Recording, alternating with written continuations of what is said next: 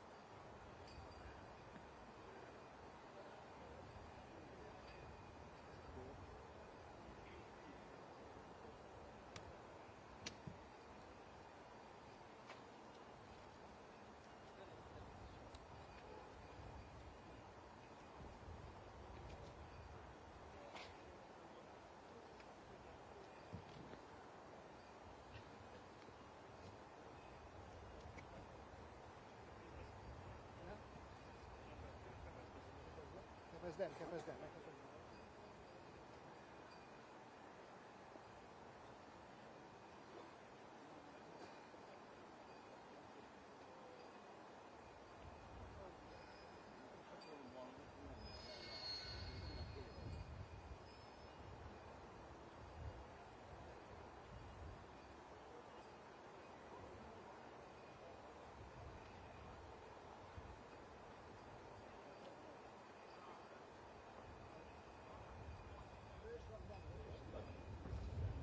But I remember what you said yesterday about how to treat those who try to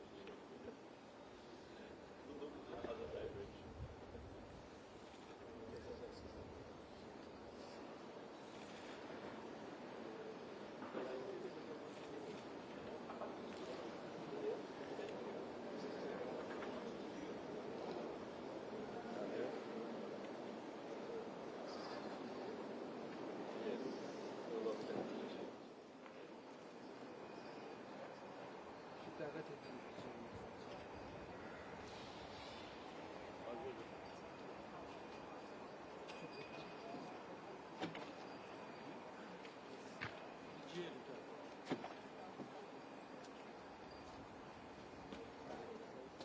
Good morning.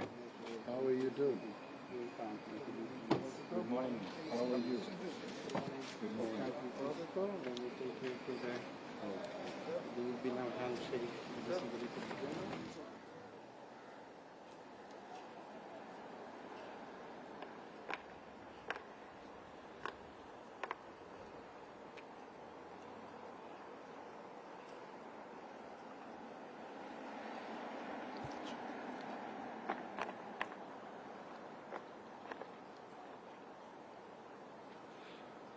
His Excellency Mr. Philemon Yang, President of the 79th session of the UN General Assembly.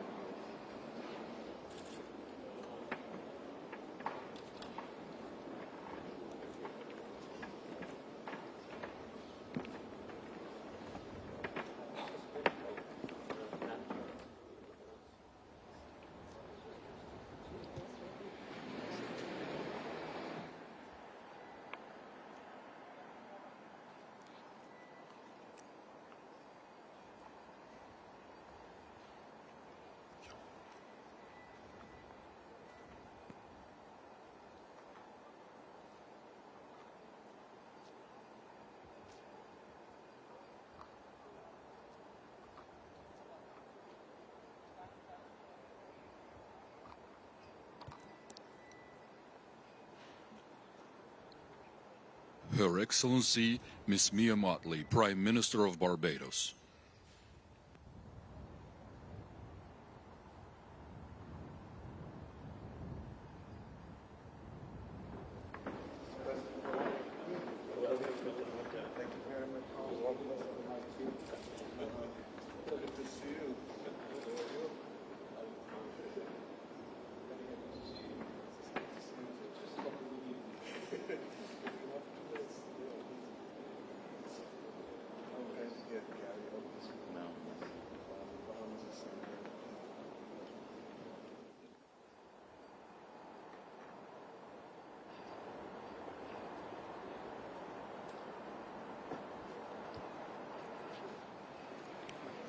Her Excellency Ms. Esperança Maria Eduardo Francisca da Costa, Vice President of Angola.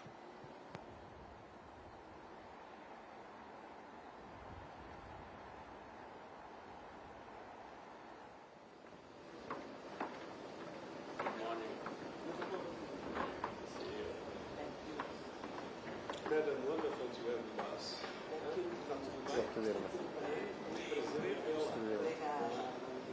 Então, o Sr. Presidente está Está terminado.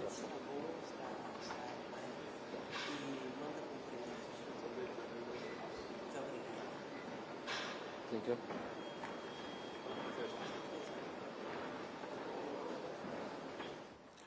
Her Excellency Ms. Mette Frederiksen, Prime Minister of Denmark.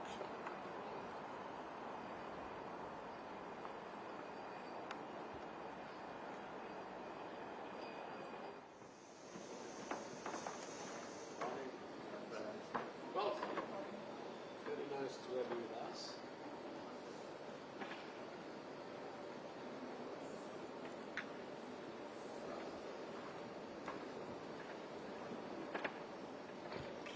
His Excellency Mr. Prosper Bombanza, Vice President of Burundi.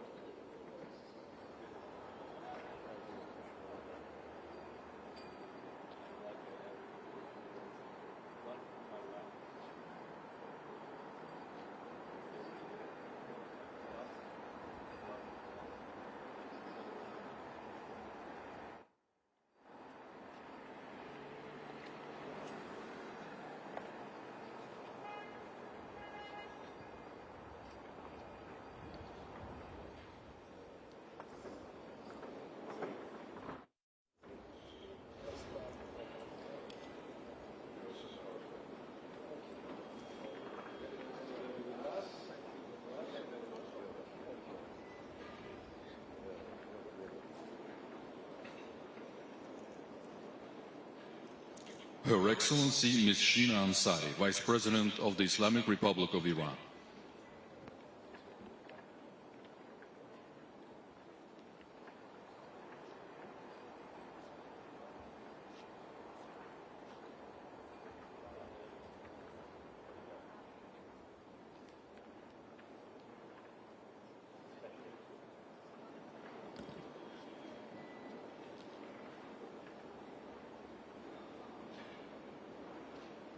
His Excellency Mr. Philippis Dormgampono, Vice President of the United Republic of Tanzania.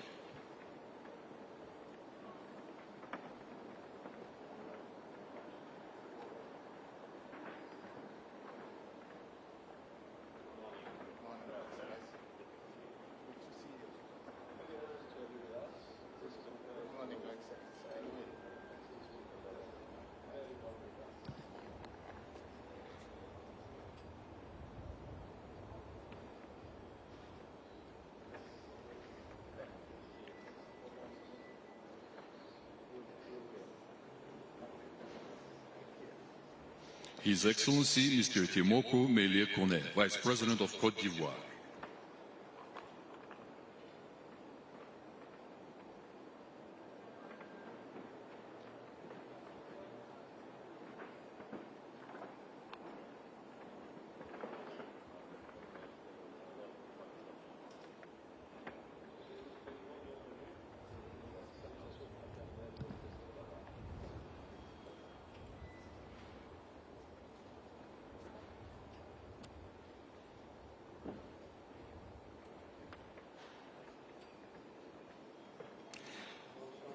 His Excellency Mr. Ahmed Afif Didi, Vice President of Seychelles.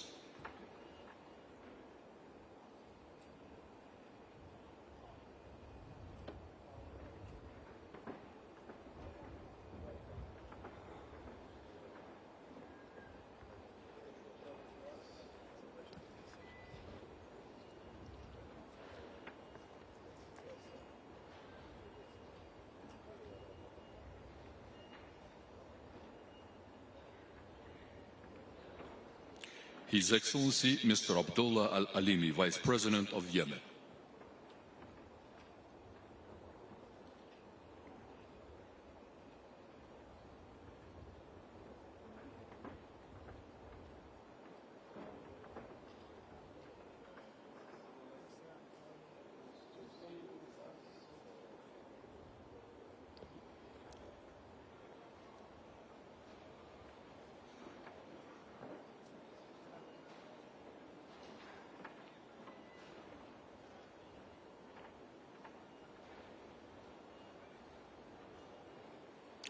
His Excellency Mr. Michael Bizwikusi, Vice President of Malawi.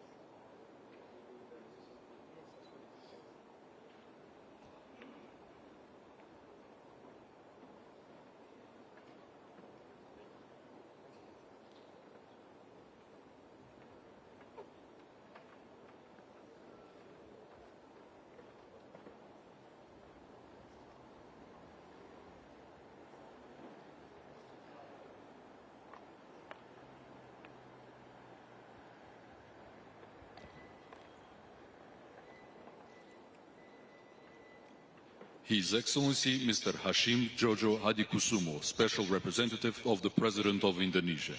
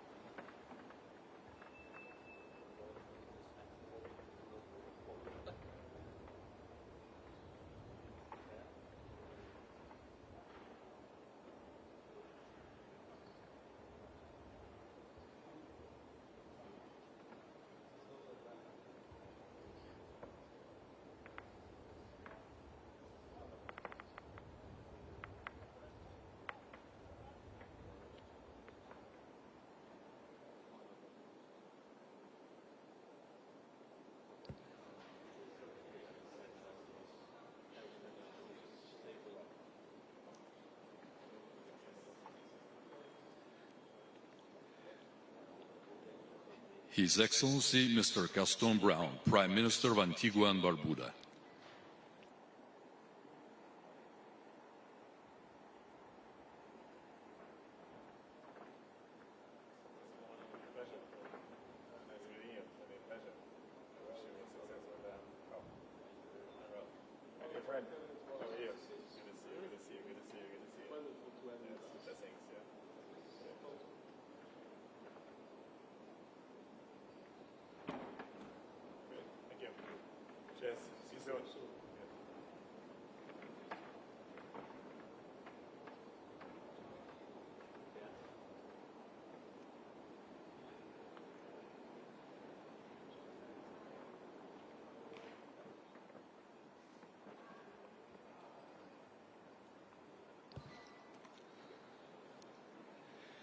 His Excellency Mr. Philip Edward Davis, Prime Minister of Bahamas.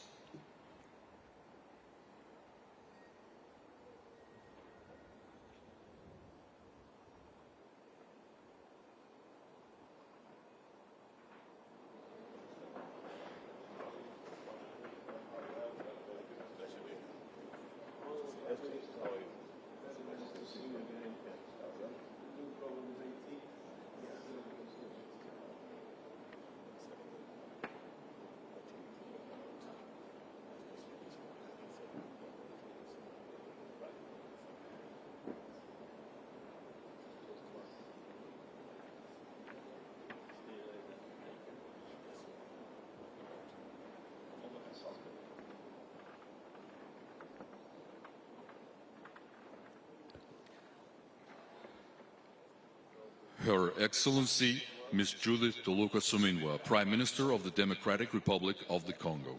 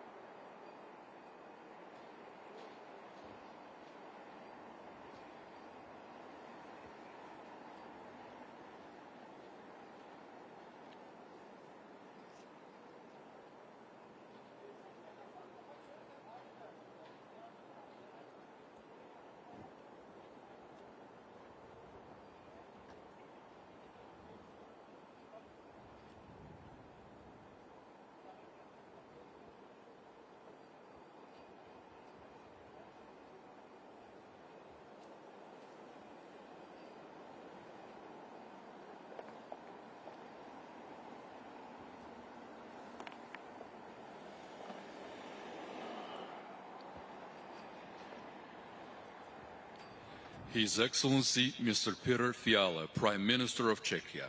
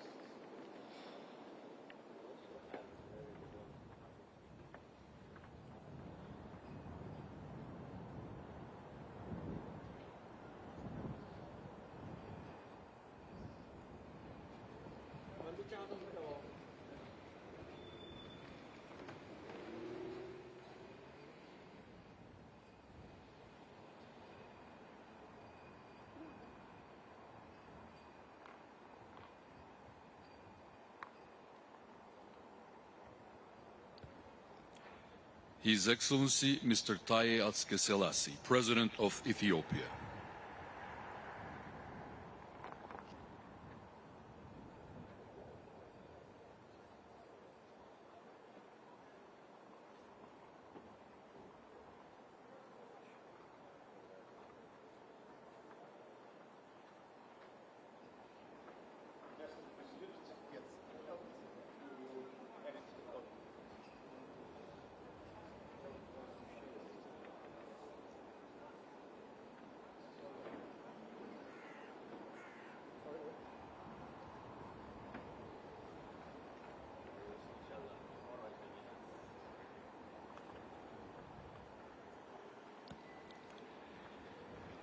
His Excellency Mr. Mustafa Kemal Madbouli, Prime Minister of Egypt.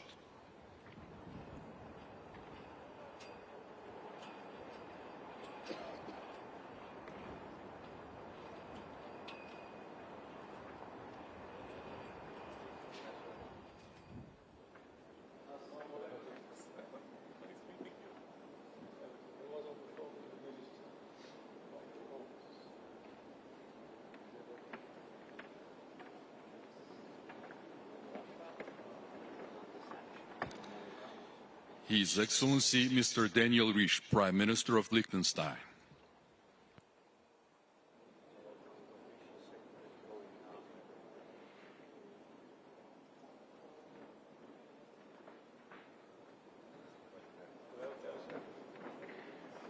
Good to see you again.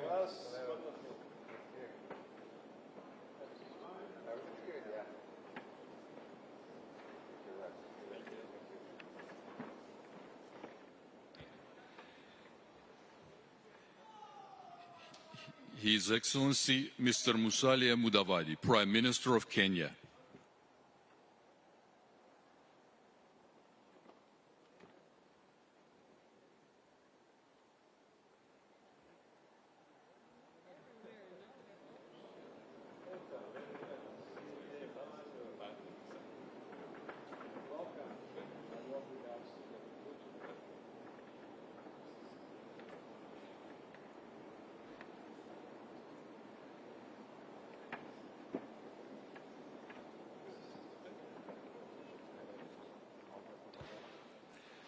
His Excellency Cardinal Petro Parolin, Secretary of State of the Holy See.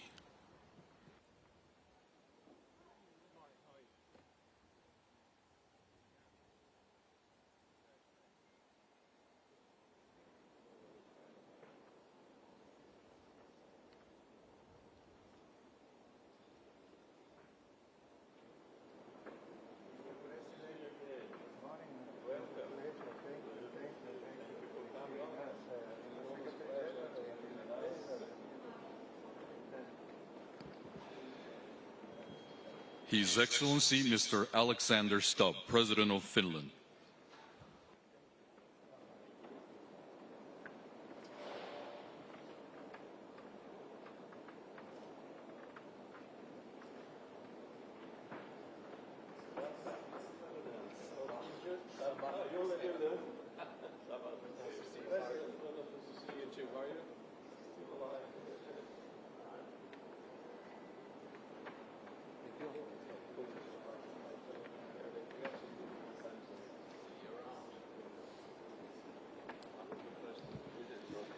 His Excellency Mr. Aziz Akhannouch, Prime Minister of Morocco.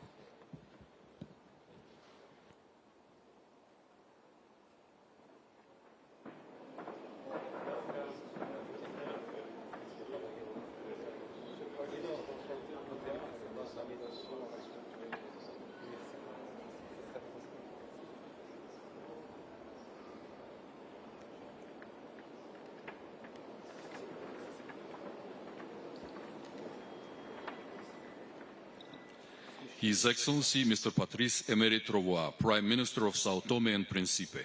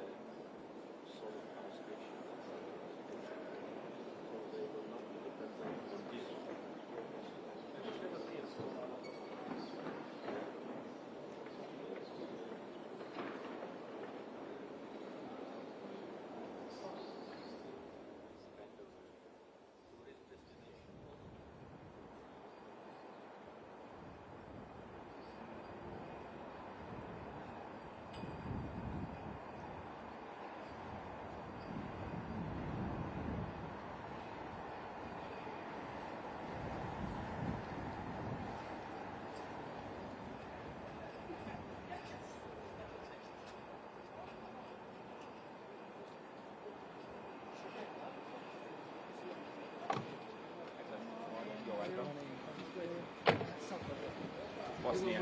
You will win? That? Yeah. Change spot?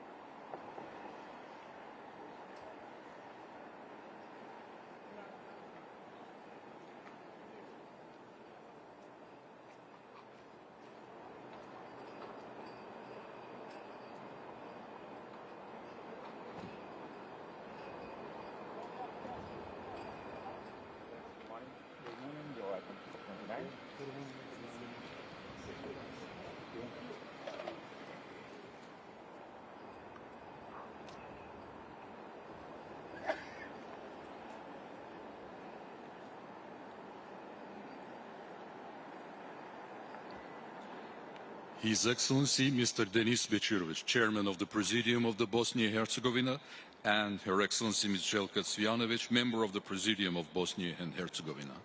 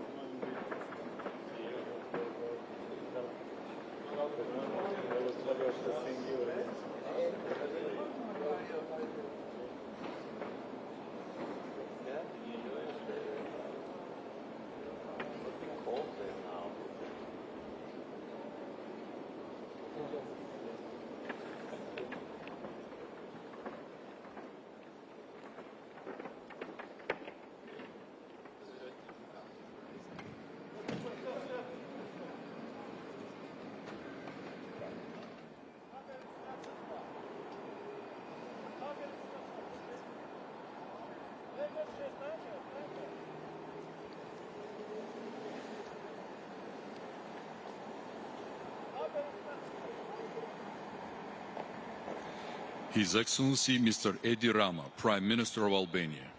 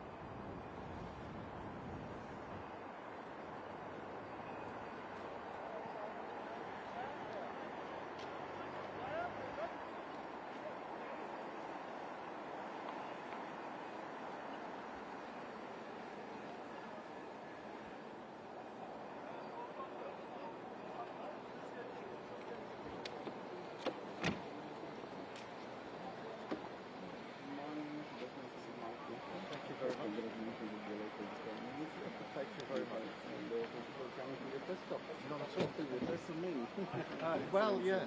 I came last year as leader of the opposition. First one as Prime Minister. Where is your correspondent?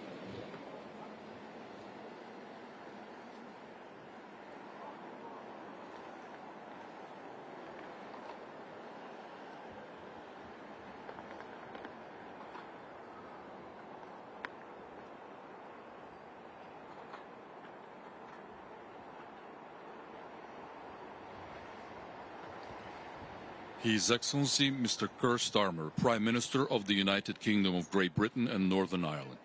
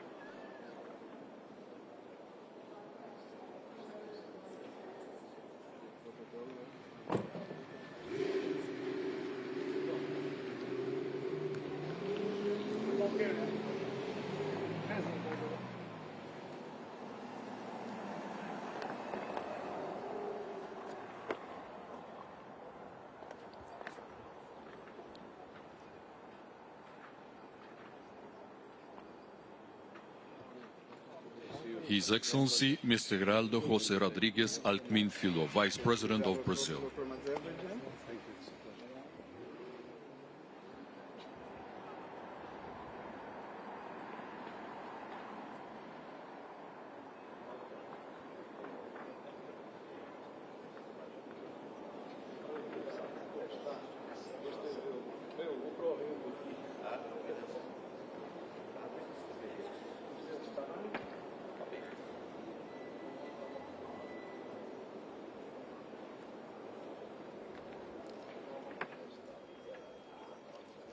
His Excellency Mr. Rumen Radev, President of Bulgaria.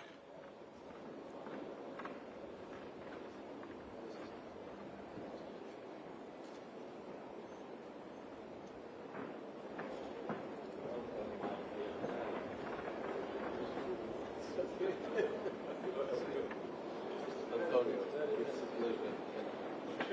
Absolutely.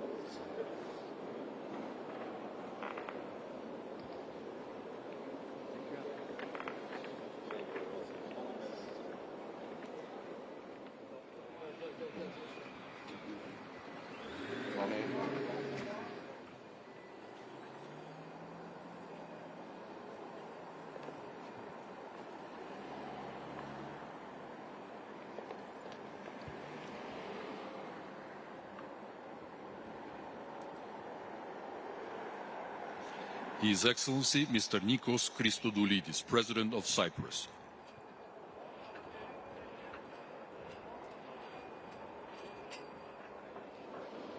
President, how are you? Nice to see you. Excellent. How are you? Nice to see you again. Yeah. Thank you. Perfect. Thank you.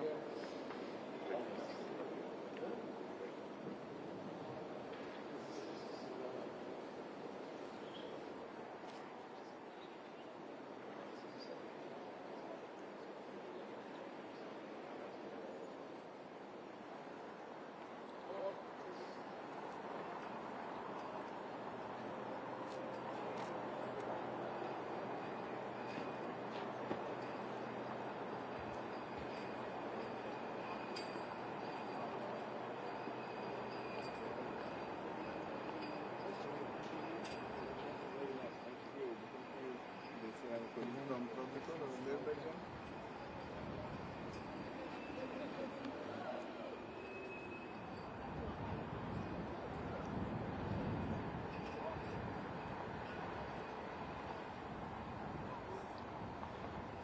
His Excellency Mr. Abdul Latif Jamal Rashid, President of Iraq.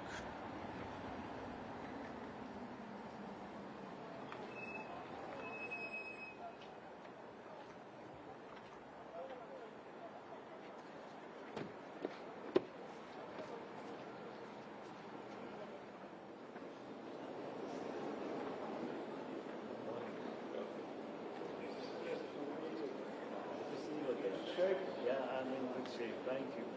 I'm worried about you.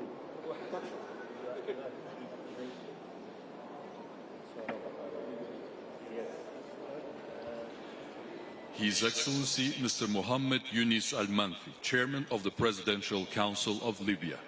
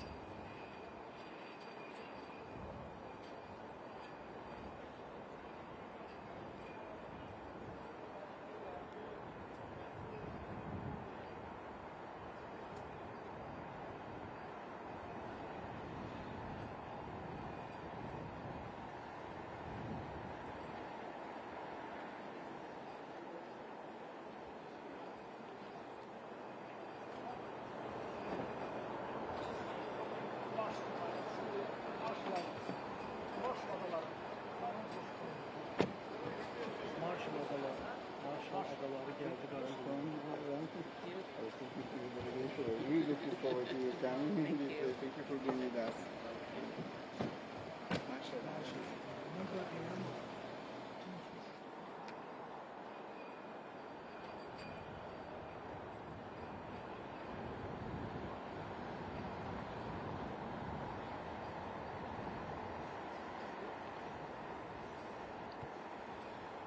Her Excellency Ms. Hilda Hain, President of Marshall Islands.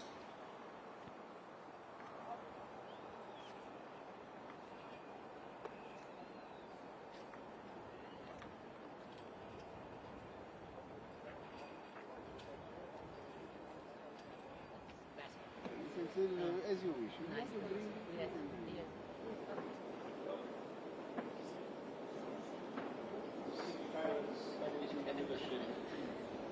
See you again.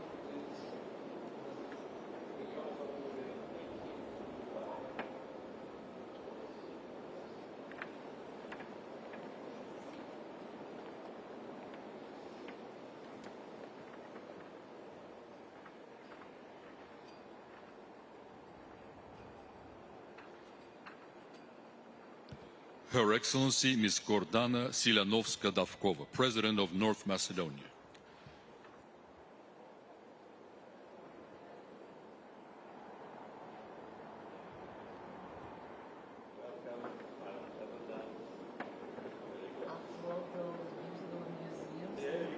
Yes, I feel much better. Oh, once again, yes, I'm pleased to be here. Thank you. Enjoy your stay here. I did not stay because I didn't get comfortable performance. It's more powerful than the traditional one.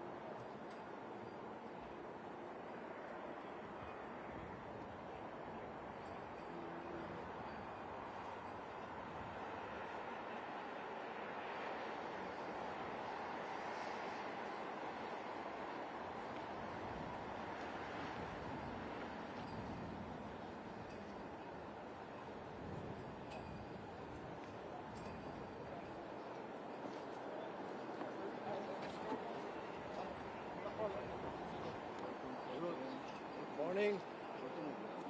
Thank you very much. How are you doing? Yes. And I sure believe we'll have a fruitful meeting with also a very positive outcome of the COP29. A lot of success in the meeting. Yes, thank you. How are you doing? Good. Thank you. Morning. Fine, fine. How are you doing?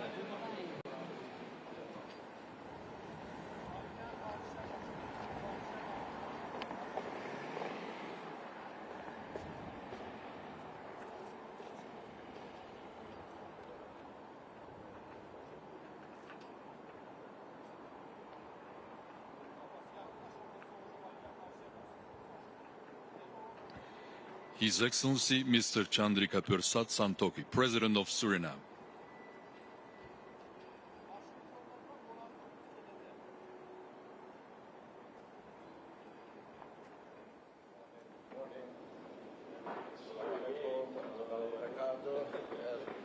Morning, how are you doing? My friend, how are you doing? Great, great, great. It's an honor and a pleasure. Yeah, meet you today. Great. Thank you, thank you. Very happy to see you, despite all the challenges. Meeting yesterday, very good meeting. Living inventory, the Caribbean community. Okay. Thank you. Thank you. Thank you very much.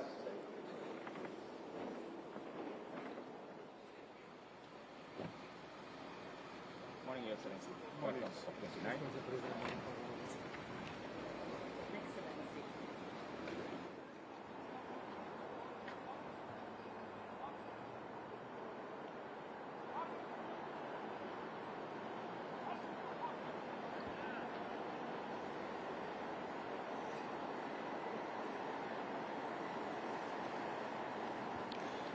His Excellency Mr. Kassym-Jomart Tokayev, President of Kazakhstan.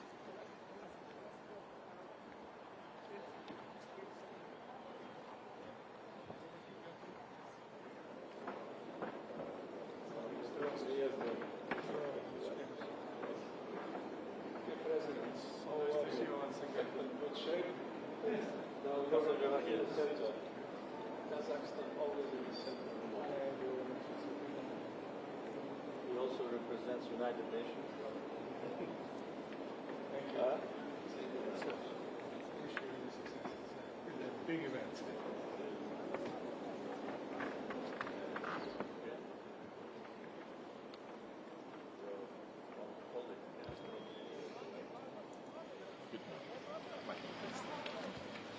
His Excellency Mr. Alexander De Croo, Prime Minister of Belgium.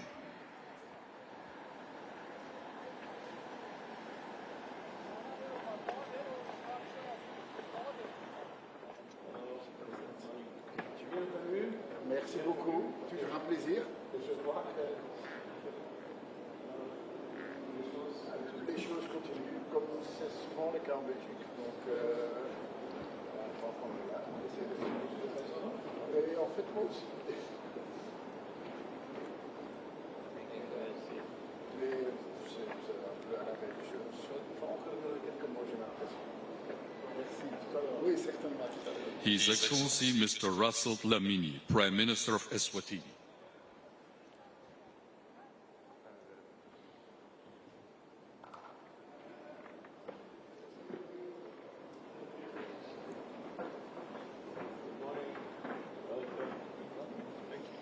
Prime Minister, since our meeting, good to see you. Thank you.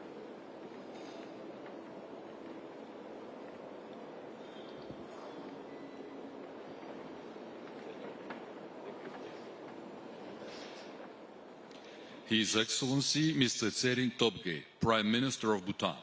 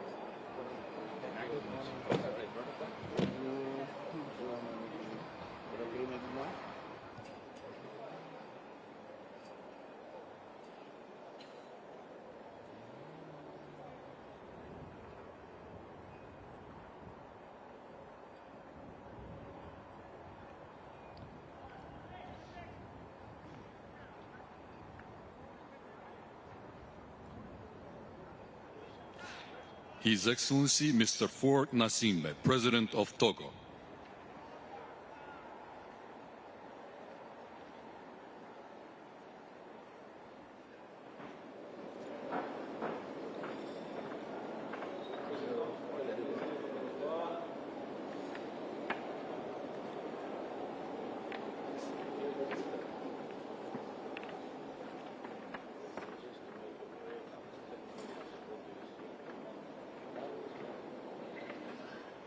Good morning. Thank you. Thank you. Good morning. Thank you. Okay.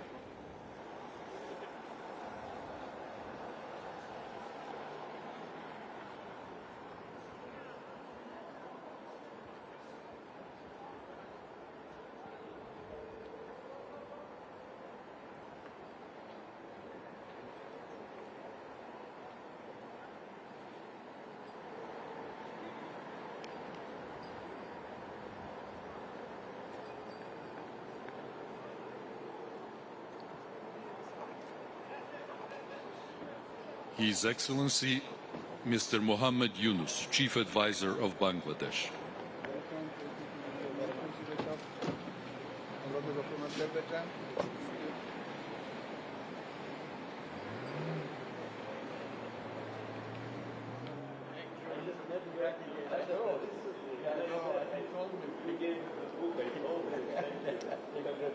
Good to see you again.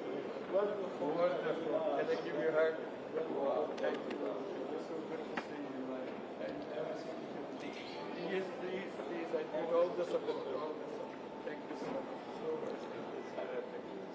Yes, okay.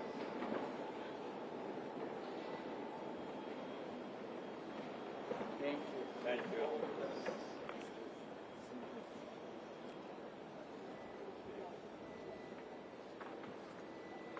His Excellency Mr. Umaru Sissoko Embalo, President of Guinea-Bissau.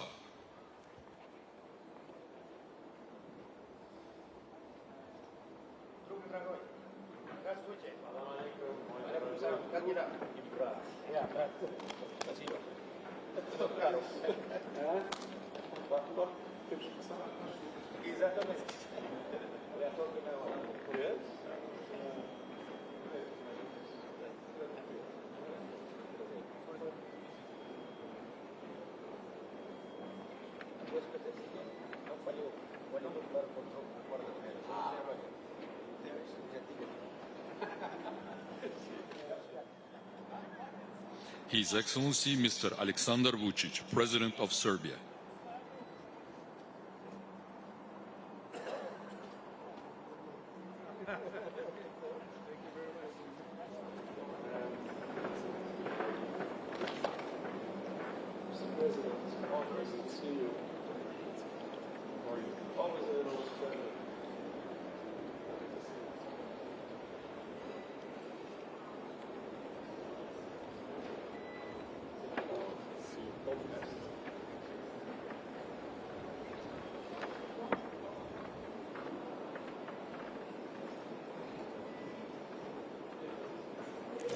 His Excellency Mr. Feleti Teo, Prime Minister of the Tuvalu.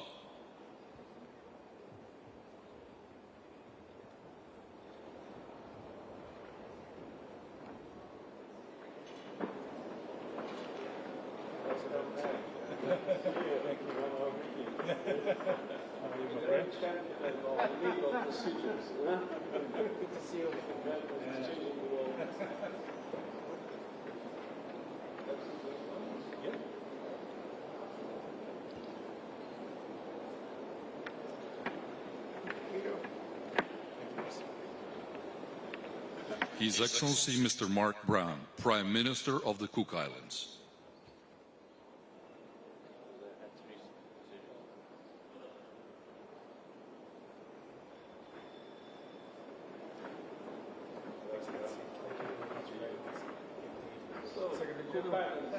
Always in the front line, of course. Thank you.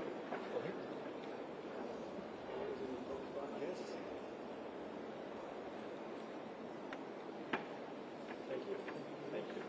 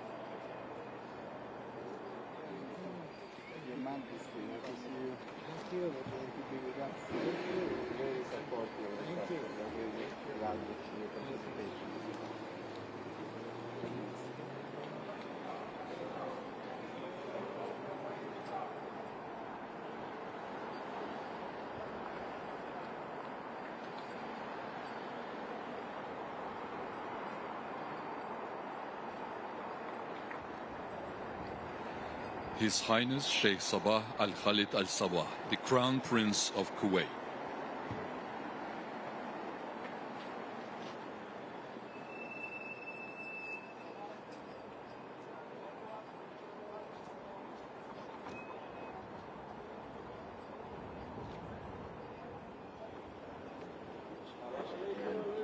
So you like it. So thank you for everything. My dear friend.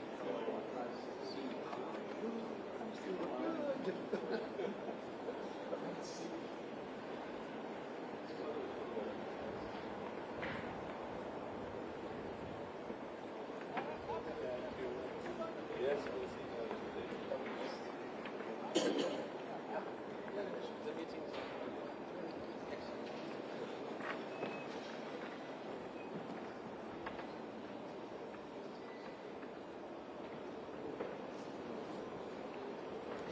His Excellency Mr. Alexander Lukashenko, President of Belarus.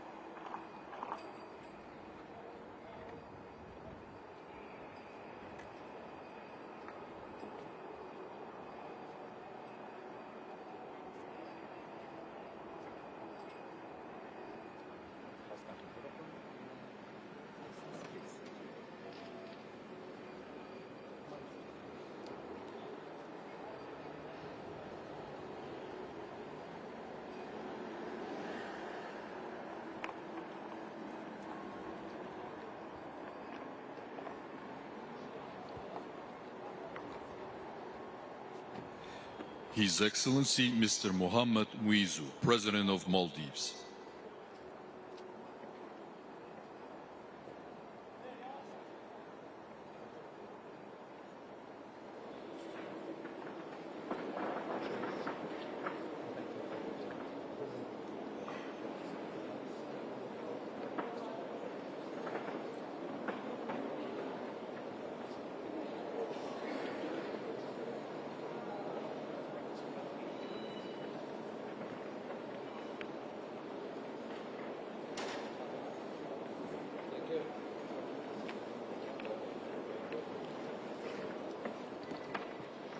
His Excellency Mr. Ramchandra Podel, President of Nepal.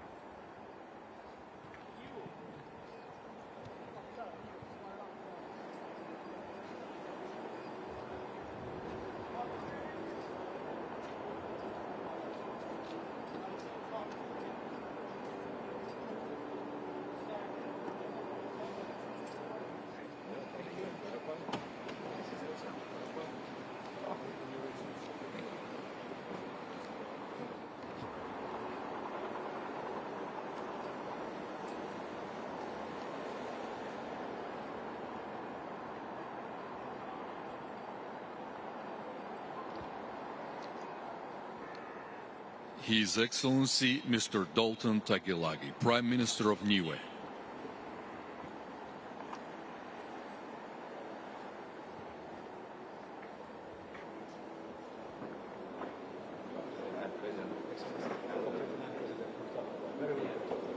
Thank you very much. Welcome to COP29. Great to see you. Okay, good.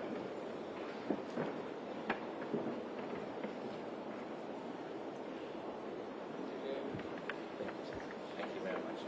I'm sure we'll catch up. We will. Thank you.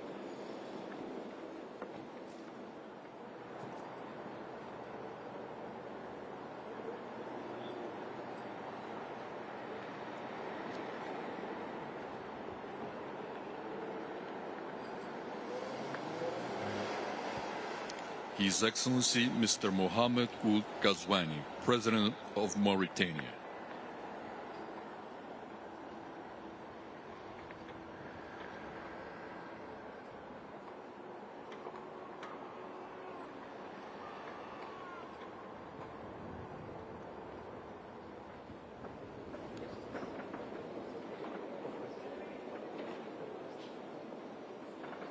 Welcome to COP29.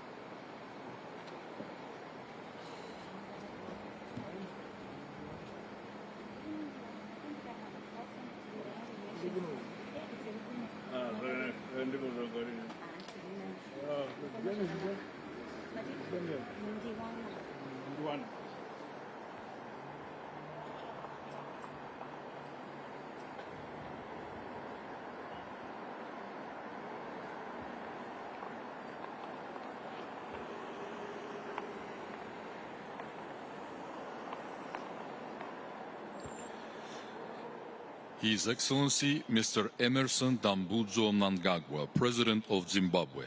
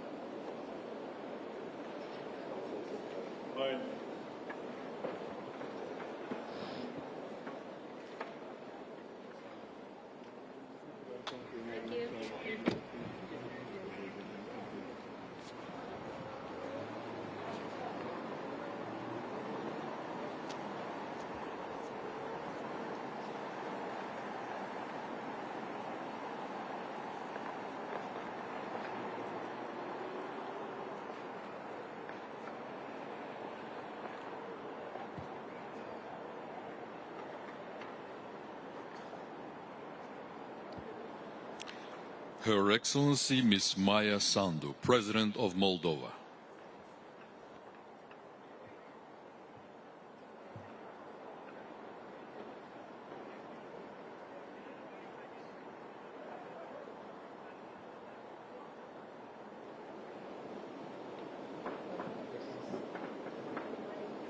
Congratulations. Congratulations.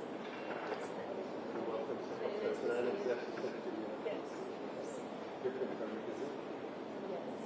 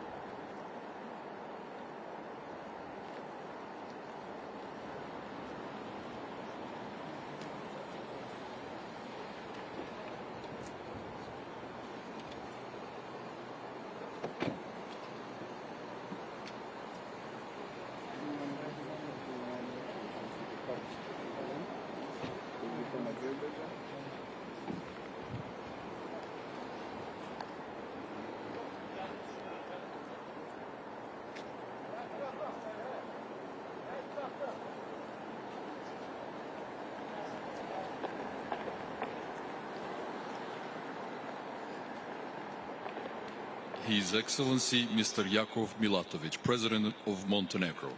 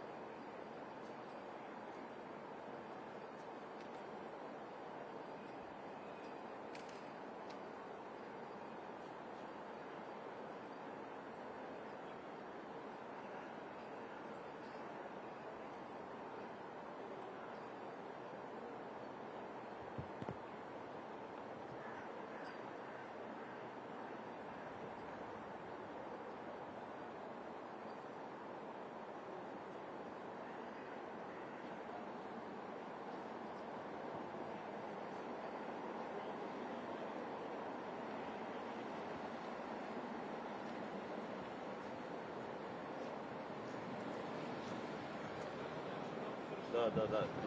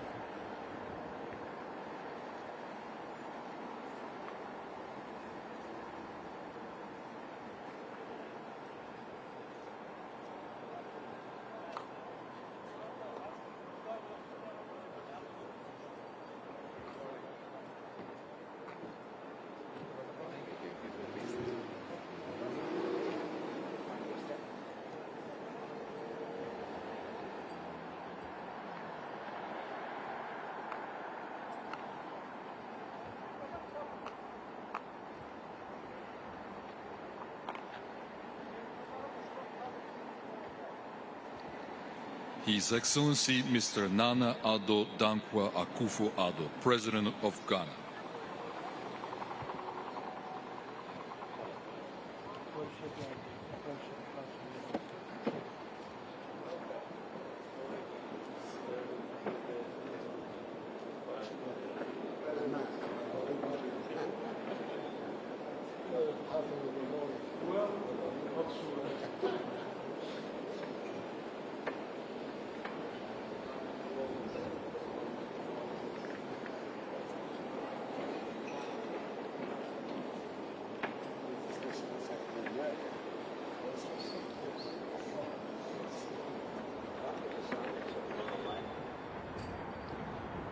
Mr. Peter Pellegrini, President of Slovakia.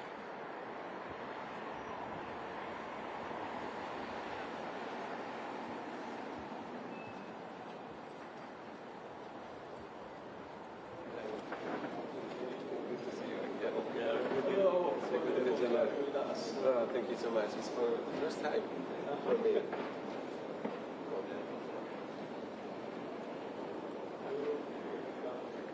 Yes, often now. I hope minimum 5 times, probably 10. We'll see.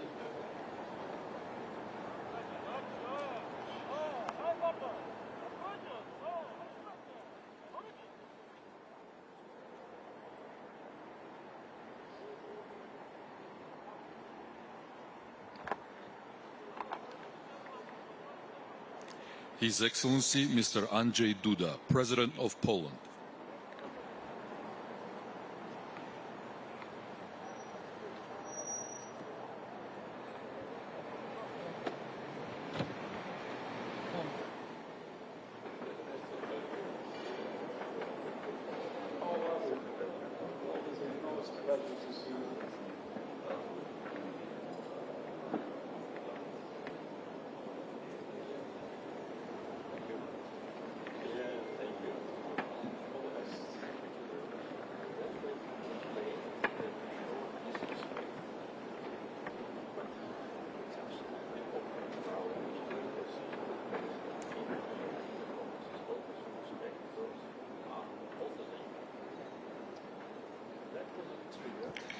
His Excellency Mr. Uknagin Kurelsuh, President of Mongolia.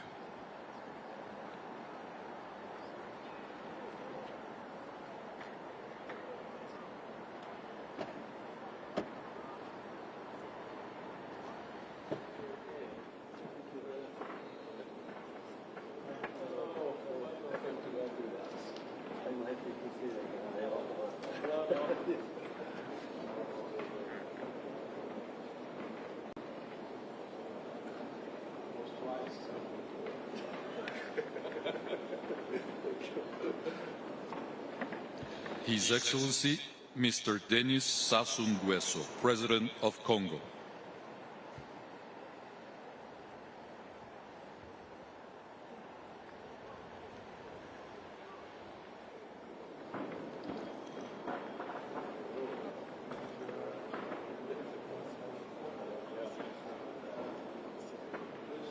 Alors, on a commencé à voyager ensemble. Mais je crois, oui.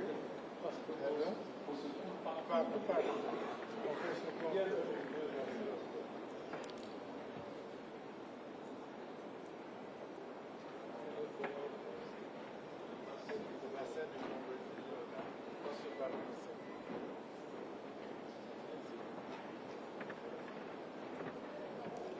His Highness Sheikh Mohammed bin Zayed Al Nahyan, President of the United Arab Emirates.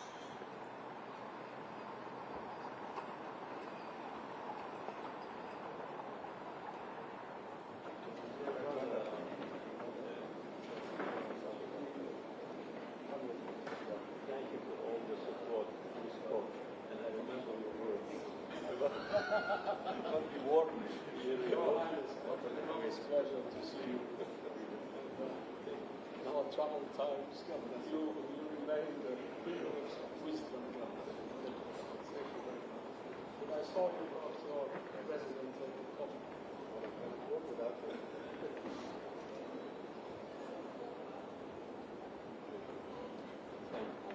Thanks very much for the support.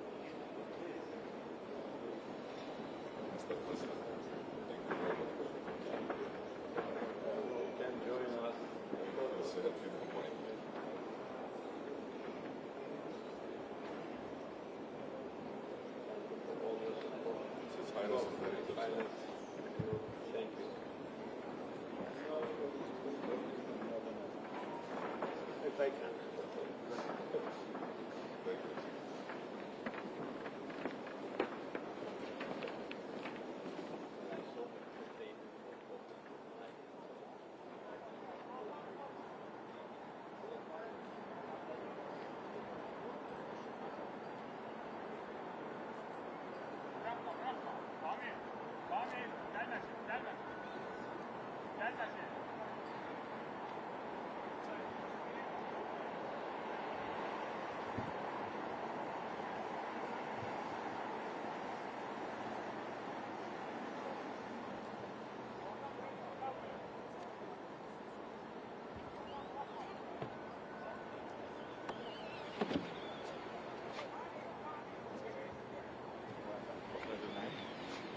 Azerbaijan product.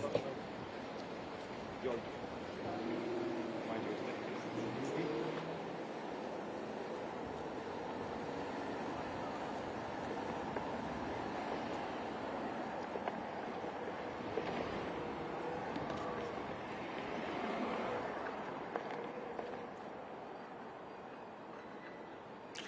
His Excellency Mr. Irakli Kobakidze, Prime Minister of Georgia.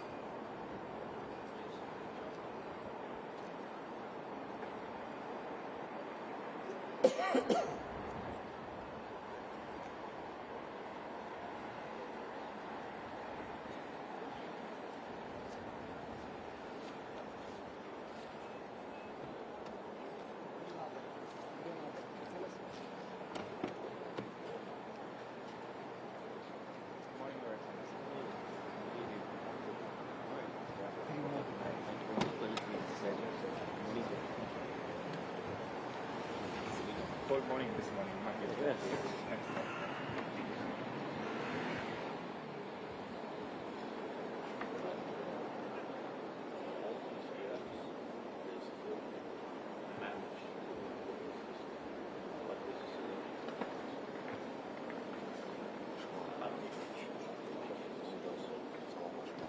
His Excellency Dickon Mitchell, Prime Minister of Grenada.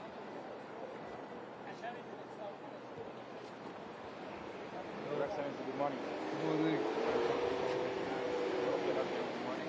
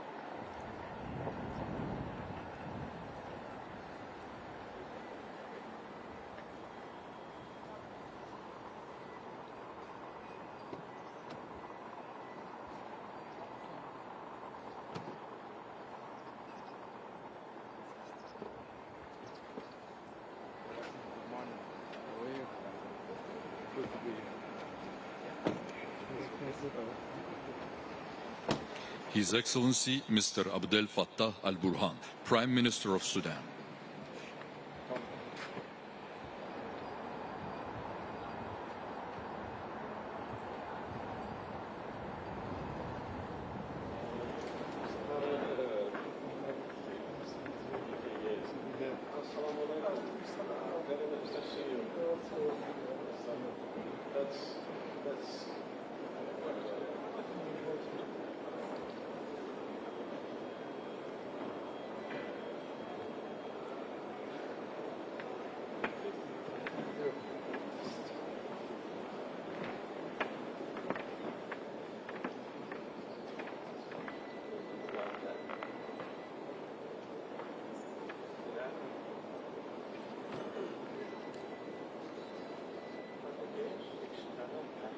His Excellency Mr. Seaosi Ofakivafalao Sovaleni, Prime Minister of Tonga.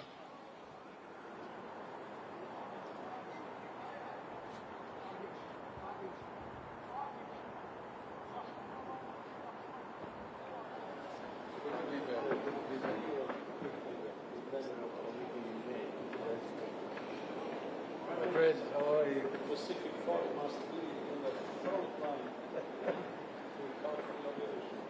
We will be there. Thank you for supporting government states. Yes, tomorrow we'll be together at the summit. Thank you.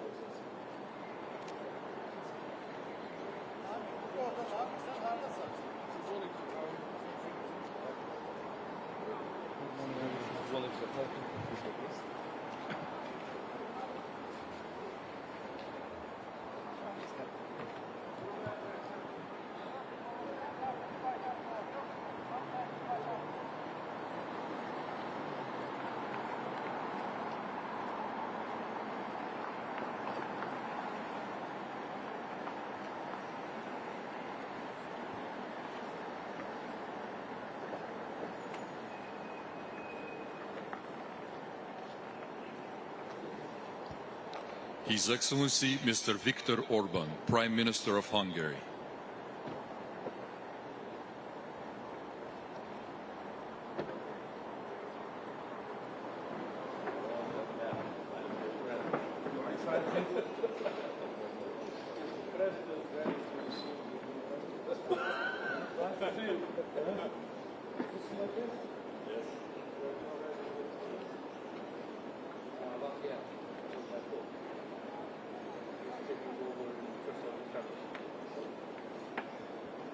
Budapest. Here in the President's just following this.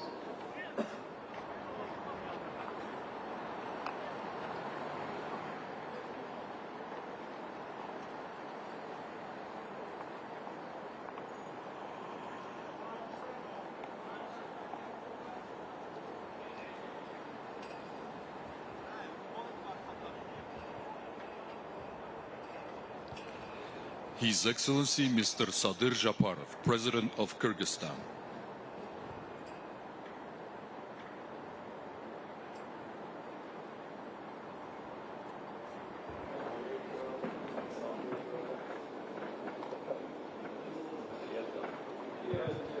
How are you? Thank you very much for everything.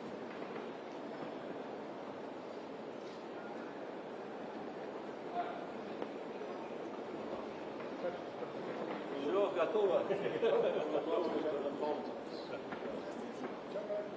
Может быть, еще раз одну фото сделаем вместе? Вместе? Да, давайте.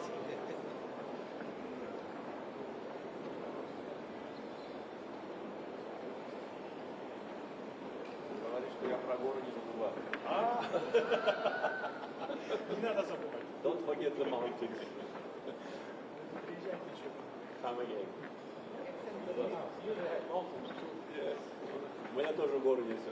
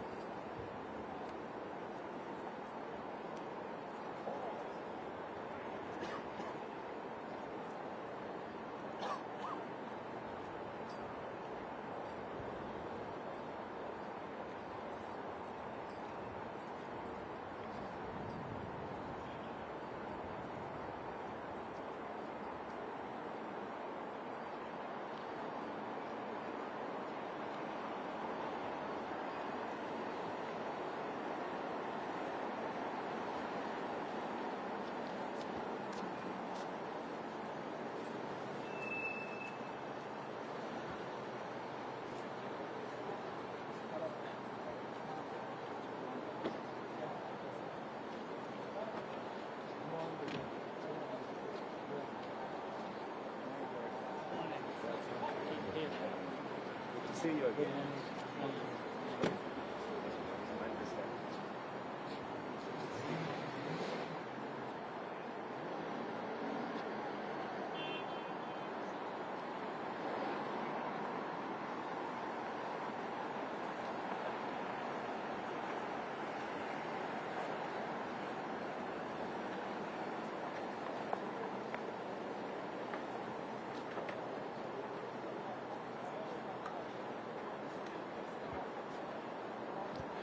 His Excellency Mr. Paul Kagame, President of Rwanda.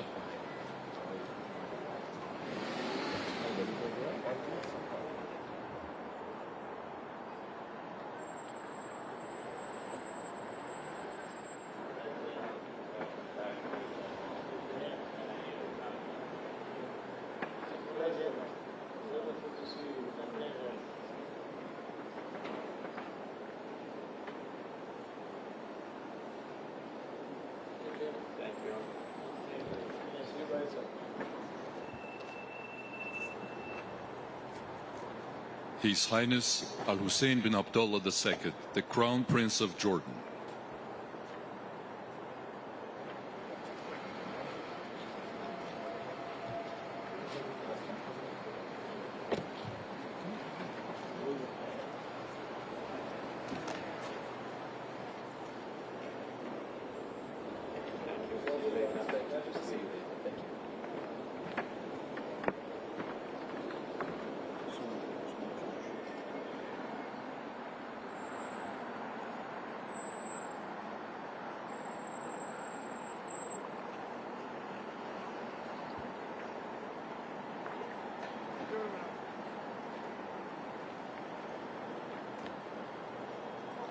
His Excellency Mr. Shavkat Mirziyoyev, President of Uzbekistan.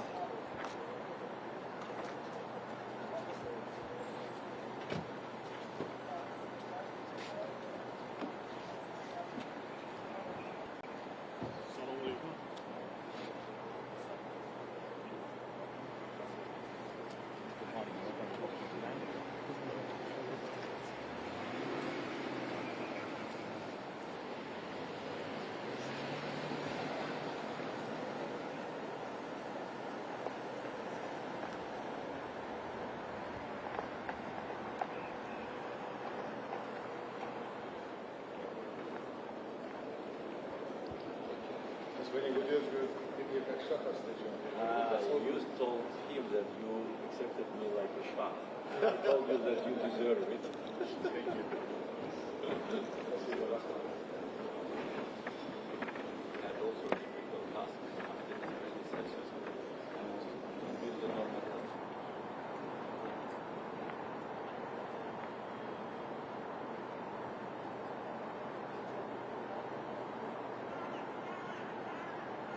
His Excellency Mr. Emomali Rahmon, President of Tajikistan.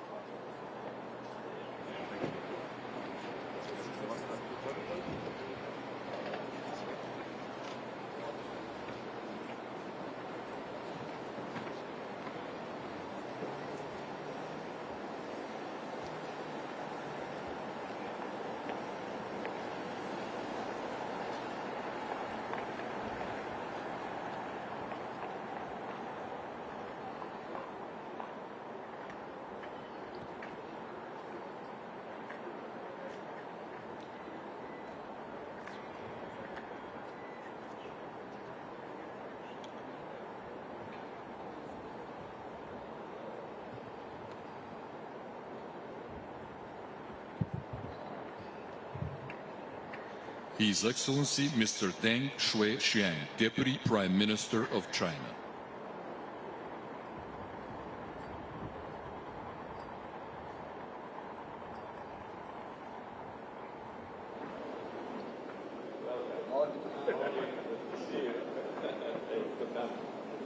Wonderful to see you again. Since Beijing.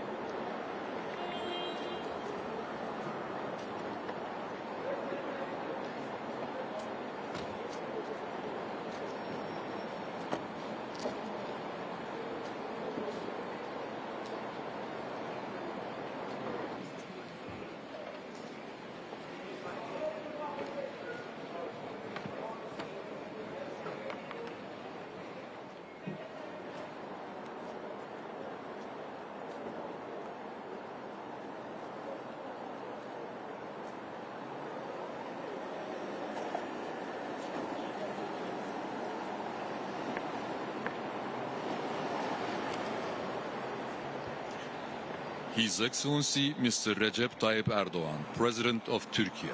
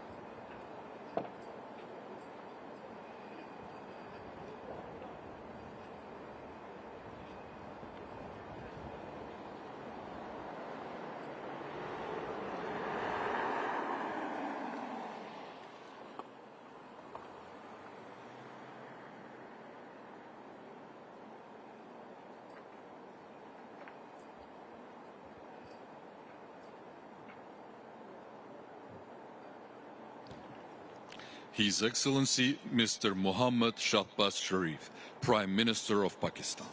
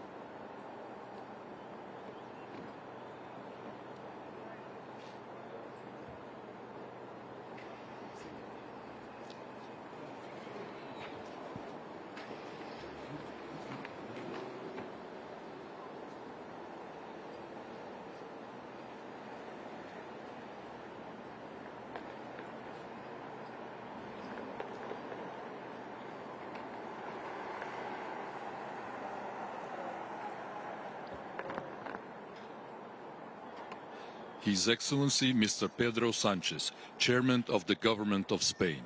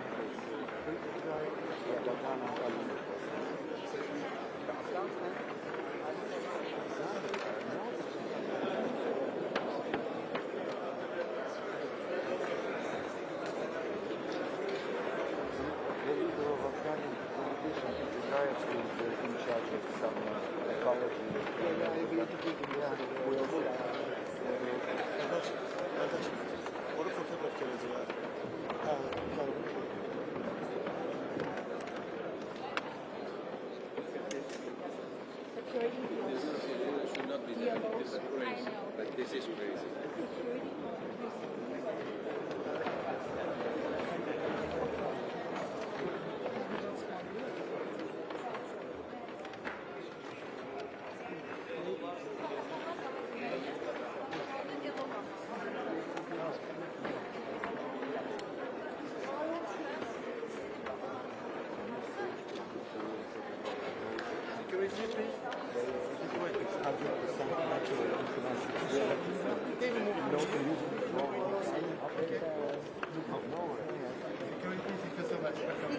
Teşekkür ederim. Okay, obrigado.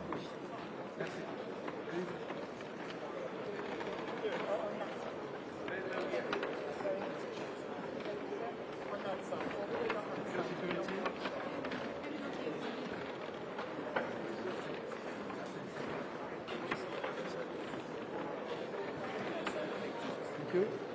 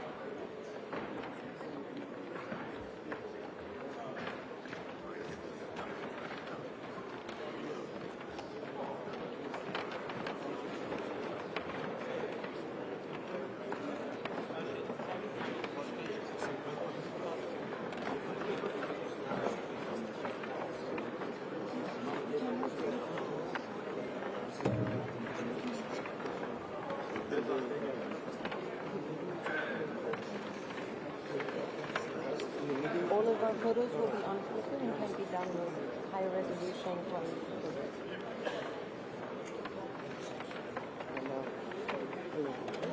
This is my order.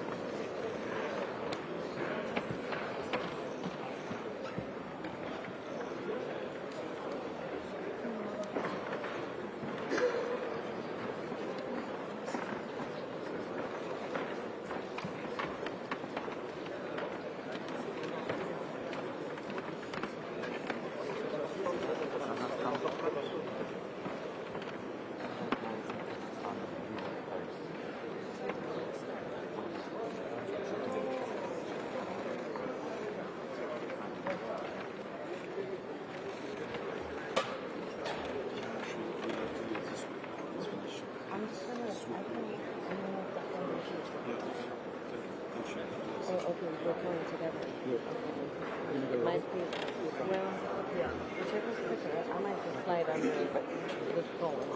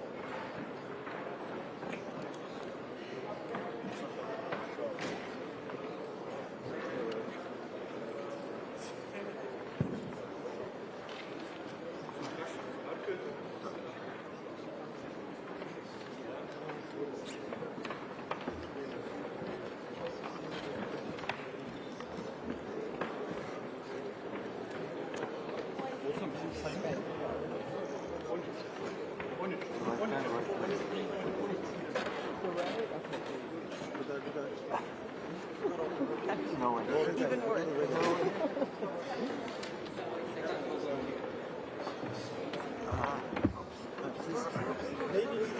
Excuse me. Sorry. Lady, excuse me. Ladies, Kabağı akşeli.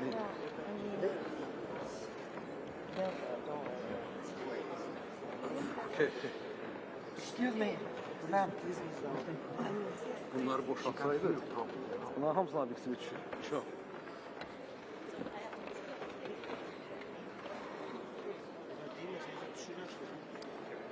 Doldurdunuz buraları. Bunlar hamısı. I mean, we also have...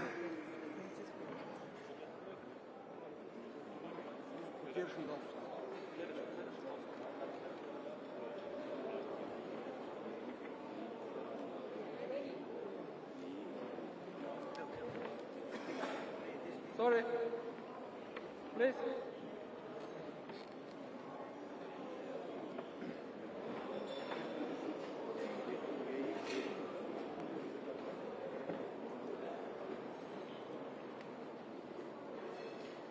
Thank you.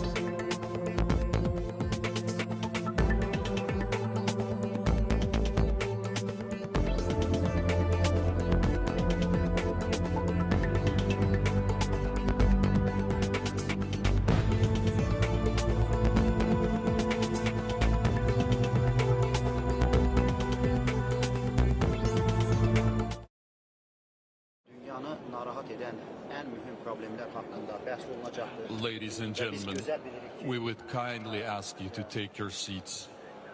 The ceremony is about to start.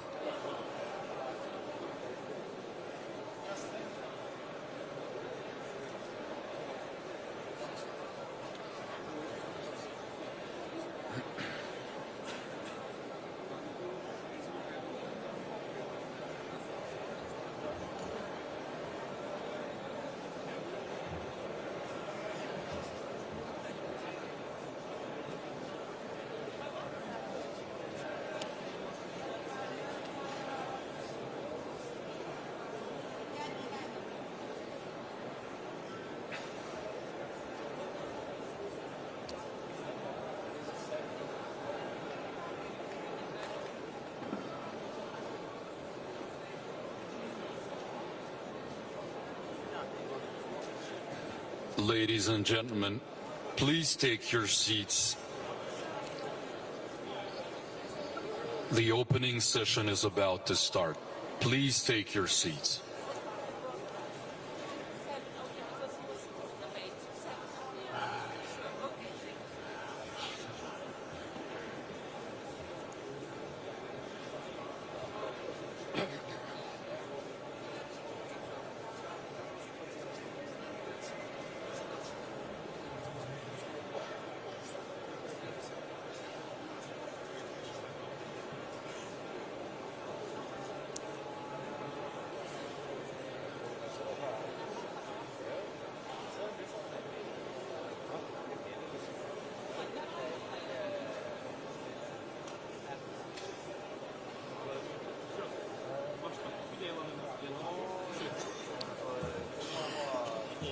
Ladies and gentlemen, we would kindly ask you to take your seats.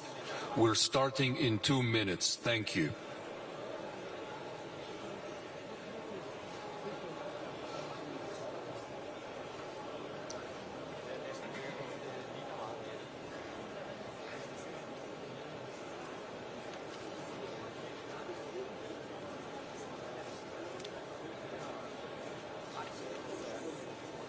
Стартуем. Ты знаешь, как старт?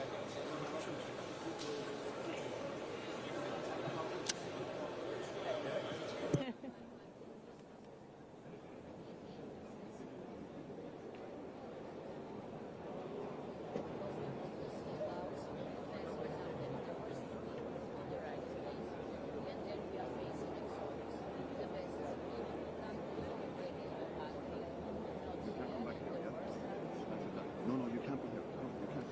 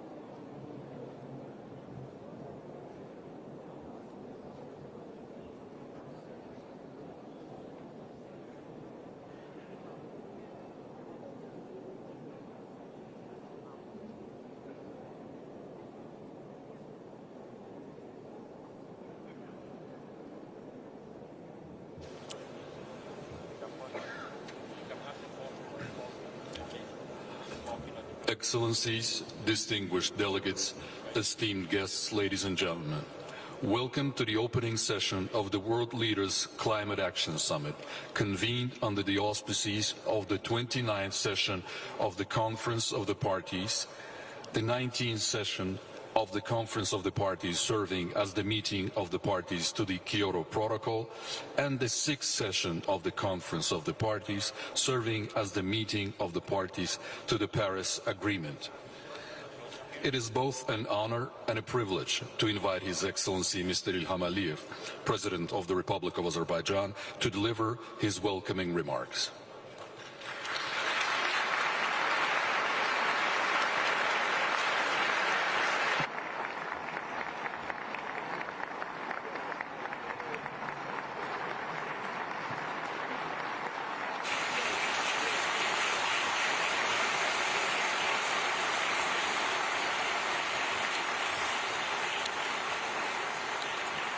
Distinguished Secretary General of the United Nations, distinguished heads of state and government, ladies and gentlemen, I welcome you all to Azerbaijan.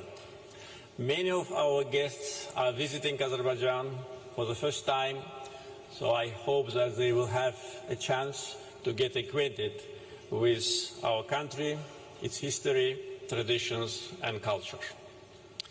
I would like to thank Secretary General of the United Nations, Mr. Antonio Guterres, and the Secretariat of UNFCCC for their support to Azerbaijan on the path to COP29. I congratulate my dear brother, President of UAE, His Highness Sheikh Mohammed bin Zayed Al Nahyan, and all his team with landmark UAE consensus achieved at COP28 in Dubai and their support in preparation to COP29 in Baku. Last December, by unanimous decision of almost 200 countries, Azerbaijan was honored to host COP29. We consider this decision as a sign of respect to our country, as well as appreciation of our active role on international arena. Azerbaijan is a country where East and West, North and South meet, and this is not only about geography. We can build political, cultural, energy, trade, transportation bridges between different international actors. Mega projects initiated by Azerbaijan already changed the energy and transportation maps of Eurasia and led to establishment of fruitful multinational cooperation formats. Despite 30 years long occupation by Armenia of almost 20% of internationally recognized territories of Azerbaijan, despite ethnic cleansing and deportation of 1 million Azerbaijanis from their ancestral lands, we managed to build a strong country with self-sufficient economy and independent policy. 4 years ago, we celebrated the historical victory in the Second Karabakh War. A year ago, we fully restored our sovereignty in accordance with UN Charter, international law, UN Security Council resolutions, which remained on paper for 30 years. We implemented these resolutions ourselves, restored international law, justice, and put an end to Armenian occupation. As the President of COP29, Azerbaijan will do its best to find common understanding between developed and developing countries, between Global South and Global North. For 4 years, by unanimous decision of 120 countries, Azerbaijan successfully chaired the non-aligned movement, the second after United Nations International Institution. Azerbaijan is also an active member of Organization of Islamic Cooperation, which unites almost 60 countries. with 10 members of the European Union, Azerbaijan signed agreements and adopted declarations on strategic partnership. So all this allows us to think that we may be very helpful and useful in building bridges between different important actors on the issue of climate change. Azerbaijan is an active supporter of multilateralism. At the same time, we play an active role in intercultural dialogue. Together with United Nations Alliance of Civilizations, every second year we organize in Baku Intercultural Dialogue Forum.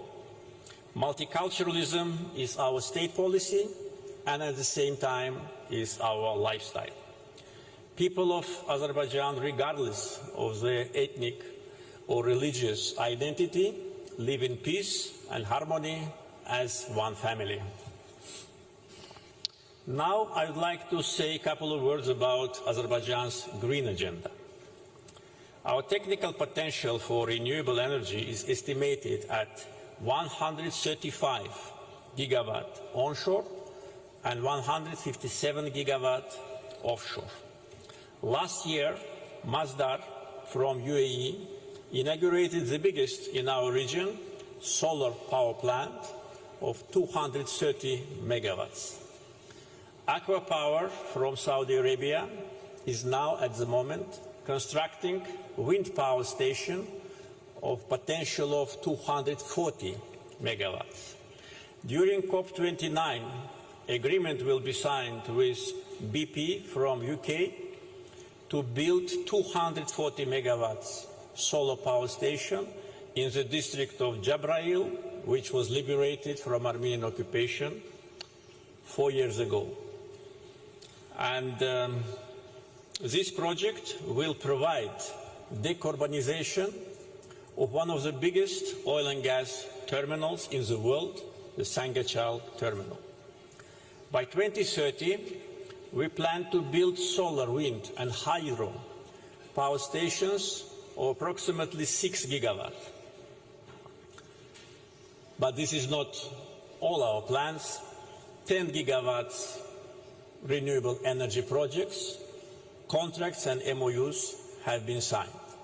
And also we look at the export markets and work actively with our partners in order to implement another important energy security project, the Black Sea Caspian energy cable.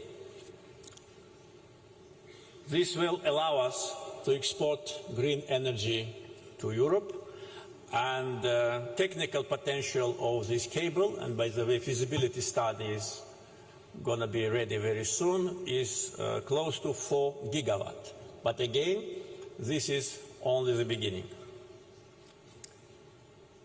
Our green agenda also covers different regions of Azerbaijan. So Nakhchivan, Karabakh and Eastern Zangezur regions of Azerbaijan are declared as green energy zones, and this is about a quarter of our territory.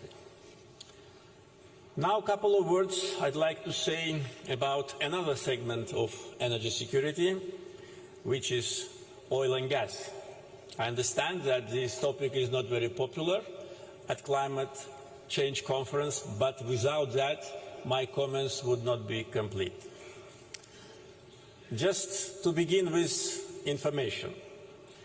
The world's first industrial oil well was drilled in Azerbaijan, in Baku, in 1846. It is situated not far from this place. Maybe it will take 10-15 minutes drive. The first offshore oil well also was drilled by Azerbaijani oilmen in the Caspian Sea in the middle of 20th century. In 19th century, Azerbaijan produced more than half of global oil production.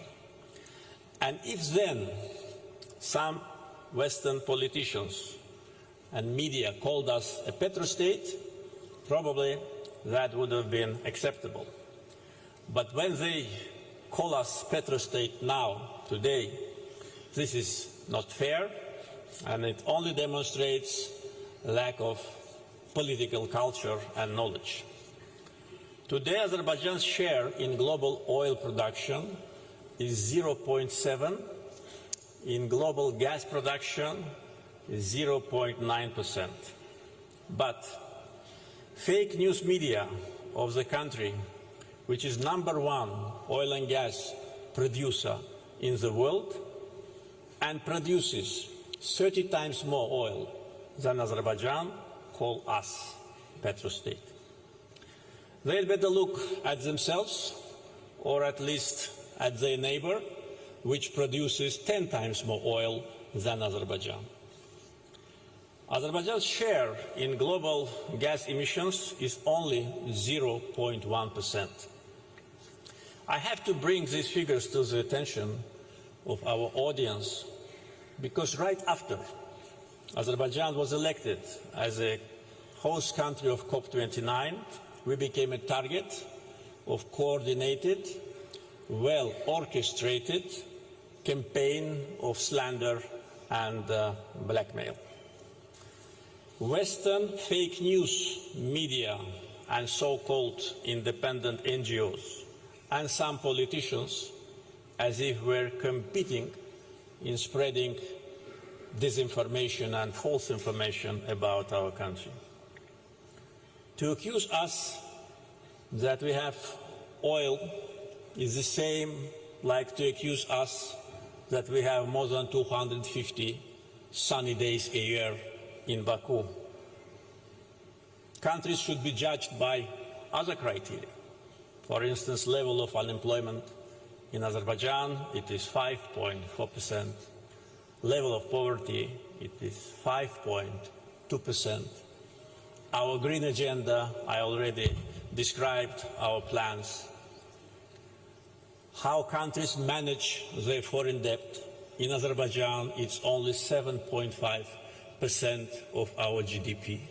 So these are, and many other, important criteria which should be a basis for kind of evaluation of the country's performance, but not the country's natural resources, which are the gift of the God. I said it several months ago, and now all those who want, I mean international media, to attack me, just quote me that I said that this is a gift of the God, and I want to repeat it today here at this audience. It's a gift of the God. Every natural resource, whether it's oil, gas, wind, sun, gold, silver, copper, all that are natural resources. And countries should not be blamed for having them and should not be blamed for bringing these resources to the market because the market needs them. The people need them. So this is my message, and as a president of COP29, of course, we will be a strong advocate for green transition, and we are doing it, but at the same time, we must be realistic. Also, another point of accusation is that 2 years ago, Azerbaijan and European Commission signed declaration on strategic partnership in the field of energy. But it was not our idea. It was a proposal of European Commission. The President of European Commission came to Baku 2 years ago to sign this document with us because they needed our gas due to the change geopolitical situation. And they asked us to help. And we said, okay, we always are ready to help if our help is needed. And we said, okay, we will help Europe with energy security.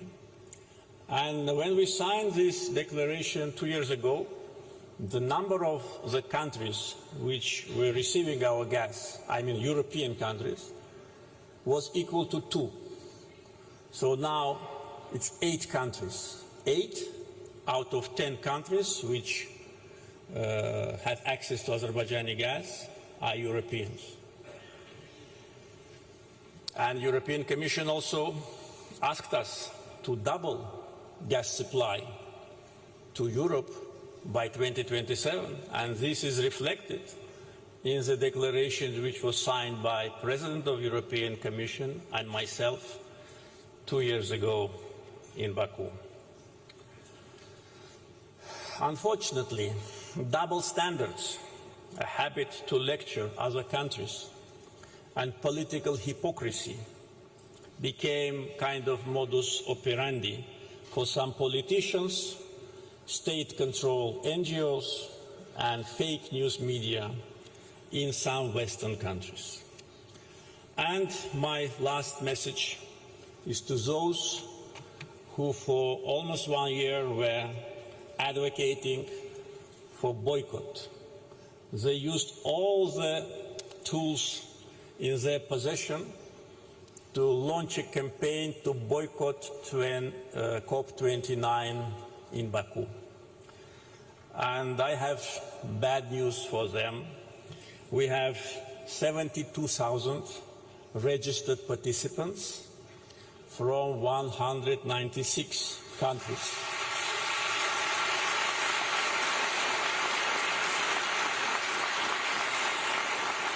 Among them, 80 presidents, vice presidents, and prime ministers.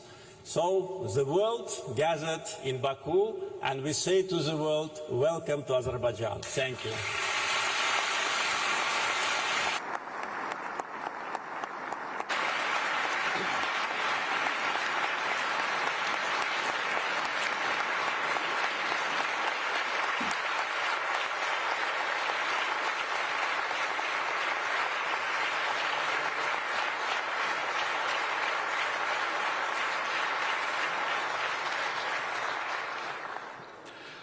Thank you, Mr. President. It is an equally distinct honor to welcome His Excellency Mr. Antonio Guterres, Secretary General of the United Nations, to address this distinguished gathering.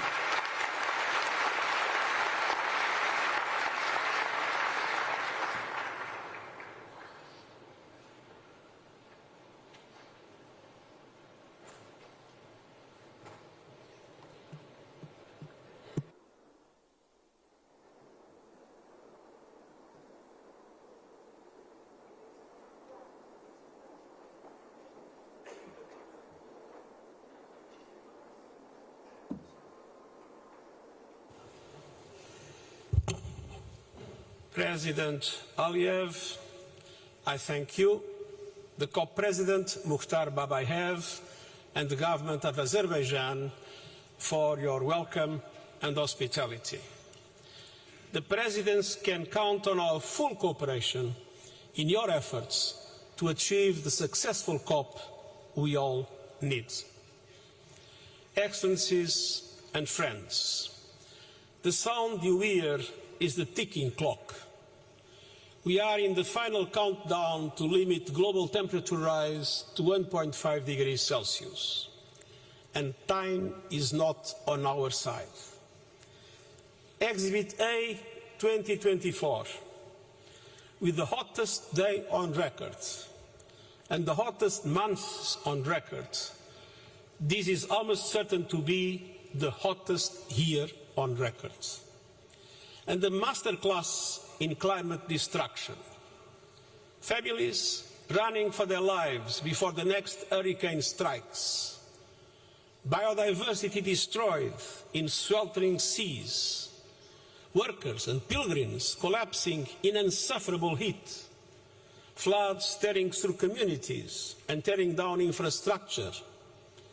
Children going to bed hungry as droughts ravage crops. And all these disasters and more are being supercharged by human-made climate change. And no country is spared. In our global economy, supply chain shocks raise costs everywhere. Decimated harvests push up food prices everywhere. Destroyed homes increase insurance premiums everywhere. And this is a story of avoidable injustice.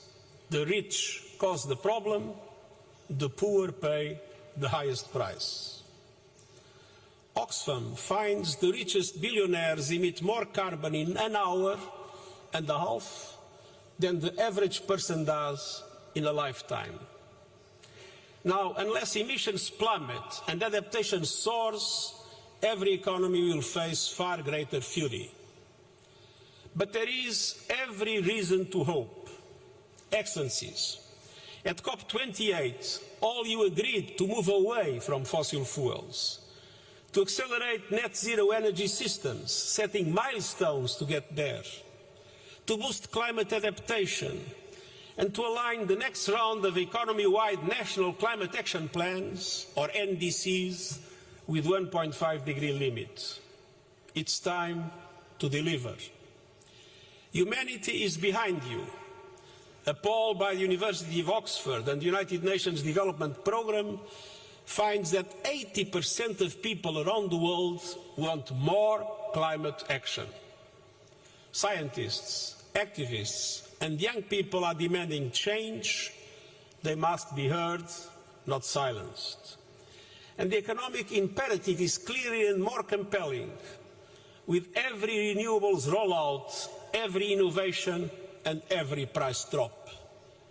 Last year, and for the first time, the amount invested in grids and renewables overtook the amount spent on fossil fuels. And almost everywhere, solar and wind are the cheapest source of new electricity. So doubling down on fossil fuels is absurd. The clean energy revolution is here. No group, no business, and no government can stop it. But you can and must ensure it is fair and fast enough to limit global temperature rise to 1.5 degrees Celsius. And I urge you to focus on three priorities. First, emergency emissions reductions. To limit global temperature rise to 1.5 degrees Celsius, we must cut global emissions 9% every year. By 2030, they must be down 43% on 2019 levels. Unfortunately, they are still growing at the present moment. Now, at this COP, you must agree to rules for fair, effective carbon markets that support that fight. Yesterday, you made an important first step.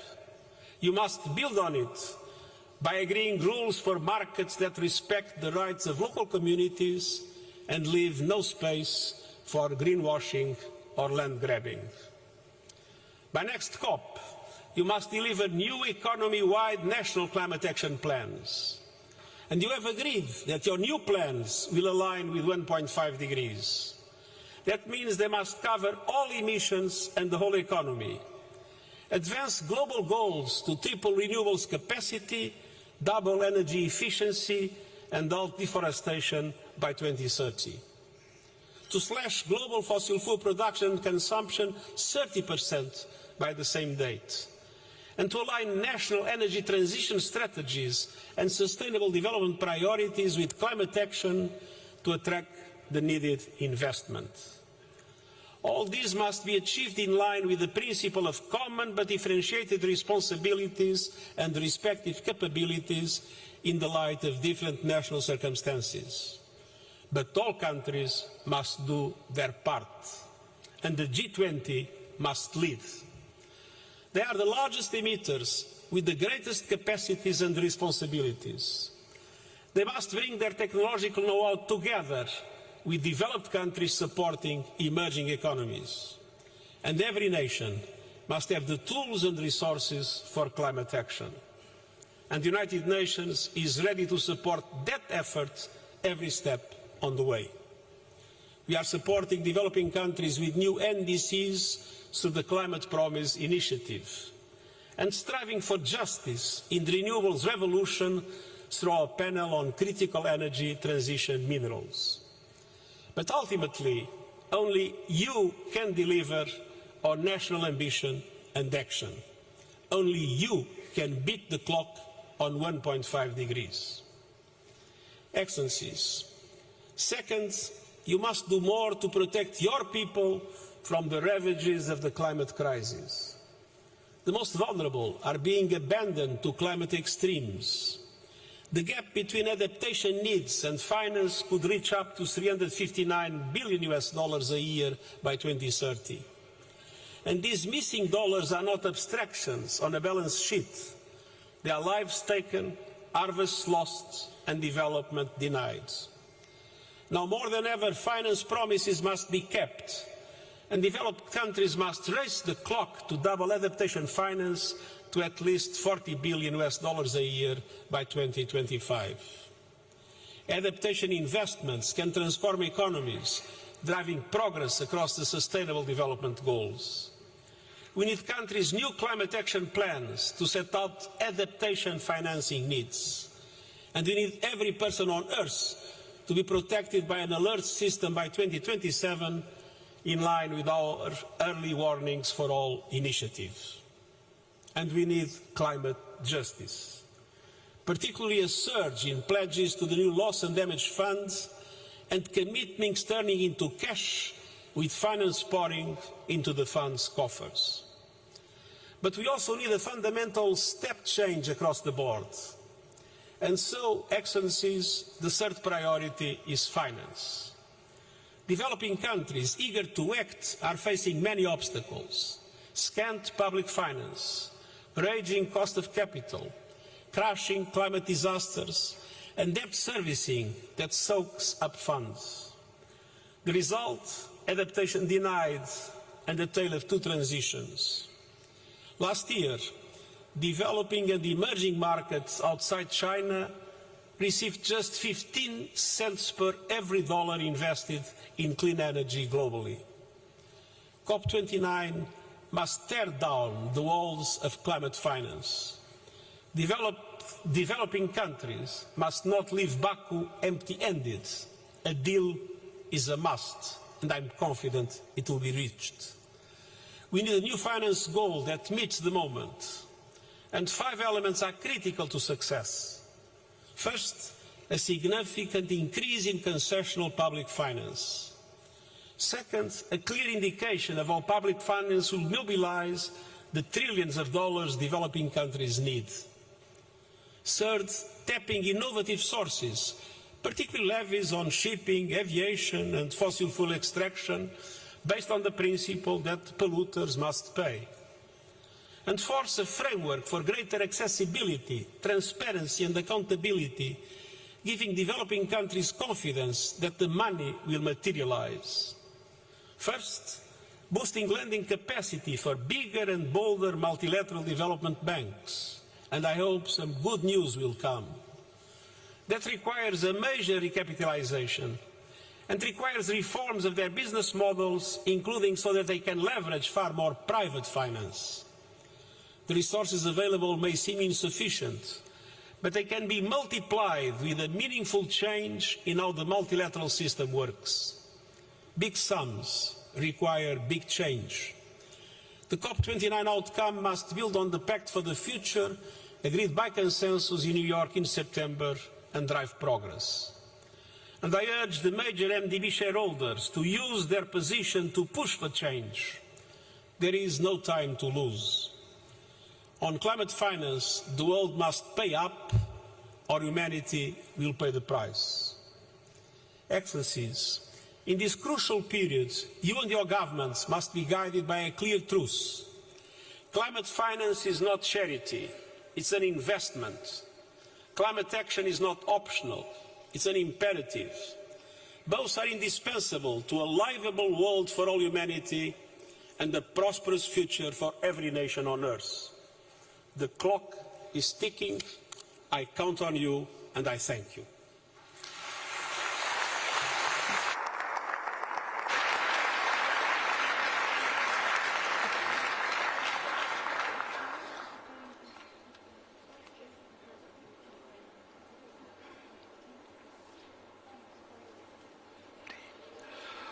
Thank you, Mr. Secretary General.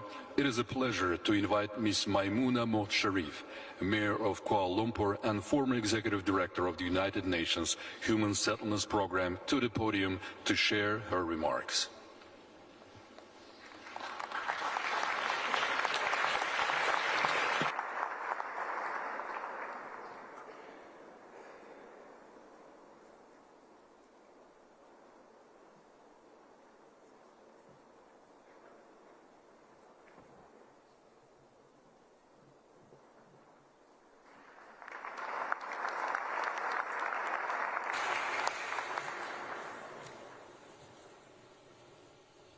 His Excellency Mr. Ilham Aliyev, President of the Republic of Azerbaijan, His Excellency Mr. Antonio Guterres, Secretary General of the United Nations, His Excellency Mr. Mokhtar Babayev, COP29 President, Excellencies, Head of State, Heads of Government, Heads of the delegations to the 29th Conference of Parties of COP29, Ambassadors, Mayors, distinguished guests, ladies and gentlemen, Assalamualaikum warahmatullahi wabarakatuh, Salam Malaysia Madani, and good afternoon to all of you.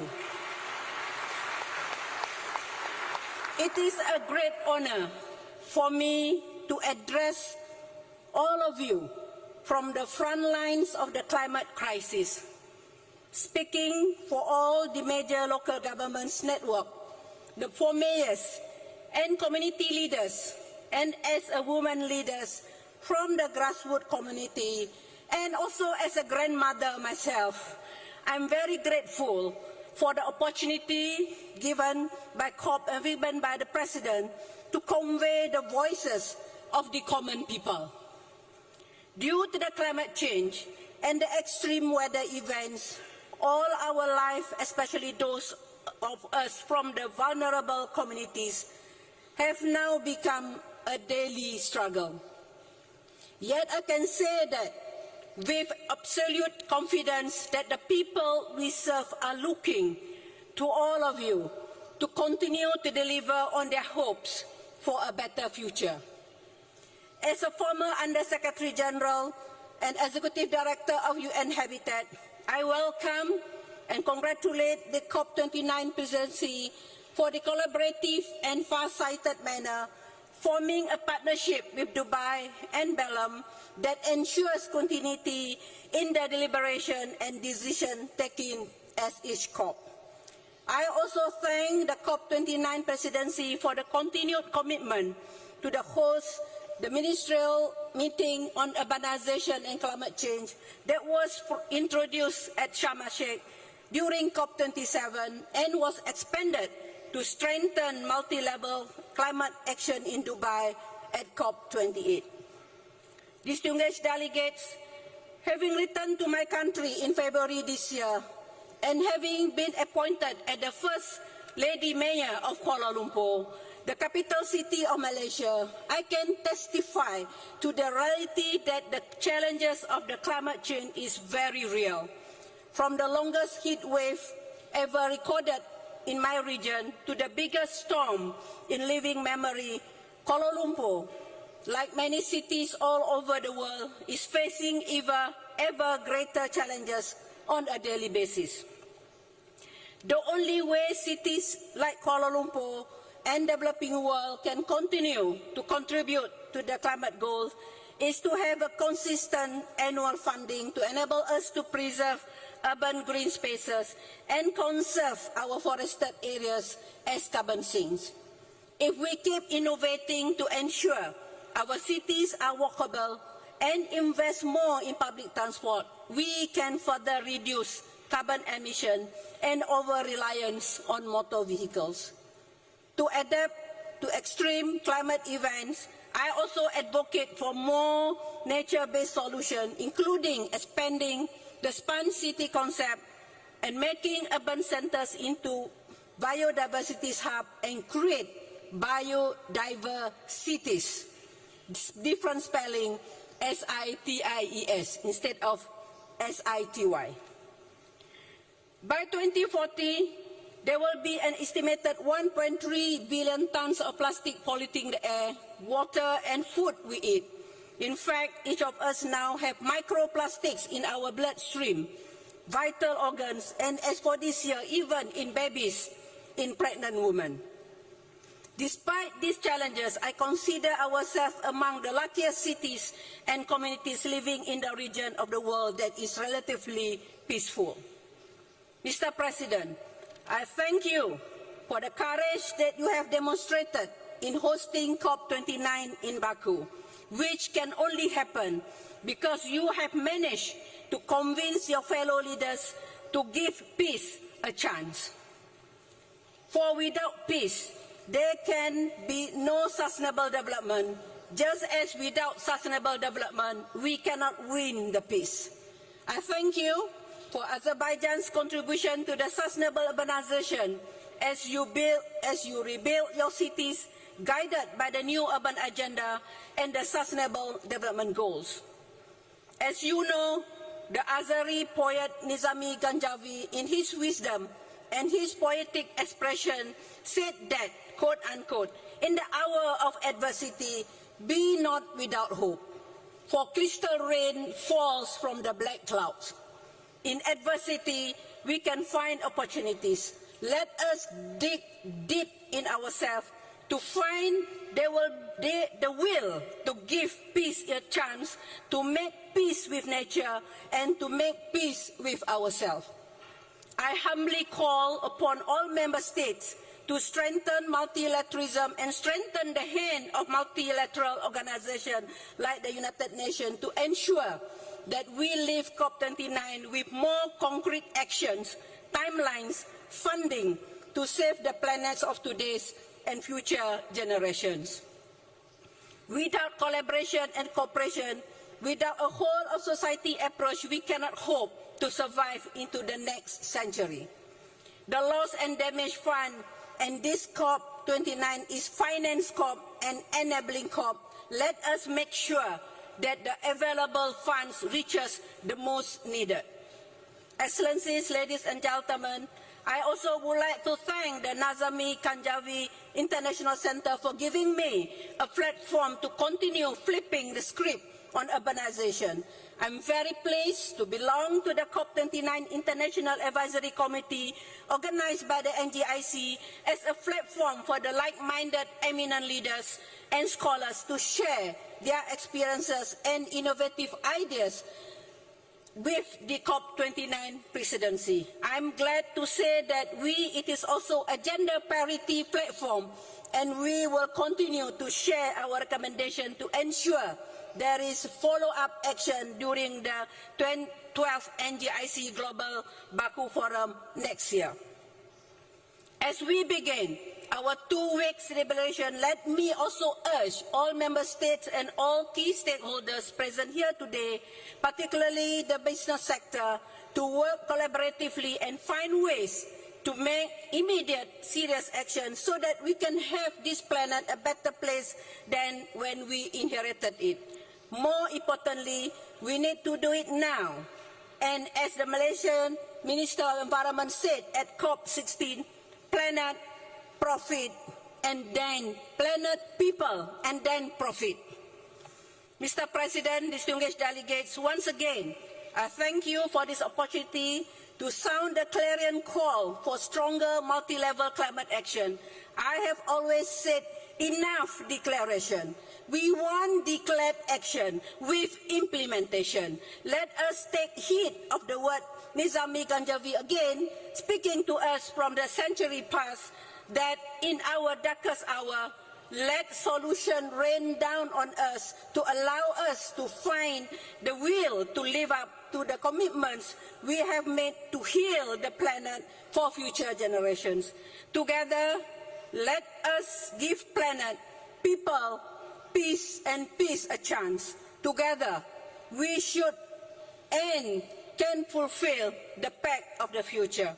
To all the head of states and to all leaders, please stop all wars, as no sustainable development without peace and no peace without sustainable development. And let us aspire to inspire before we expire. Thank you.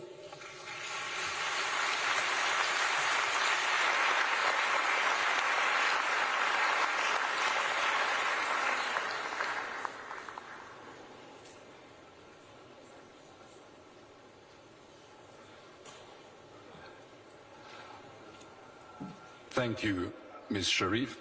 Ladies and gentlemen, NASA astronauts Sonny Williams and Nick Hague from the International Space Station shared a video message of gratitude for the COP29 event with special recognition of Azerbaijan's efforts. Greetings from the International Space Station. I'm NASA astronaut Sunny Williams, along with my NASA crewmate Nick Hague. When we look down on the Earth from 260 miles above, it's clear how interconnected we all are. We orbit the Earth every 90 minutes and can see how our planet is changing, from increased extreme weather like hurricanes to shrinking glaciers and increased wildfires. Through instruments on the space station and our fleet of Earth-observing satellites, NASA and our partners are observing our planet and the effects of climate change and making our data free to the world. Our missions help gather information about rising seas, greenhouse gases in the atmosphere, global surface temperatures, the warming ocean, deforestation, and plant and animal life in a way that you can only see from space. It is vitally important that the world accelerates its efforts to address the climate crisis in this critical decade. On behalf of our international crew, thank you to Azerbaijan and everyone in COP29 for your efforts to protect the beauty, wonder, and diversity of our home planet.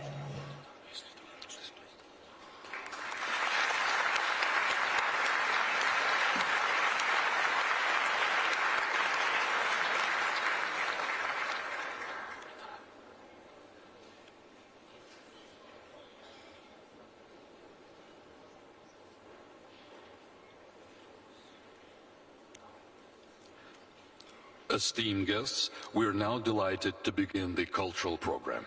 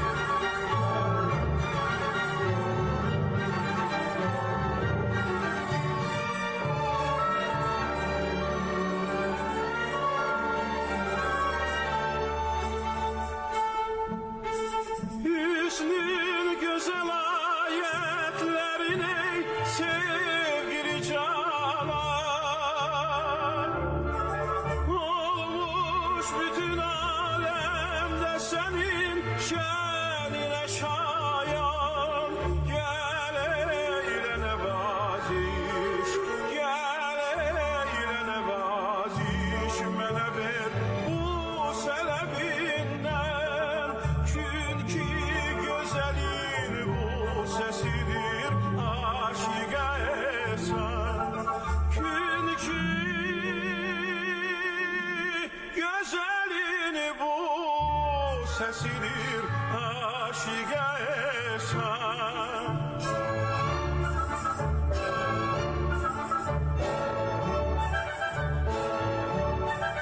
Sordum ki gönül hardadır, aldın bu cevabı. Hiç sorma tapılmaz, onu ahlasa da insan. Rahmeyle dedim gel, rahmeyle dedim sen kimi göz yaşını tökdü. Gel kalbim ile oynamaya, afeti devran insafın eğer var, insafın eğer var ise söyle bu nizami senle nice rəftar eylesin ey mehitaban. Senle nice rəftar eylesin ey mehitaban.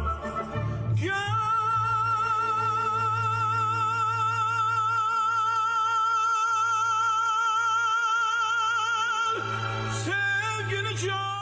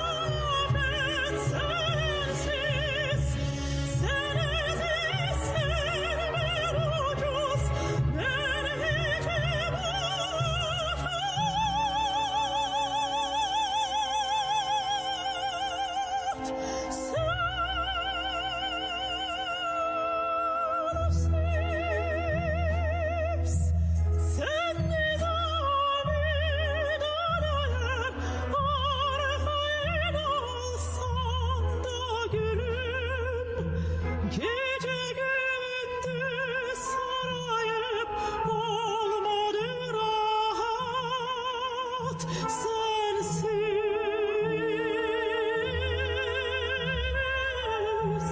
Gece gündüz sarayıp olmadı rahat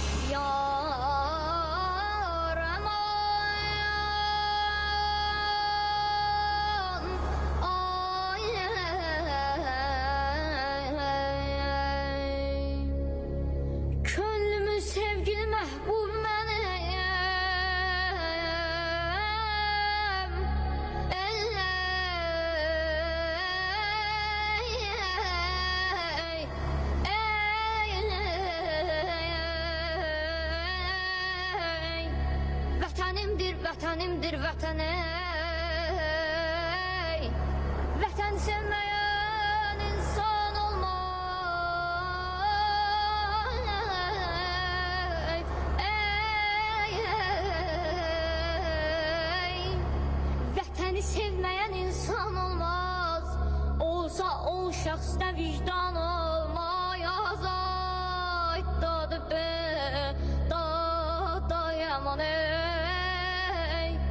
Sen beni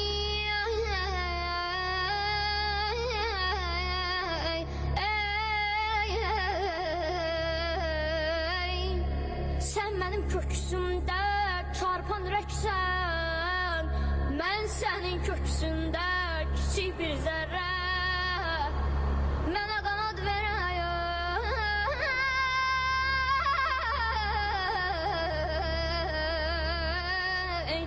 mənə qanad verən odu diləksən. Adına özünə vətən deyirəm, çölünə düzünə vətən deyirəm ey.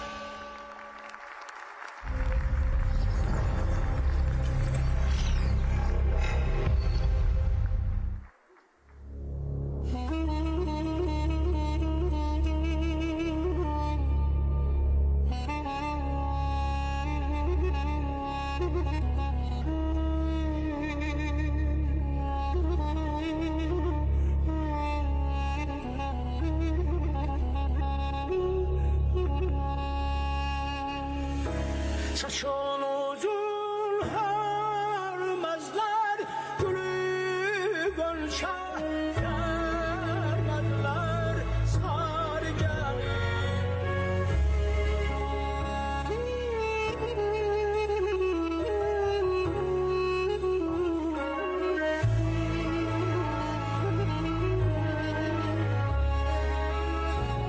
Sevda sevdanın seni bana ver.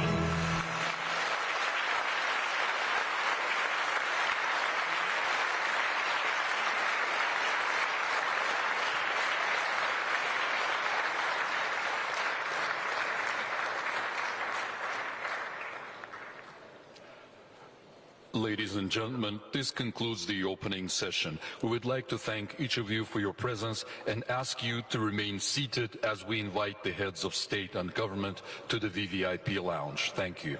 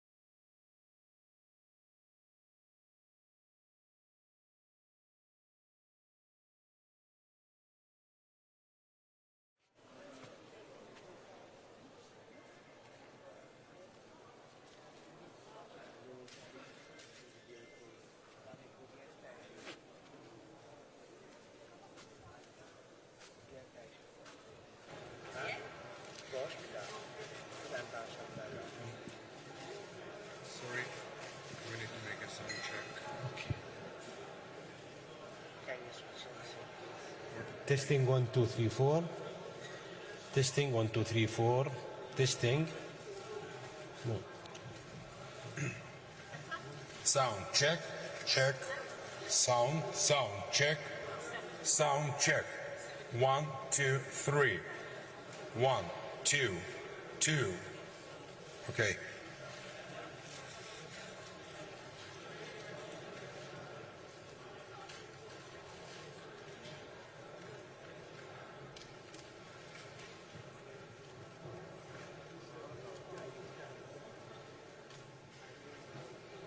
Little bit. 7. It's okay. 7.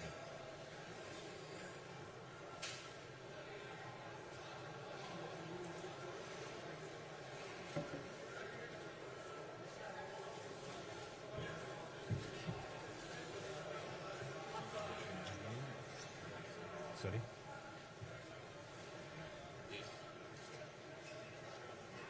Maybe little. No. Retreat. No touch. Because there's Turkey, there's Jordan, هاي فين خلاص تمام.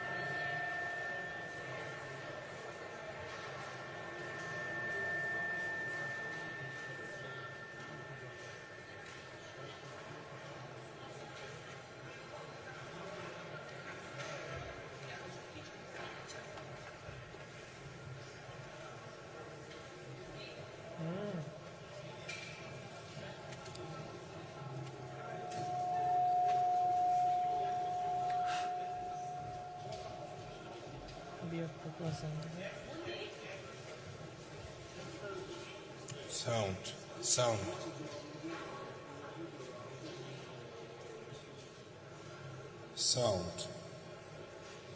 Sound check. Sound.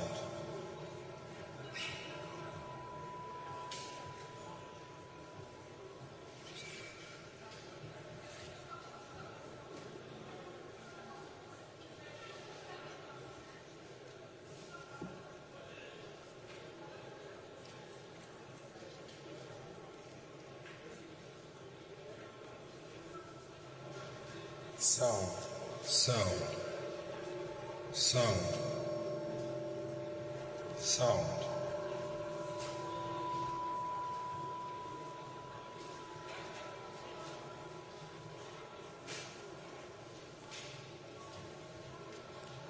Sound check for plenary room. Sound check.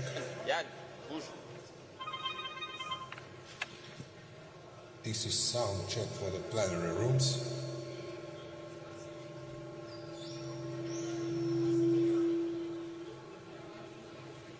This is sound check for the plenary room.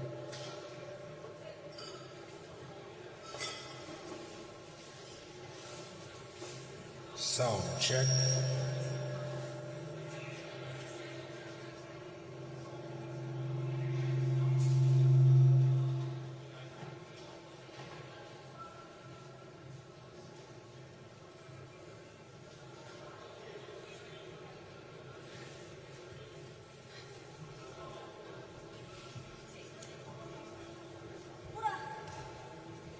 Sound check. This is sound check for plenary room. Plenary 1. Sound check.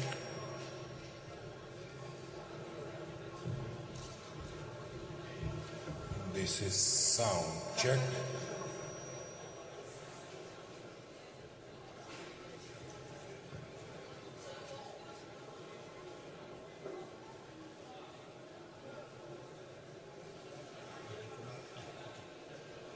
This is sound check.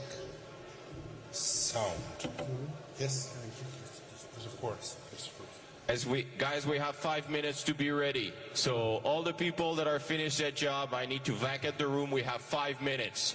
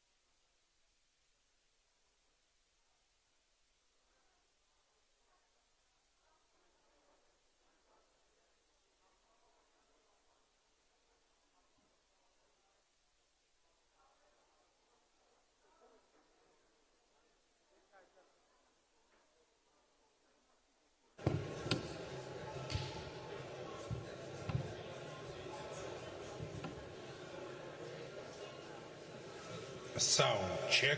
This is sound check. This is sound check.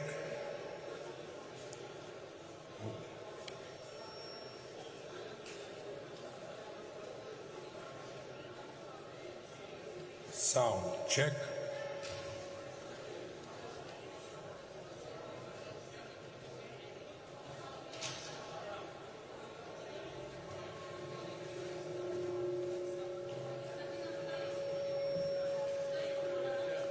Bence çok yukarıda.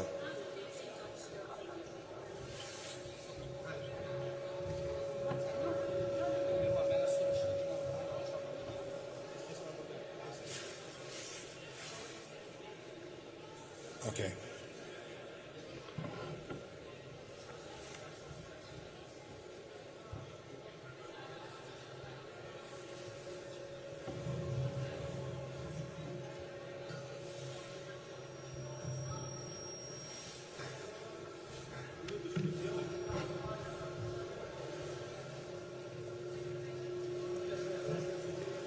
This is sound check.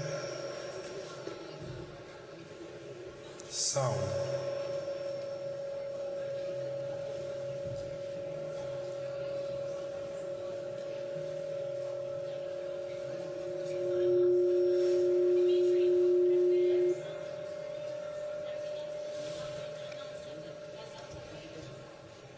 Okay, guys.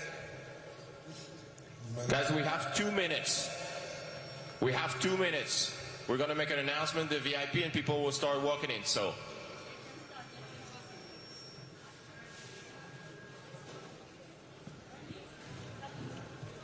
Where are the 2 gates? It's fine, I mean, we cannot do otherwise. He's coming. Sound check. Sound check. Sound check. Sound check. Sound check. Dorcas. Sound check. Check. Okay. Over there, media. Dorcas. You'll meet over You there. can start the party. Sound check.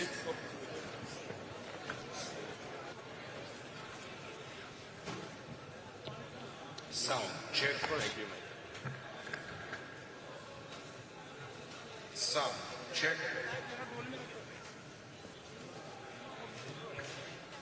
Sound check. Jan. Sound check.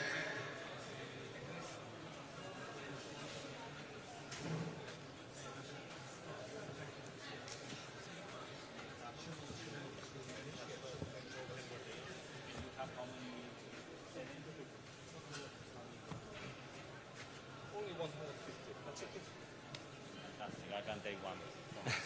Did you introduce the race to the two guys? Yeah, the two guys is coming. I will introduce. Okay, because they have to change theirs Yes. and theirs.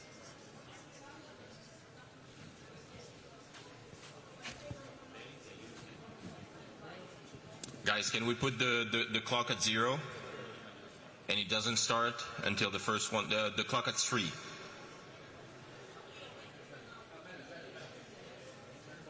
The clock at 3 and it doesn't start. 3, not 13, not 30, 3 minutes.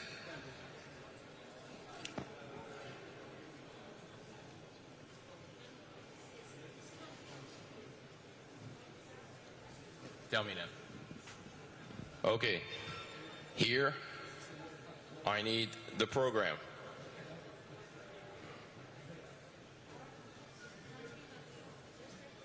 Exactly.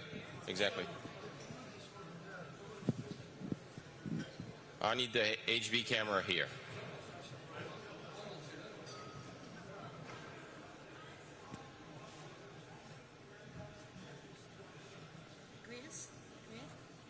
Greece?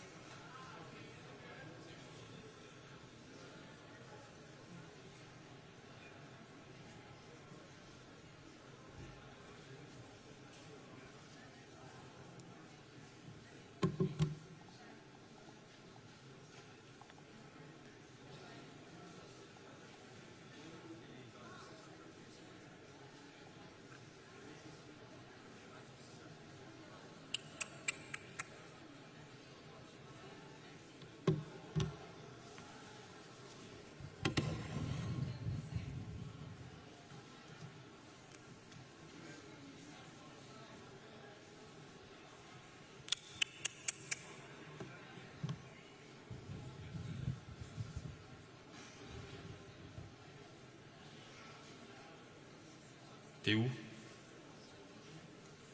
Tu peux mettre le lecteur dans la hauteur, à la hauteur normale, s'il te plaît?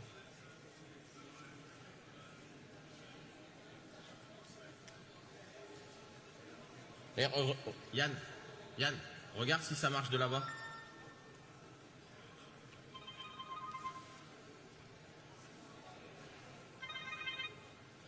Yes, Michael. Oh, yes. I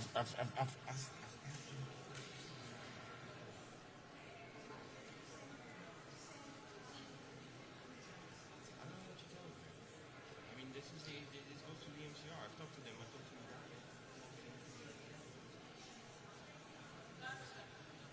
I mean, I don't know what to do. I mean, I don't control it from the room. I mean,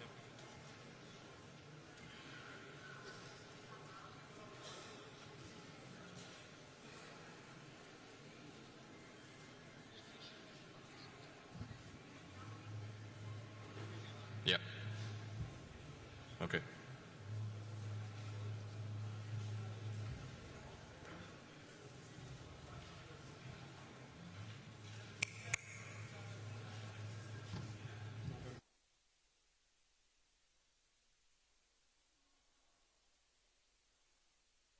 Okay, I need you guys to shut the streaming.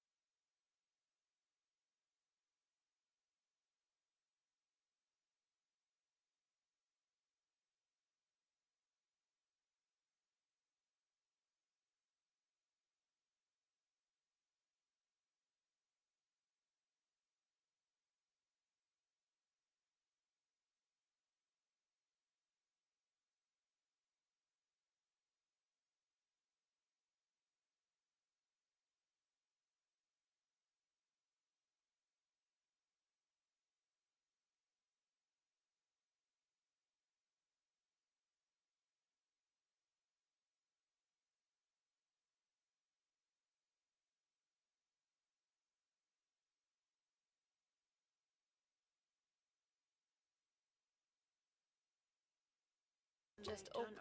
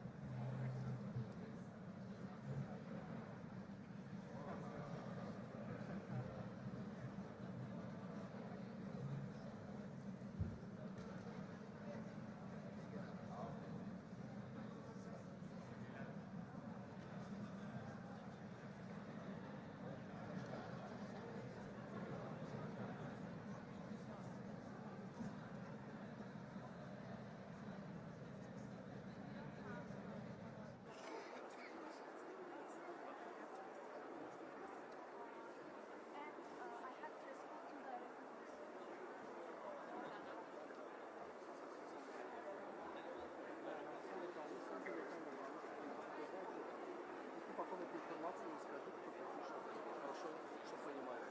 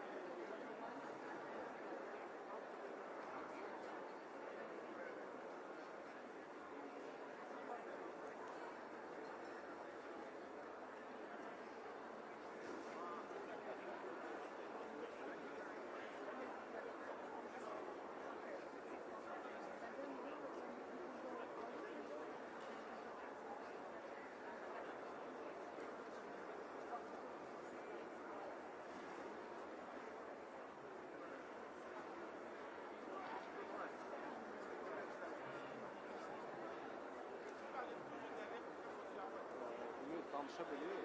Sen Ləmana yazda ola bilsin, orada Kalan Zakaz var, bir Qəlixanıdır.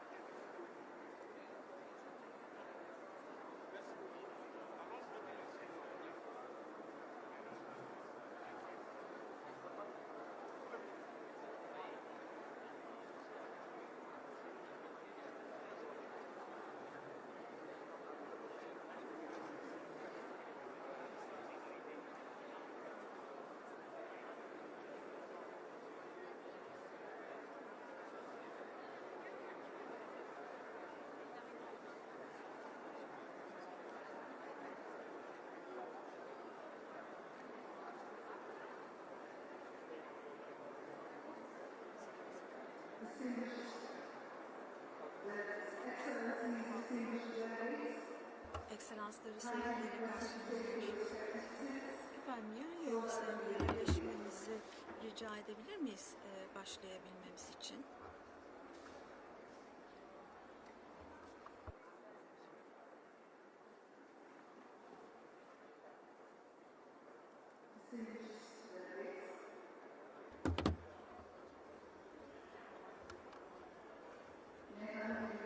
Sayın delegeler, efendim, ayakta olan delegelerimiz var. Yerlerinizi almanızı rica edebilir miyiz? Teşekkür ederiz.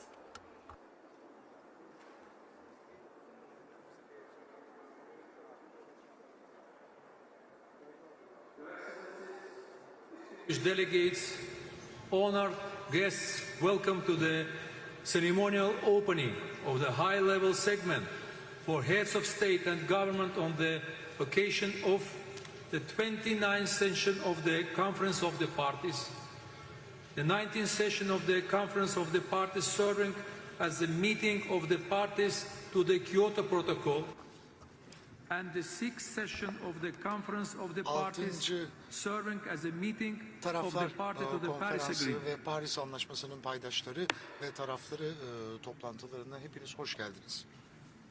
This afternoon, we are honored to have with us His Excellency Philemon Yang, President of the United Nations General Assembly, and Professor Jim Skier, Chair of the Intergovernmental Panel on Climate Change. Distinguished delegates, it is my pleasure to invite the Executive Secretary of the United Nations Climate Change Secretariat, Simon Steele, to address the plenary. Executive Secretary, you have the floor.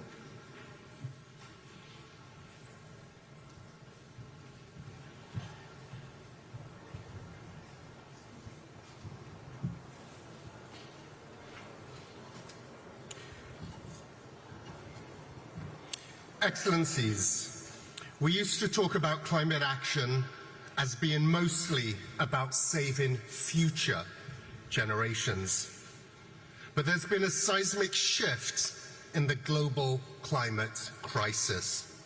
Because the climate crisis is fast becoming an economy killer right now, today, in this political cycle. Climate impacts are carving up to 5% off GDP in many countries. The climate crisis is a cost of living crisis because climate disasters are driving up costs for households and businesses. Worsening climate impacts will put inflation on steroids unless every country can take bolder climate action.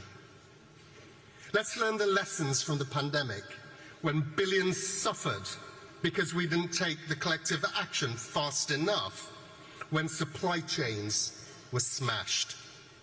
Let's not make that mistake again. Climate finance is global inflation insurance.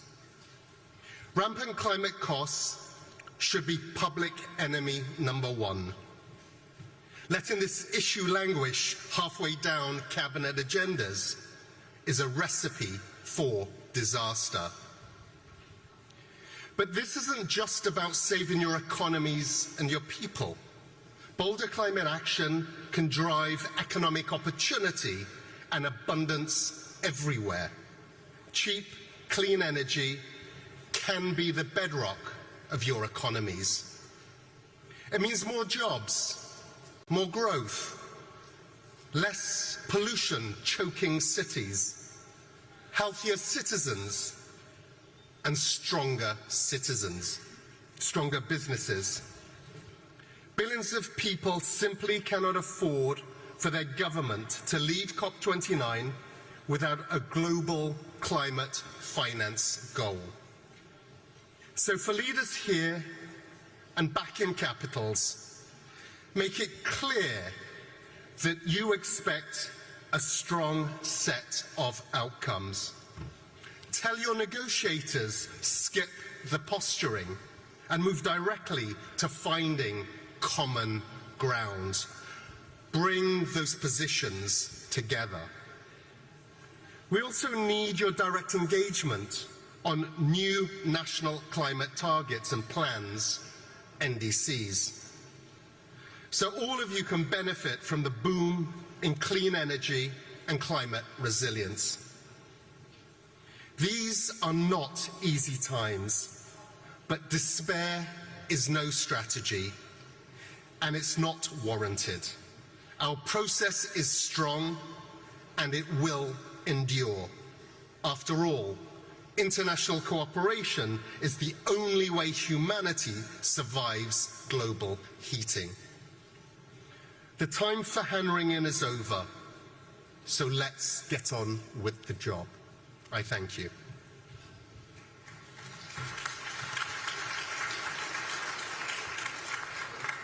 Thank you, Executive Secretary. It is my singular pleasure to invite His Excellency Philemon Yang, President of the United Nations General Assembly, to deliver a message to the plenary. Your Excellency, you have the floor.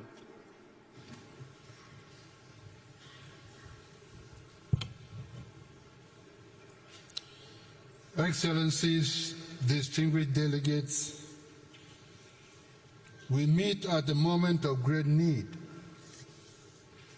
We must undertake several measures to avert further climate disaster and ensure our resilience. How can we do that? Firstly, we must deliver on the necessary finance commitments. Let me be clear, without financing, climate action will simply not happen. So a first key outcome of COP29 must be the delivery of a new collective quantified goal for climate finance to address the unmet promise of $100 billion per year to support developing countries in their climate response. Climate finance should be additional to official development assistance. To put it simply, no developing country should have to choose between sustainable development and addressing climate change. We need to achieve both at the same time. I am pleased to note that the Loss and Damage Fund exists since last year, and I hope to see ambitious pledges towards it as we go forward. Excellencies, a second key outcome of COP29 must be to continue to pursue efforts while reaffirming our goal to limit global temperatures as we agreed to in Paris and last September with the Pact for the Future. Our third outcome at COP29 is to fix the adaptation dilemma. As it stands, current global financial flows for adaptation, both private and public, remain insufficient, as highlighted by the 6th assessment report of the Intergovernmental Panel on Climate Change. As a result, our capacity to implement effective adaptation strategies and build resilience, particularly in developing nations, remains severely limited. We must do much better, striving to build momentum from the Pact for the Future, which member states adopted last September. The Pact was crafted to reinvigorate our multilateral system and make much needed progress in achieving the Sustainable Development Goals. COP29 is an opportunity to do just that, delivering meaningful outcomes that demonstrate solidarity in the face of immense adversity. As we look towards COP30 to be hosted by Brazil, we must recognize the need to significantly enhance international cooperation and the international enabling environment to stimulate ambition in the next round of nationally determined contributions. Excellencies, we commend Azerbaijan's presidency of COP29.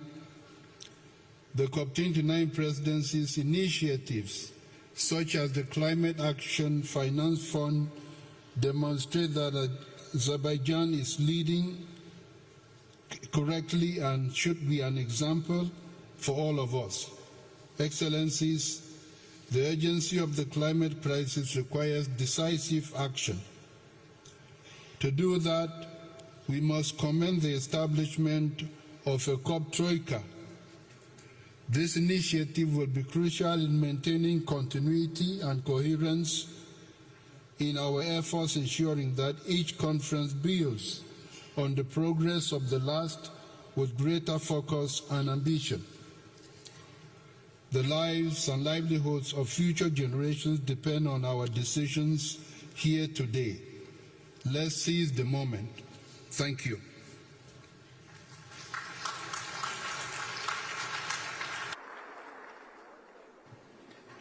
Thank you, Your Excellency. It is my distinct pleasure to invite Professor Jim Skier, Chair of Intergovernmental Panel on Climate Change, to address the plenary. Professor Skier, you have the floor.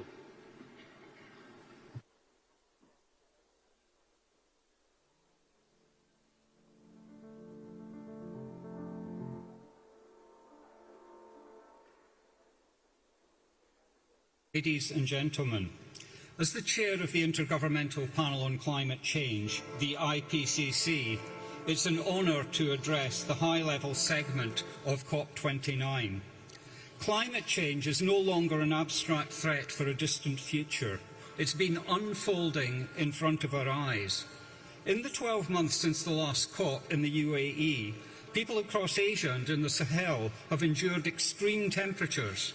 Communities in the Americas have fought against devastating wildfires, and flood defences were put to the test in Central Europe when confronted with intense rainfall, not to mention more recent events in Valencia. Many people have lost their homes, their livelihoods and their lives. Communities have been shaken to their core.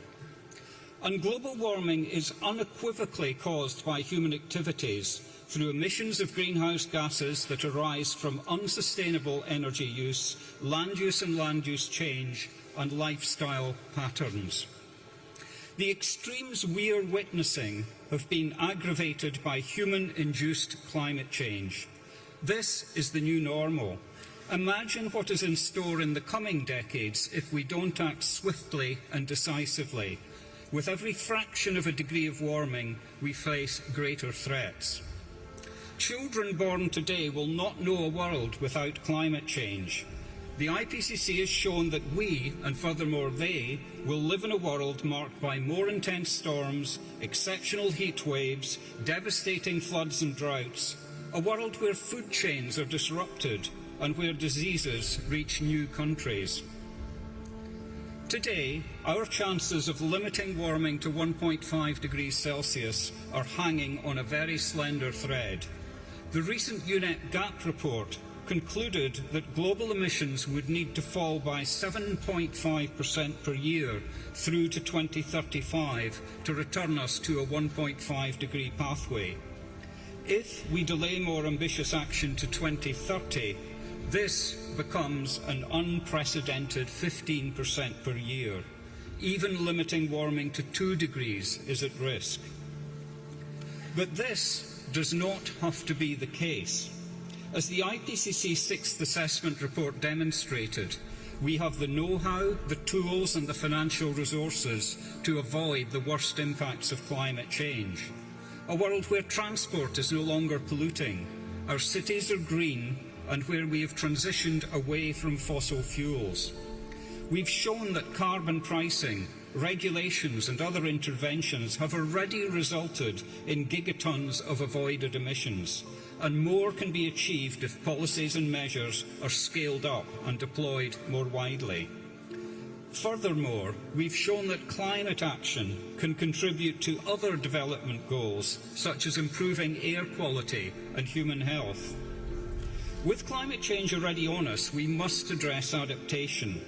The IPCC will be paying particular attention to this in the coming cycle. Most adaptation so far is fragmented, small in scale, incremental, sector-specific, and focused more on planning than implementation. Hard limits to adaptation, as well as soft limits caused by lack of resources and institutional capacity, are being reached in some sectors and regions. But we can take measures to address the triple planetary crisis of climate, biodiversity and pollution. We can increase our resilience to the impacts of climate change by leveraging decision support tools and implementing more early warning systems. Ladies and gentlemen, distinguished excellencies, the IPCC will continue to provide timely, robust, policy-relevant information to support accelerated adaptation efforts and cuts in emissions. But the resolution of this global crisis is now in your hands. Decisions made here at COP29 will shape the legacy we leave behind to our children and grandchildren, and for the billions of people who deserve a livable planet. Thank you for your attention.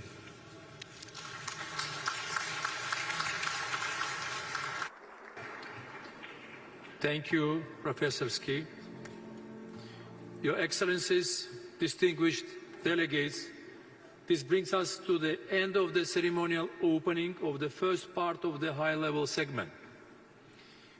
Please remain in your seats to allow our guests to leave the podium before we begin the delivery of national statements.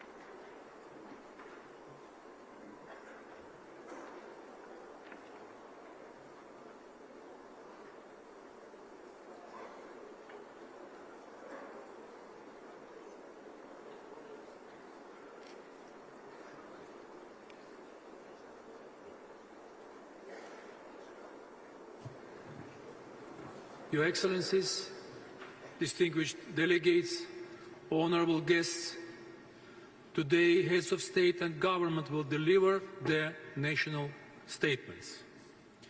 I would like to inform Your Excellencies of action in place to ensure effective time management. There is a 3-minute time limit for statements during the high-level segment. Statements should be as concise as possible, noting that full text of the official statements will be made available on the UNFCCC website. And finally, please note that heads of state or government who are not in the plenary at the time for delivery of their statement will be scheduled to speak at the end of the statements of the same category. Your Excellencies, distinguished delegates, honorable guests, the Republic of Azerbaijan is delighted to welcome over 80 heads of state and government. Your presence here is a testament to your country's commitment in taking transformational steps to implement the Convention and the Paris Agreement. It is essential that we expedite efforts toward implementing climate action. I am looking forward to hearing about your achievements toward that end. Let us begin. It is my pleasure to welcome His Excellency Mr. Kassym-Jomart Tokayev, President of Kazakhstan. Your Excellency, you have the floor.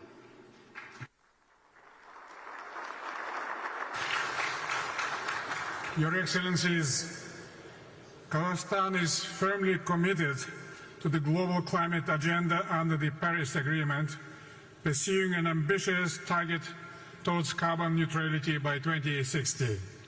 To achieve any climate goals, access to both predictable climate finance and technology is vital. The new collective quantified goal on climate finance should prioritize regions most impacted by climate change, including landlocked developing countries. Despite accounting for only 1% of global emissions, Central Asia faces multiple climate risks. To enhance our climate response, we must now leverage technologies such as artificial intelligence, satellite monitoring, and other digital tools for early warning and better water and land management. Together with our partners, we continue working on concrete projects on methane reduction, targeting the coal, oil, gas, and agricultural sectors. Today, we have achieved a threefold reduction. Kazakhstan, with its 200 million hectares of agricultural land, is well positioned for carbon farming, a promising set of agricultural practices to reduce greenhouse gases and improve soil quality. I invite all interested parties to explore these opportunities in Kazakhstan. Our country exports 43% of the world uranium supply and therefore plays a critical role in low-carbon nuclear power generation. In October, a nationwide referendum supported construction of the nuclear power plant in Kazakhstan. We are committed to ensuring the project's safety and efficiency through partnerships with global technology leaders in this area. Kazakhstan is ready to be a major supplier of energy transition minerals. We see many opportunities for cooperation. Our principal position that the demand in these minerals should be responsible and socially just. Climate change is affecting global water cycle. The water-related disasters account for over 80% of all natural disasters, and we were not spared this year suffering from unprecedented floods. So we respond and recover from future natural disasters, and we will introduce comprehensive disaster risk management system. This December, we are partnering with France to host the One Water Summit to drive the momentum on water agenda. This summit will address issues in global water governance. The Caspian Sea is in danger. Saving the biggest lake in the world is a matter of common concern that requires long-term international cooperation. We support the initiative of President Aliyev to establish a group of experts from the Caspian states.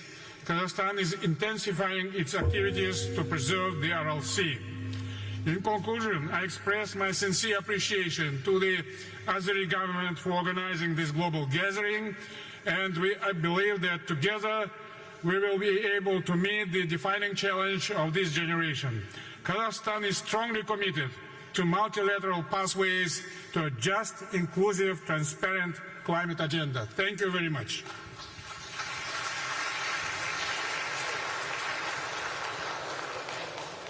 Thank you, Excellency. It is my pleasure to welcome His Excellency, Mr. Alexander Vučić, President of Serbia. Your Excellency, you have the floor.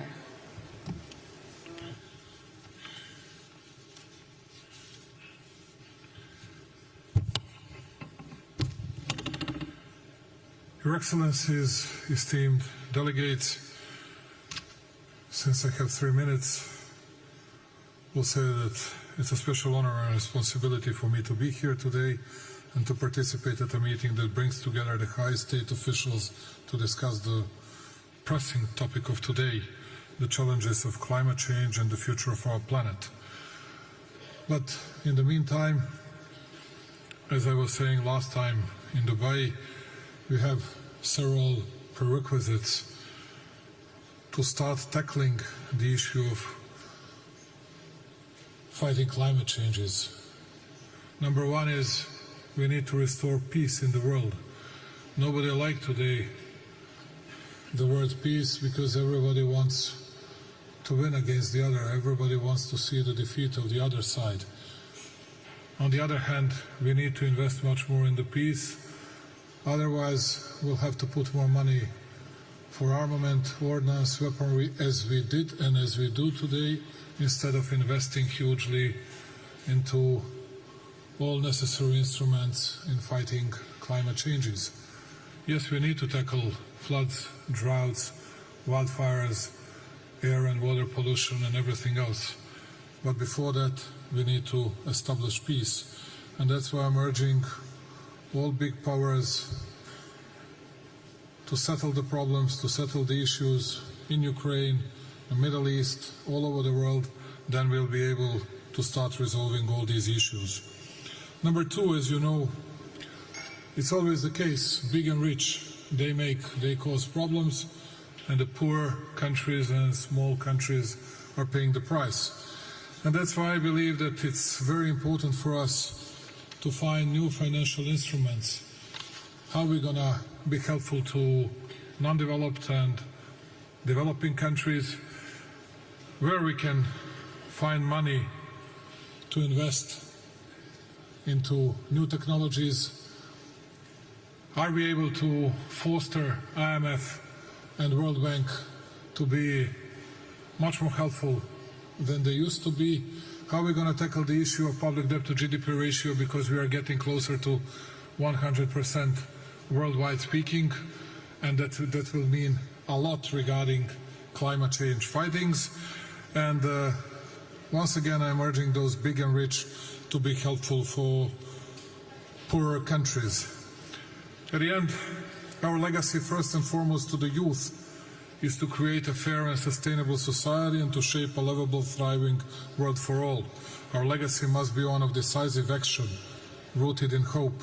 Let us leave this conference not only with renewed commitments, but with actionable plans that will shape our collective future.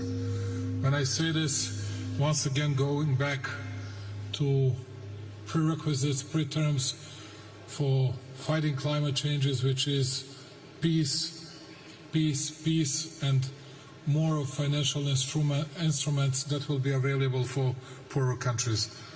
I thank you very much.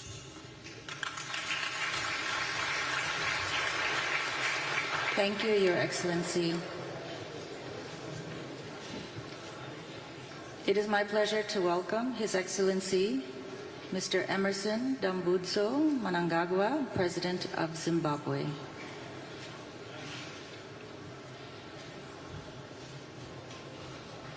Your Excellency, you have the floor.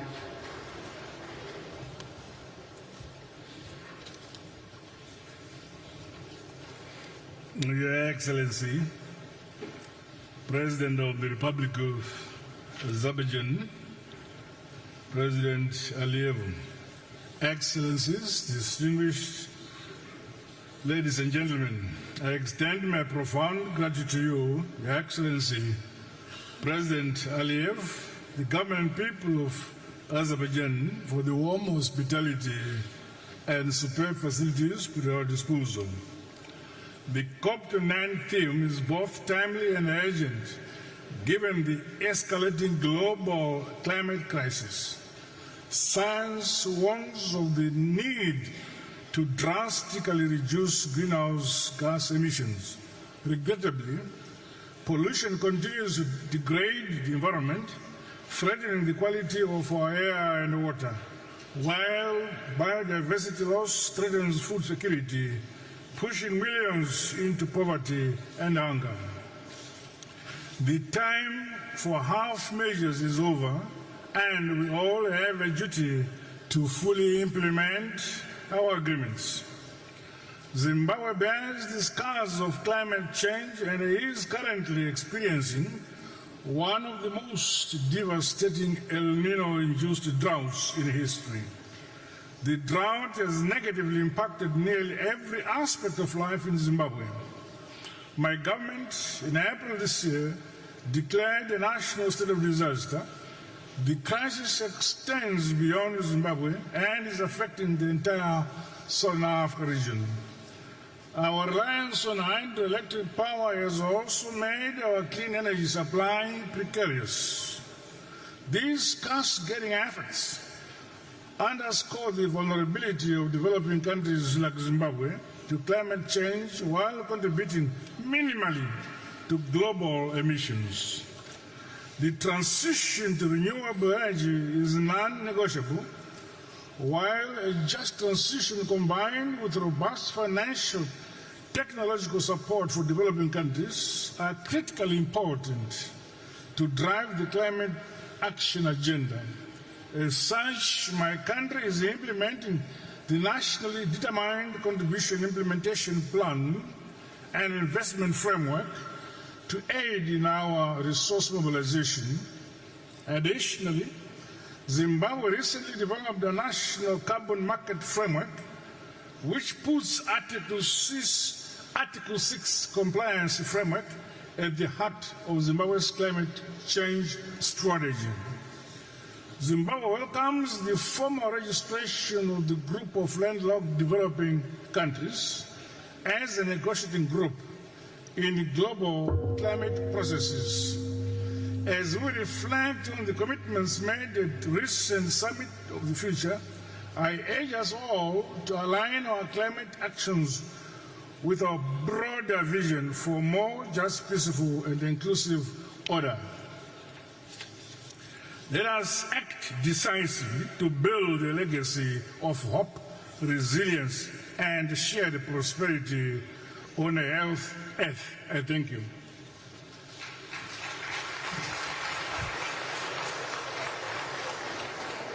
Thank you, Your Excellency. It is my pleasure to welcome His Excellency, Mr. Recep Tayyip Erdogan, President of Turkey. Your Excellency, you have the floor.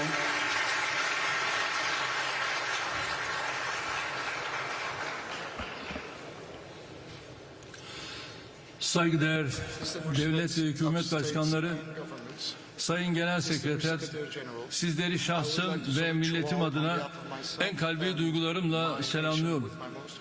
Bu başarılı organizasyon ve samimi ev sahiplikleri için Cumhurbaşkanı İlham Aliyev kardeşimi özellikle tebrik ediyorum.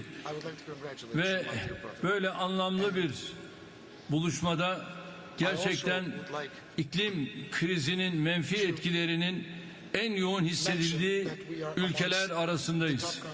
2053 yılı için net sıfır emisyona ulaşma ve yeşil kalkınma vizyonumuz ekseninde kilit sektörlerimizi dönüştürüyoruz.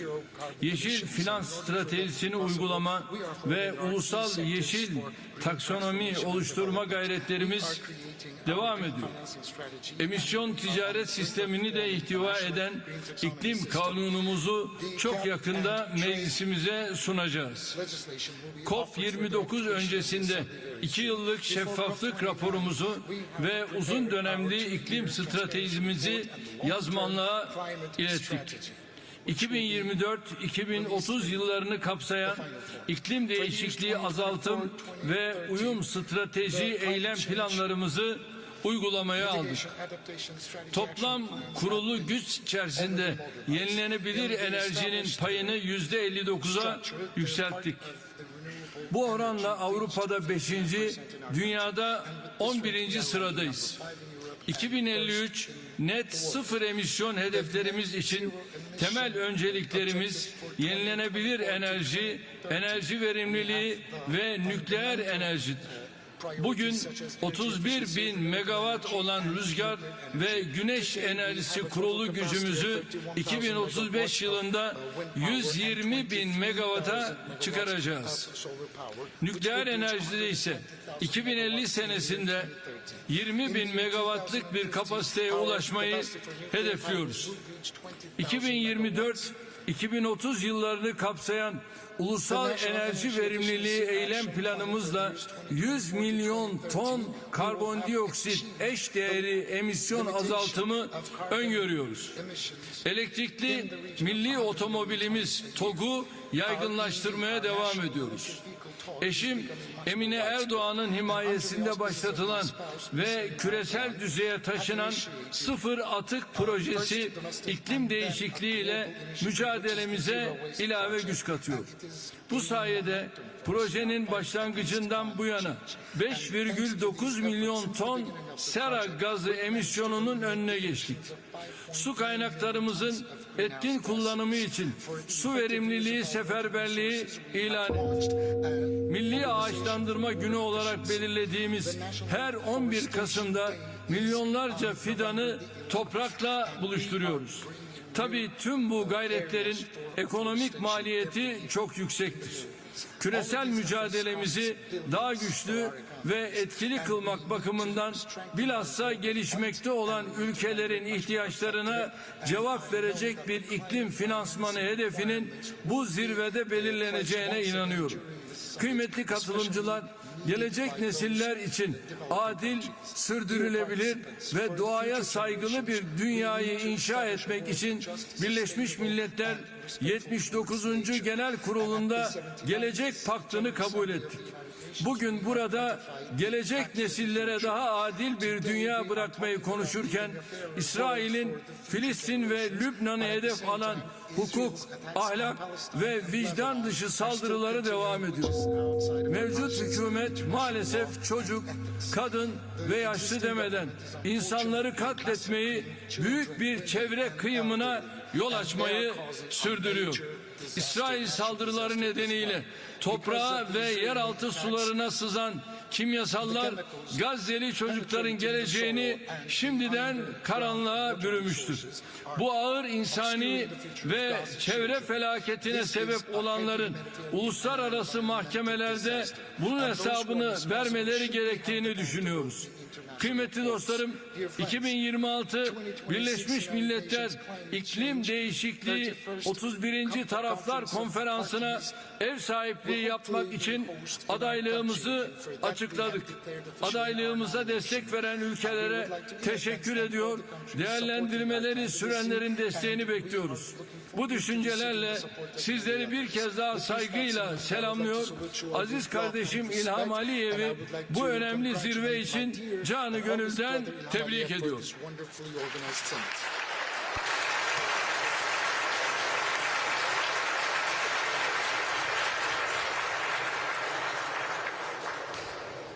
Thank you, Excellency.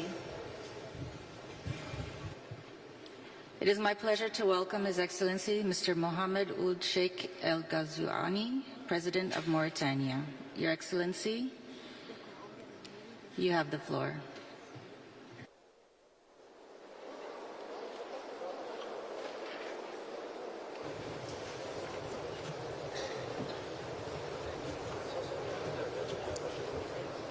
بسم الله الرحمن الرحيم صلى الله على سيدنا محمد وعلى آله وصحبه أصحاب الجلالة والفخامة والسمو والمعالي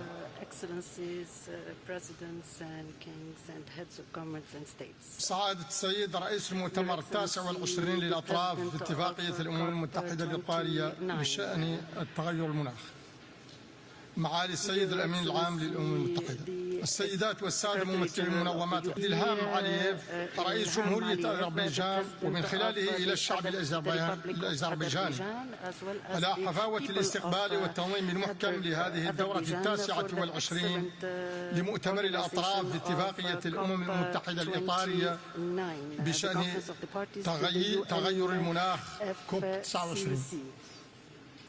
كما يطيب لي أن أهنئ صاحب السمو والشيخ محمد بن زايد آل نهيان رئيس دولة الإمارات العربية المتحدة على حسن تنظيم الدورة الماضية بدبي وعلى أهمية النتائج التي تمخضت عنها من قبيل الاتفاق التاريخي لتفعيل صندوق عالمي يختص بالمناخ ومعالجة تداعياته وما واكب ذلك من عديد الإعلانات والتعهدات بالتمويل. وأود كذلك أن أهنئ صاحب المعالي السيد أنطونيو غوتيريش الأمين العام للأمم المتحدة وجميع معاونيه على ما بذلوه من جهود موفقة في سبيل نجاح هذه القمة. أصحاب الجلالة والفخامة والسمو والمعالي، السيدات والسادة، إن حدة التغيرات المناخية بفعل الارتفاع المضطرد في حرارة الكوكب لتهدد استمرارية الحياة البشرية، بل واستمرارية الحياة من حيث هي على عموم كوكبنا. ولذا فإننا اليوم جميعا بحكم الحاجة الملحة إلى مواجهة تغير المناخ نتحمل أكثر من أي وقت مضى مسؤولية تاريخية بخصوص ضرورة التحرك بسرعة لتدارك الوضع قبل فوات الأوان. ونحن في الجمهورية الإسلامية الموريتانية على الرغم من مساهمتنا الهامشية في الانبعاثات الحرارية نعيش يوميا الآثار المدمرة لهذا التغير المناخي عبر تنامي ظاهرة التصحر والفيضانات وانعكاساتها السلبية العميقة التي تضر بأنسجتنا الاجتماعية وتهدد أمننا الغذائي وتعيق تنميتنا الاقتصادية. واعتبارا لذلك بذلنا ونبذل جهودا كبيرة للتقيد بمقتضيات اتفاق باريس، وذلك من خلال مكافحة التصحر عبر مبادرة السور الأخضر الكبير والمساهمة النشطة في لجنة المناخ لمنطقة الساحل واعتماد ميثاق مبادرة الشرق الأوسط الأخضر التي أطلقتها المملكة العربية السعودية الشقيقة. كما اتخذنا إجراءات قوية في سبيل الحد من الانبعاثات الحرارية من قبيل فرض ضريبة على منتجيها داخل البلاد والاستثمار في زيادة مساحات المحميات البحرية والساحلية والقارية واستعادة الأراضي المتدهورة. كل هذا علاوة على ما نبذله من جهود كبيرة في سبيل استغلال مخزوننا الطاقوي المتجدد الذي يفوق 4000 جيجا وات بما يتيح لنا إنتاج الهيدروجين الأخضر وزيادة حصة الطاقات المتجددة في مجمل استهلاكنا الطاقوي والتي وصلت حتى الآن إلى 48% في هذه السنة مع التخطيط للوصول إلى نسبة 60% سنة 2030. وفي هذا الإطار نجدد دعوتنا للمؤسسات المالية والشركات المهتمة بدعمنا في هذا التوجه.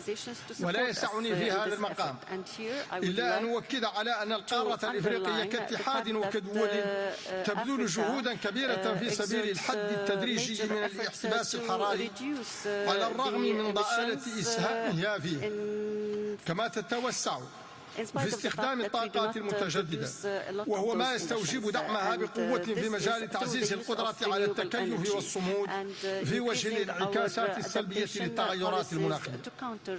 لا بد من تعزيز التعاون والتضامن الدوليين وتعبئة تمويلات تكون على قدر التحدي مع مراعاة أولويات الدول الأقل نموا خاصة في القارة الأفريقية. وإنني أتمنى لأعمال دورتنا هذه كل نجاح والتوفيق، لراجٍ بأن تسهم مخرجاتها في تعزيز وتنفيذ ما أعلن عنه في الدورة السابقة، وفي تسريع تعبئة الموارد الضرورية لضمان فعالية جهودنا المشتركة في مواجهة مختلف التحديات المناخية. أشكركم والسلام عليكم.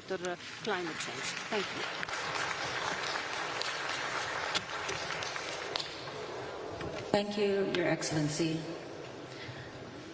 It is my pleasure to welcome His Excellency Mr. Shavkat Mirziyoyev, President of Uzbekistan. Your Excellency, you have the floor.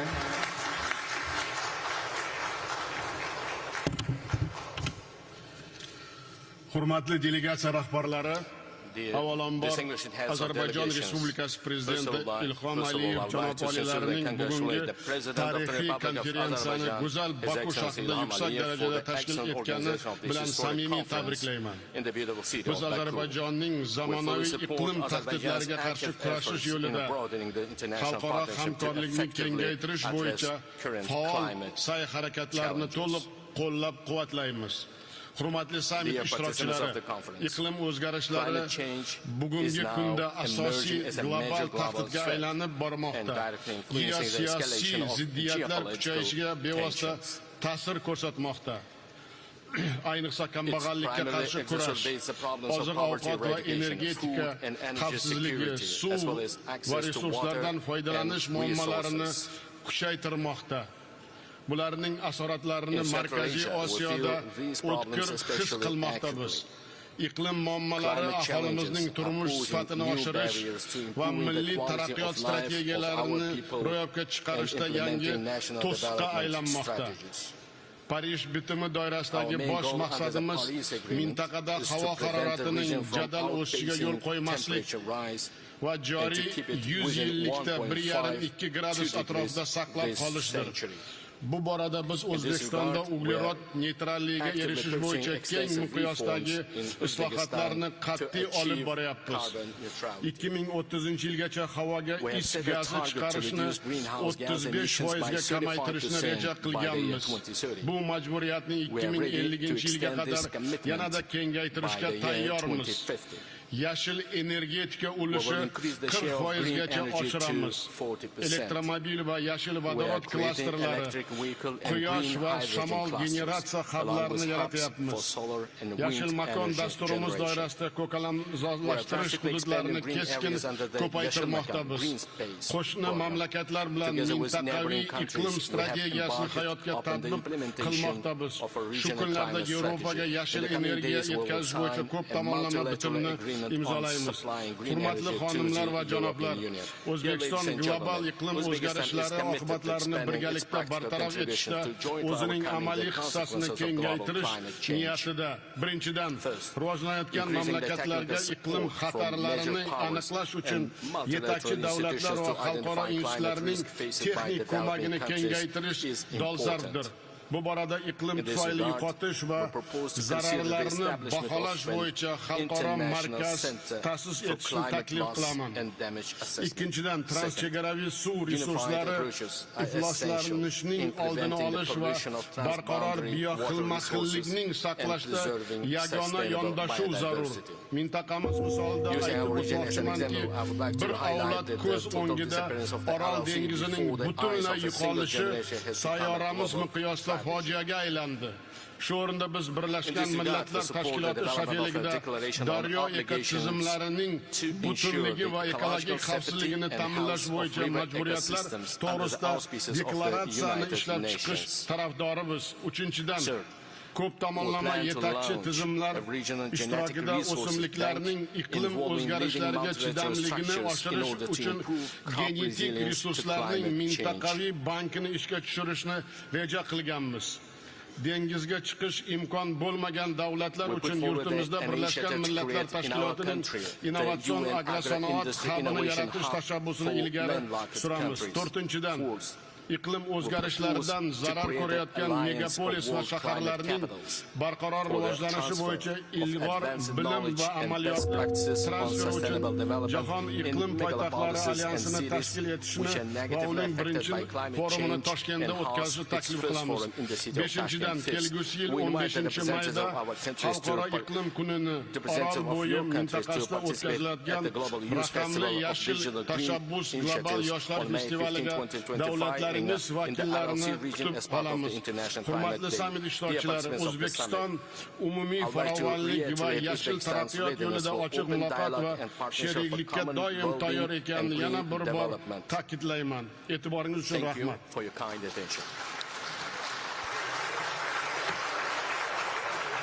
Thank you, Excellency. It is my pleasure to welcome His Excellency Mr. Umaro Sissoko Embalo, President of Guinea-Bissau. Your Excellency, you have the floor.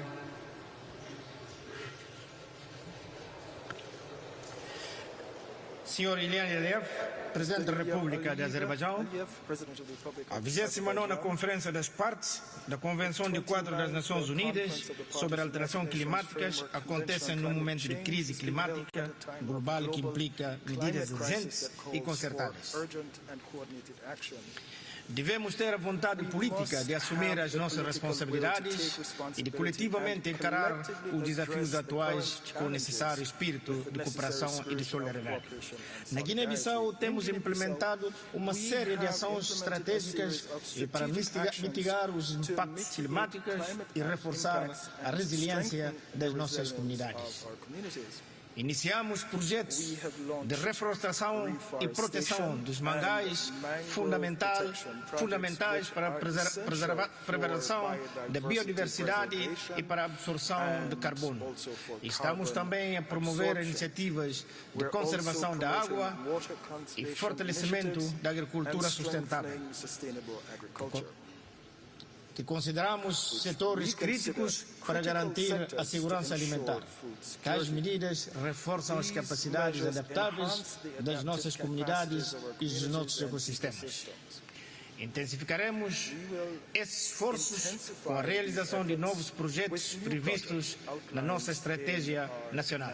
Excelências, minhas senhoras e meus senhores, reafirmamos o papel crucial do multilateralismo na luta contra as alterações climáticas.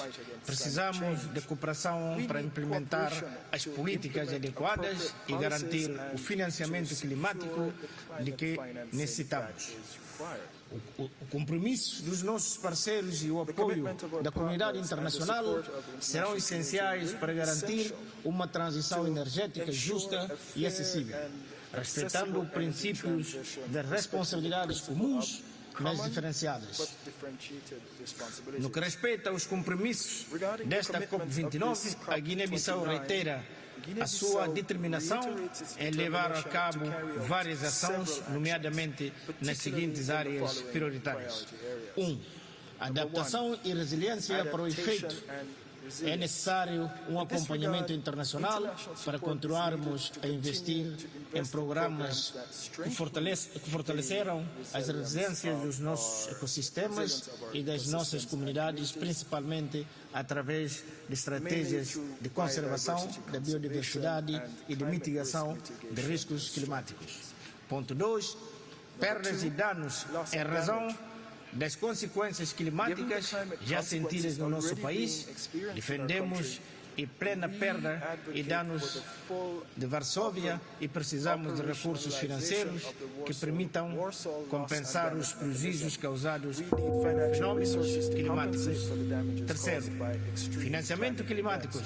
Lembramos a necessidade urgente de um financiamento climático justo e acessível para os países em desenvolvimento.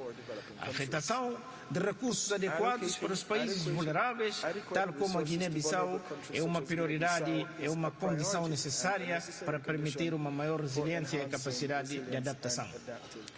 Estamos empenhados em desenvolver fontes de energia renováveis e reduzir a nossa dependência de combustíveis fósseis, promovendo uma transição energética diretamente às nossas populações.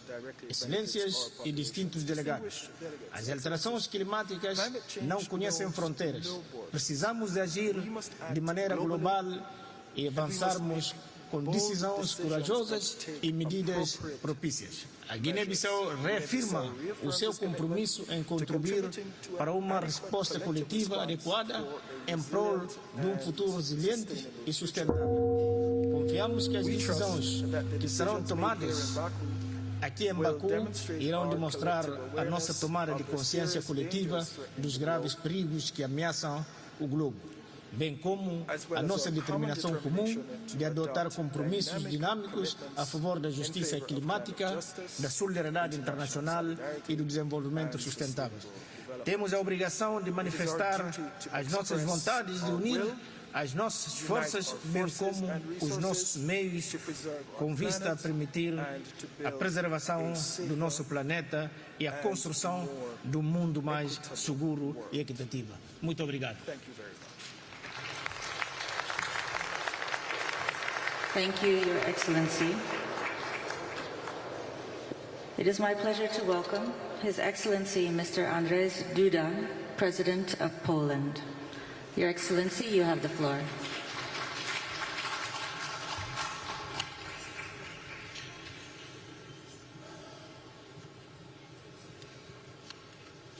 Distinguished Madam President, distinguished Mr. Secretary General, distinguished President Aliyev, distinguished Presidents, heads of the states and the governments, ladies and gentlemen, I warmly congratulate Minister Mukhtar Babayev on taking over this year's presidency of the 29th session of the Conference of the Parties of the United Nations Framework Convention on Climate Change. I thank His Excellency President Aliyev and the Republic of Azerbaijan for the organization of the event and for excellent hospitality. This is the last time that I attended the Conference of the Parties as President of the Republic of Poland. I'm pleased to be able to raise once again issues of such immense importance to our future. During my presidency in Poland, I have worked to keep the climate policy agenda high on my country's priority list. I'm glad that I had the pleasure to personally ratify the Paris Agreement in 2016. I also feel great satisfaction with the organization of COP24 in Katowice. It was, in my opinion, a landmark event in many ways. It was exactly in Katowice that we adopted the so-called Katowice Rule Book, a guide to implementing the tenet of the Paris Agreement. It was also there that the idea of the Declaration on Solidarity and Just Transition was born. Today, it constitutes the benchmark for energy and economic transformation across the world. Since then, I have consistently repeated that a just transition cannot take place against societies and to determine of the current living conditions. At the last year's COP28 in Dubai, I stressed that we still pay too little attention to the human dimension.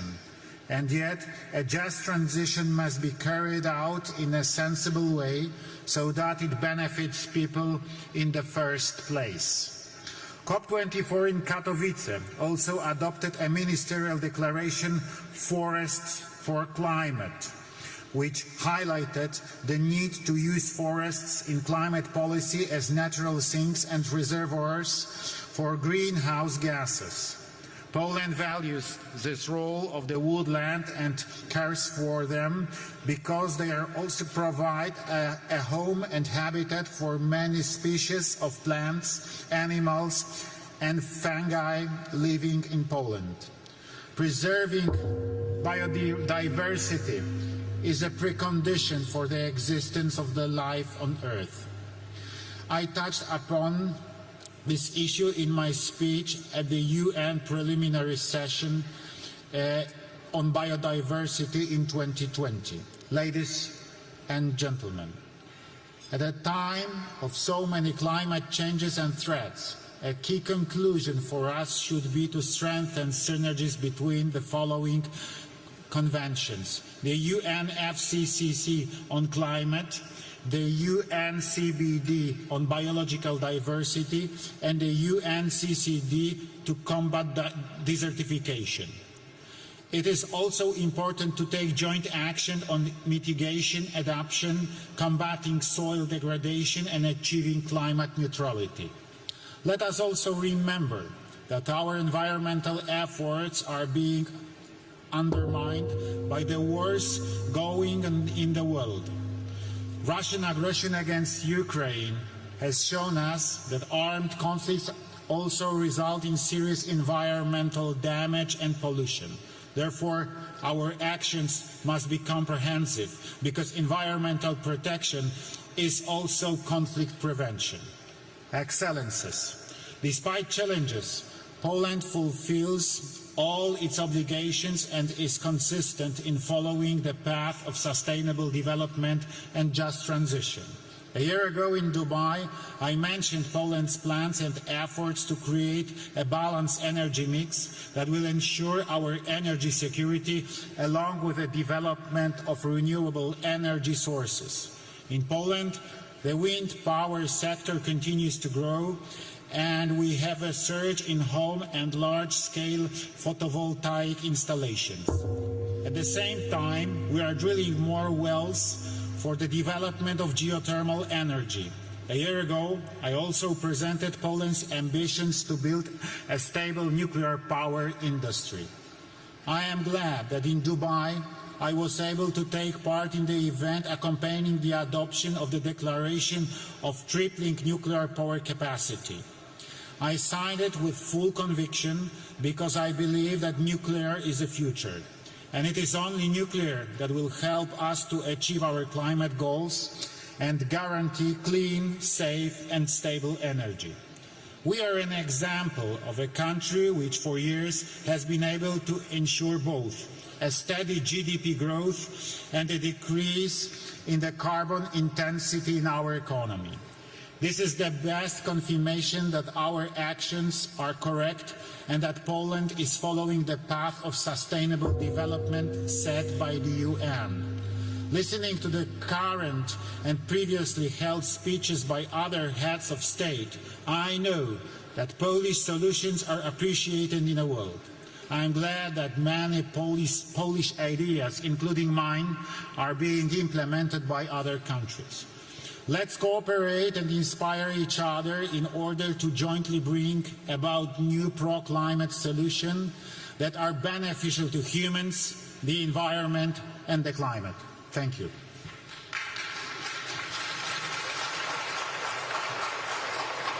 Thank you, Your Excellency. It is my pleasure to welcome His Excellency, Mr. Emomali Rahmon, President of Tajikistan. Your Excellency, you have the floor.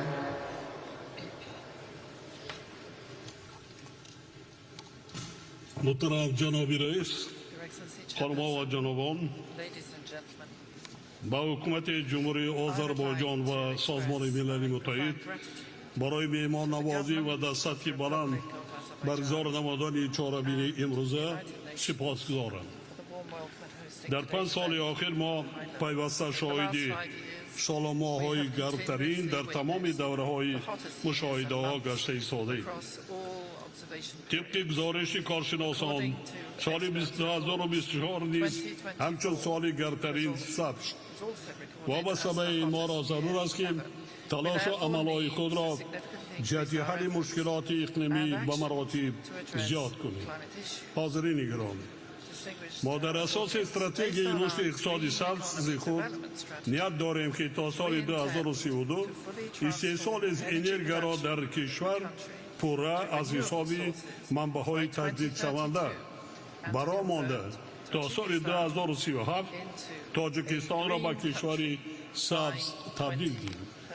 امروز علاقه 98% برق ما از حساب گیدروانرژتیکا یعنی انرژی سبز استحصال می شود و حصه تاجیکستان با کمترین نشانداد حجم پرتوهای گازهای گلخانه‌ای ما را در جهان در جای 130 قرار داده است.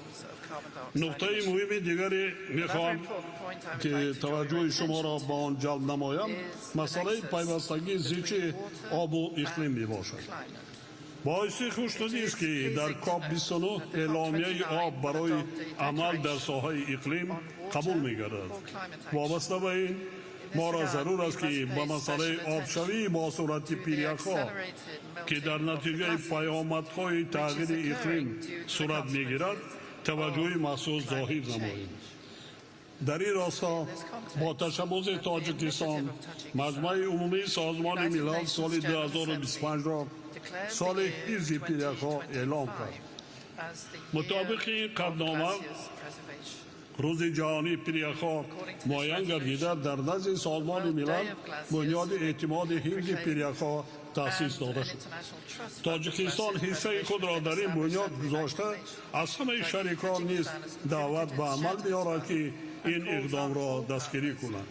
همچنین در اساس این قطعنامه ماه می سال آینده در دوشنبه گذرانیدن کنفرانس بین المللی سطحی بلند آید به حفظ پیریک‌ها به نظر گرفته شده است.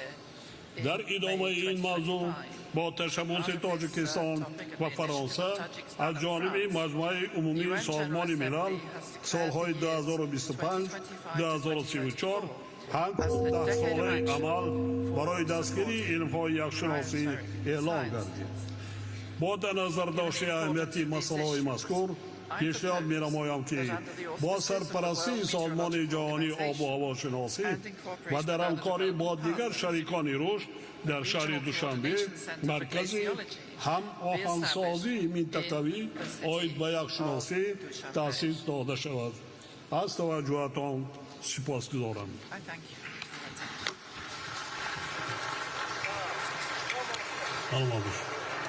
Thank you, Your Excellency.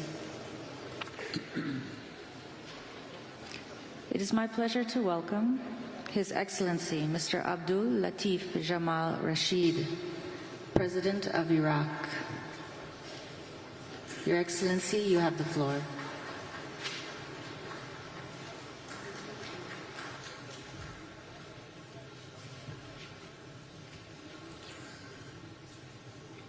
أصحاب السعادة والفخامة والسمو والمعالي السيدات والسادة السلام عليكم ورحمة الله وبركاته. نحن هنا للمشاركة في مؤتمر الأطراف 29 لاتفاقية المناخ التي تشمل موضوعا خطيرا ومهما يمسنا جميعا، وهذا نتقدم بخالص الشكر إلى جمهورية أذربيجان لاستضافتها لنا وعلى حفاوة الاستقبال وكرم الضيافة. بعد مضي أكثر من عام على قصف المستمر وأمام هذا العدد المتراكم من الضحايا المدنيين من النساء والأطفال، أدعو المجتمع الدولي كما دعونا مرارا إلى تحمل مسؤولياته في فرض وقف إطلاق النار وتقديم المعونة الإنسانية العاجلة للضحايا واعتراف بحق الشعب الفلسطيني في تقرير مصيره وإقامة دولته. نأمل أن نثمر مناقشات هذا المؤتمر عن مقررات تتناسب مع التحديات العالمية المتزايدة الناجمة عن تغيير المناخ والتي شاهدناها آثارها في الفيضانات التي اجتاحت منطقة كثيفة السكان في إسبانيا ومناطق أخرى في العالم، تسببت مع الأسف الشديد في سقوط ضحايا. نقدم لأهاليهم خالص تعازينا ومؤاساتنا. إن هذه التحديات تؤثر بشكل كبير على دول العالم وبالأخص الدول النامية، وتهدد أمنها المائي والغذائي والصحي والمجتمعي. إن تأثيرات التغيير المناخي باتت ملموسة في العراق، حيث نعاني من موجات حرارية قاسية وعواصف ترابية متصاعدة وتراجع كميات الأمطار، مما أدى إلى انحسار المسطحات المائية والمساحات الخضراء وزيادة الجفاف والتصحر وتدهور الأراضي الطبيعية والتنوع البيولوجي. بل إن هذه التغييرات المناخية أدت إلى نزوح مجتمعات تراثية تقليدية تاريخيا مثل سكان الأهوال جنوب العراق المدرجة على لائحة التراث العالمي، والتي تواجه تقاليدهم خطر الاندثار. كل ذلك بالرغم من أن مشاركة العراق التاريخية في انبعاثات الغازات دفيئة عالميا كسائر الدول النامية ضئيلة جدا. لذا يجب أن تكون العدالة المناخية في صميم مداولاتنا، وهي حق إنساني، ونحن مطالبون بذلك ليس فقط لشعوبنا الآن بل وللأجيال التي يأتون بعد، والتي يتوقف مستقبلها على قرارات التي نأخذها اليوم. إننا نتطلع إلى أن تؤدي هذه المفاوضات إلى خطوات ملموسة وآليات واضحة ومؤثرة، مثلا تفعيل صندوق الخسائر والأضرار الذي قرر تأسيسه في مؤتمر الأطراف 28 العام الماضي. ومن المبادئ التي نؤيد عليها مبدأ العدالة والإنصاف والمسؤوليات المشتركة تجاه التغيير المناخي. إن العراق باعتباره بلدا يعتمد اقتصاده بشكل كبير على وقود الأحفوري يتأثر من التغيير المناخي من جانب، ومن الإجراءات المتواجهة من جانب آخر.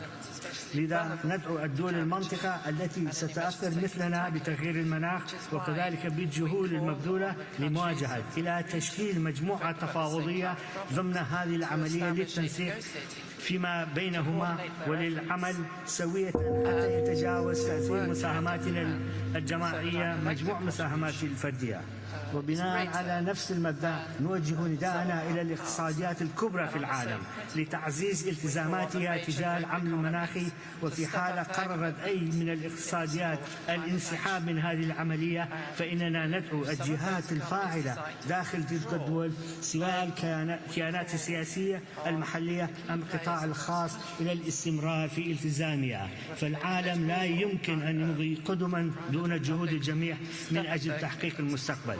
سيداتي والسادة، إن العراق يعمل على تنفيذ التزاماتها ضمن اتفاقية المناخ وما يليها من الوثائق الدولية، وعلى تخفيف مساهمته في الانبعاثات الغازية الدفيئة واكتساب مرونة للتكييف مع آثار التغييرات المناخية والتحول التأكيدي نحو الطاقة المتجددة.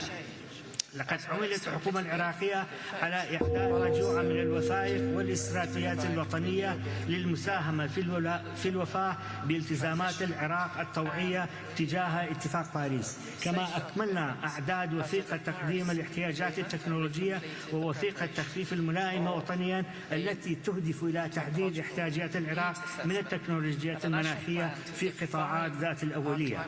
كما إننا على وشك الانتهاء من إعداد خطة الاستثمار المناخي التي تهدف إلى تمهيد مسارات عملية للقطاعين العام والخاص للوفاء بالالتزامات العراق المناخية من خلال جذب استثمارات محلية وأجنبية وتعبئة الموارد المالية لمواجهة تحديات التغيير المناخي والسير نحو مستقبل أكثر استدامة.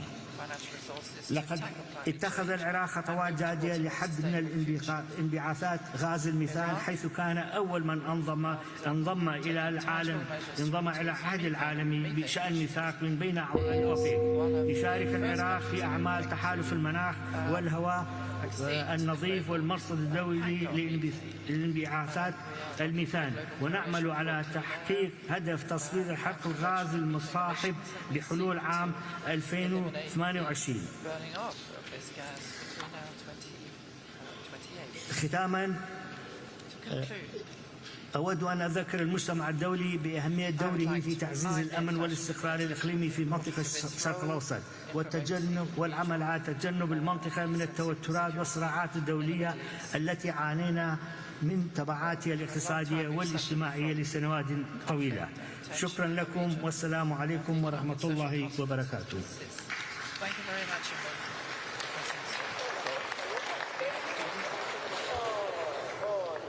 Thank you, Your Excellency. It is my pleasure to welcome His Excellency Mr. Sadir Zapora, President of Kyrgyzstan. Your Excellency, you have the floor. Урматтуу айымдар жана мырзалар, глобалдык климаттын өзгөрүшү тездеп бара жаткан шартта бүгүн биз Париж келишиминин максаттарына жетүү үчүн климаттык иш-чараларды координацияланган жеткиликтүү каржылоо маселесин талкуулап, бир пикирге келүүгө тийишпиз. Климаттык маселеде дүйнөдөгү бардык өлкөлөр бири-бирине кандай мамилелерде экенине карабай биригишибиз керек. Биз климаттын өзгөрүшүнө каршы чараларды каржылоо боюнча жаңы жамааттык максатты тез арада кабыл алууну колдойбуз жана өнүккөн өлкөлөрдө өнүгүп келе жаткан мамлекеттерге жардамды 2 триллион акч долларына чейин жеткирүүгө жана бул каражаттарды алуу жолдорун жеңилдетүүгө чакырабыз. Кыргызстан өз тарабынан климаттык жана туруктуу өнүгүү долбоорлоруна сырткы карызды алмаштыруу механизмин демилгеледи. Биз мамлекеттик тышкы карызды конкреттүү жашыл долбоорлорго алмаштыруу аркылуу реструктуризациялоону сунуштайбыз. Анын ичинде Кыргызстанда түзүлүп жаткан климаттык трасттык фондун механизмин пайдалануу менен экология жана туруктуу тоо өнүгүүсү тармагындагы долбоорлор каржыланат. Бул фонддун ишмердүүлүгүнө кызыктар өлкөлөрдү катышууга чакырам. Учурдан пайдаланып, Түркия менен Германияга ыраазычылыгымды билдирип кетким келет. Анткени ушул эки өлкө карыздарды жашыл долбоорлорго алмаштырууну чечишти. Урматтуу айымдар жана мырзалар, биздин өлкөдө энергияны кайра жаралуучу булактары боюнча ишке ашырылып жаткан долбоорлорду белгилеп кетким келет. Мисалы, коңшу өлкөлөр менен биргеликте аймактагы эң ири гидроэлектростанциялардын бири болгон Камбарата 1 ГЭСин куруу боюнча долбоору ишке ашырыла баштады. Климаттын өзгөрүшү шартында суу ресурстарын натыйжалуу жана сарамжалдуу пайдалануу маселелери өзгөчө актуалдуу болуп жатат. Ушуга байланыштуу өнүгүү боюнча өнөктөштөрүбүздү энергияны жана ресурстарды үнөмдөөчү технологияларды ишке киргизүү боюнча регионалдык борборду Бишкек шаарында түзүү демилгесин колдоого чакырам. Кымбаттуу катышуучулар, биз мөңгүлөрдүн эриши, алардын аянтынын кыскарышы, суунун азайышы, кургакчылык жана чөлгө айлануу сыяктуу көйгөйлөрдү байкап жатабыз. Тоолуу аймактардагы жана экосистемалардагы процесстерге байланыштуу тоолордо гана эмес, ошондой эле төмөнкү аймактарда жашаган адамдардын жашоосу дагы көз каранды экендигине сиздердин көңүлүңүздөрдү бургум келет. Региондогу суу ресурстары климаттын өзгөрүшүнө байланыштуу жылдан жылга азайып, суу энергетикалык жана азык-түлүк коопсуздугуна жана жалпы эле бардык өлкөлөрдүн социалдык экономикалык абалына терс таасирин тийгизүүдө. Тоолуу аймактарды туруктуу өнүктүрүү маселесинин маанилүүлүгүн эске алып, БУнун башкы ассамблеясы биздин демилгебиз менен 77-чи сессиясында тоолорду туруктуу өнүктүрүү резолюциясын кабыл алып, анын алкагында 2023-2027 жылдар тоо аймактарын өнүктүрүү боюнча аракеттердин 5 жылдыгы деп жарыялады. Бардыгыңыздарды тоолуу 5 жылдыктын жыйынтыгын чыгара турган 2027 жылы Кыргызстандагы Бишкек плюс 25 экинчи глобалдык тоо саммитине чакырам. Көңүл бурганыңыздар үчүн терең ыраазычылык билдирем.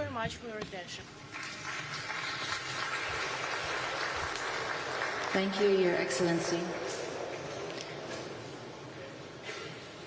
It is my pleasure to welcome His Excellency Mr. Denis Sassou Nguesso, President of Congo.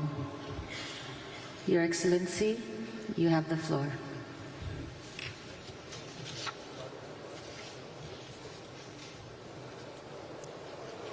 Mesdames et Messieurs les chefs d'État et de gouvernement, Monsieur le Secrétaire général des Nations Unies, Monsieur le Président de la COP29, Mesdames, Messieurs, permettez-moi d'adresser toutes mes félicitations à la République d'Azerbaïdjan à son président et à son gouvernement pour l'excellente organisation de la COP29. Je leur adresse mes plus sincères remerciements pour l'accueil chaleureux réservé à ma délégation et à moi-même. Mesdames et messieurs, la République du Congo, la plupart d'entre vous le savent, prend depuis près d'un demi-siècle toute sa part dans l'effort global de lutte contre le changement climatique et l'érosion de la biodiversité. Mon pays a en réalité placé les questions liées à la préservation de l'environnement au cœur de sa politique nationale et au centre de son engagement sur la scène internationale. Cette année, au mois de juillet, à Brazzaville, la capitale de mon pays, a abrité la première conférence internationale sur la forestation et le reboisement. Liant l'intention à l'acte, afin de consolider le rôle essentiel des forêts dans la régulation du climat et pérenniser l'initiative d'un reboisement planétaire général. Le Congo vient de soumettre à l'Assemblée générale des Nations unies l'adoption d'une résolution sur la décennie mondiale de la forestation et du reboisement. Par ailleurs, conjointement avec le groupe de pays forestiers africains, dit du C15, la République du Congo porte aujourd'hui ce que l'on pourrait appeler une initiative de justice climatique, une démarche qui vise à inclure le capital naturel brut des pays dans le calcul du PIB de leurs États. Mesdames et messieurs, en 2015, nous avions tous placé nos espoirs dans l'accord de Paris, car cet accord qui est fondé sur le principe de la justice climatique et de la transition juste établit clairement le cadre mondial de la lutte contre le changement climatique pour la stabilisation du réchauffement global à moins de 1,5 degré Celsius. Nous constatons avec regret que les financements mobilisés depuis 2015 ne sont pas à la hauteur de nos attentes et ne correspondent nullement à nos engagements. Nous nous préoccupons particulièrement du financement climatique, à propos duquel force est de constater que l'engagement des 100 milliards de dollars en 2009 pour la période 2010 et 2020 n'a été atteint qu'en 2022. Le nouvel objectif collectif quantifié pour le financement climatique devra s'appuyer sur des données scientifiques qui tiennent compte de l'impact et des besoins des pays en développement pour y faire face. On sait que ces besoins s'élèvent désormais à plus de 1 000 $. Notre souhait le plus ardent est que le montant de ce nouvel objectif soit fixé et défini dans une perspective de justice climatique et de transition juste. Cet objectif doit permettre à nos pays de réduire le fardeau de la dette plutôt que de l'aggraver. Enfin, ce nouvel objectif doit couvrir l'atténuation et l'adaptation de manière équilibrée. Pour ce faire, Des efforts substantiels devraient également être fournis pour que les pertes et dommages soient pris en compte, car il nous faut disposer de moyens substantiels pour faire face aux événements extrêmes et pour parer à toute autre éventualité. C'est ici le lieu de saluer ce pas encourageant qu'est l'adoption ici, à Bakou, du point 4 de l'article 6 de l'accord de Paris. Nous pensons objectivement que cet outil de l'accord de Paris, qui permet le transfert de crédits carbone entre pays à faible émission de gaz à effet de serre et pays émetteurs, ouvrira la voie à une coopération interétatique, internationale et structurante en faveur du développement durable, de la résilience et de la diversification économique dans les pays en développement. Mesdames et messieurs, la transition écologique que nous appelons tous de nos vœux ne pourra pas s'opérer sans que ne soient mis en œuvre des mécanismes financiers innovants, des mécanismes devant nous ouvrir de nouvelles perspectives de développement axées sur la résilience, sur la durabilité, sur la neutralité carbone. Ce challenge est le nôtre ici et maintenant. Je vous remercie.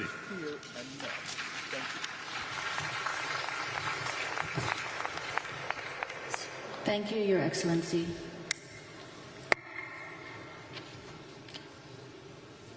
It is my pleasure to welcome His Excellency Mr. Alexander Lukashenko, President of Belarus. Your Excellency, you have the floor.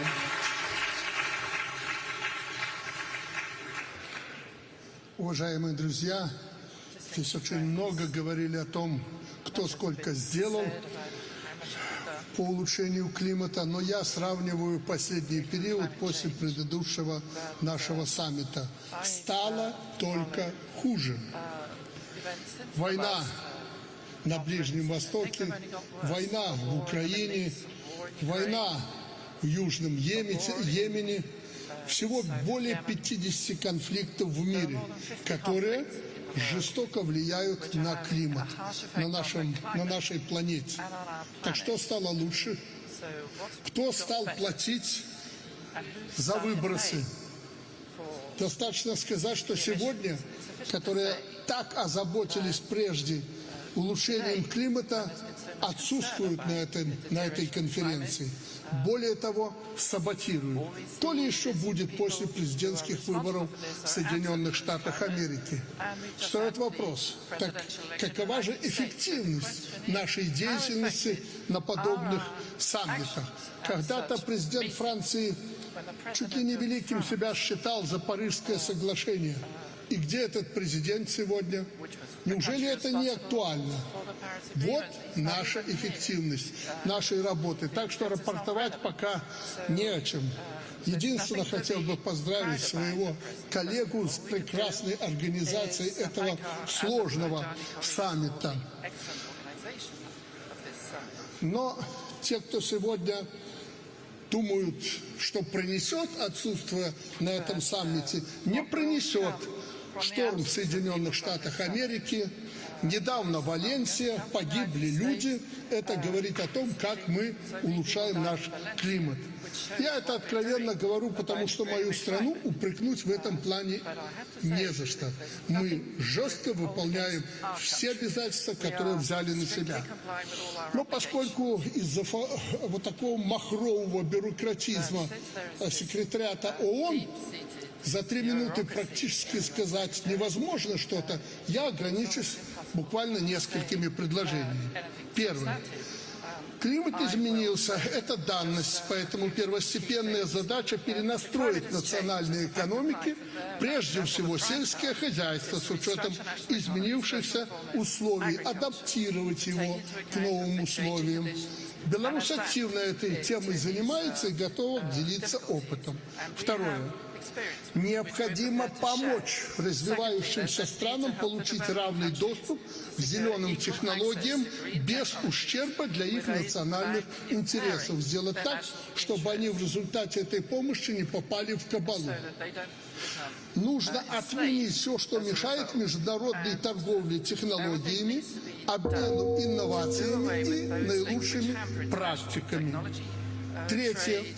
Мы сегодня уже столкнулись с ситуацией, когда новая продукция, позиционируется как более экологически безопасная альтернатива, но в то же время наносит не меньший вред.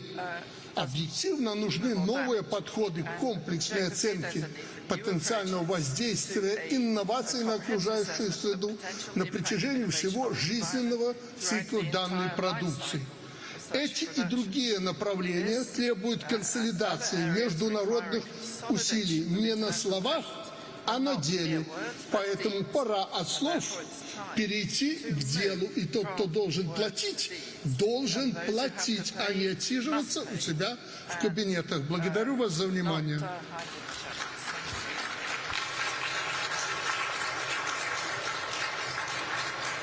Thank you, Your Excellency.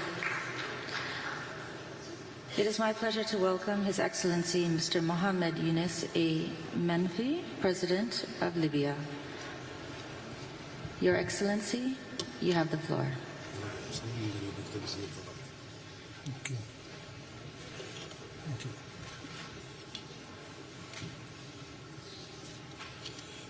بسم الله الرحمن الرحيم. السيدة الرئيسة، السيدات والسادة، نتوجه بالشكر إلى فخامة الرئيس إلهام علييف وإلى حكومة وشعب أذربيجان على هذه الاستضافة الكريمة. لقد أصبحنا ندرك ليس من خلال التنبؤات بل من خلال المعايشة لشدة وتكرار وتوسع انتشار الكوارث الطبيعية أن تغير المناخ له آثار مدمرة على كوكب الأرض. في ظل ذلك لازلنا نرى أن هناك من يشعل الحروب ويوسع مداها ليضاعف الأضرار والخسائر على الأرض والبشر بدل الانشغال الجماعي في مقاومة أخطار التغير المناخي. وهنا نشيد بنداء الهدنة كوب 29 للحد من الانبعاثات من الأنشطة العسكرية، وندعو الرئاسة إلى تكرار إصدار مثل هذا النداء في أكثر من موعد ومناسبة لتعزيز فرص السلام العالمي.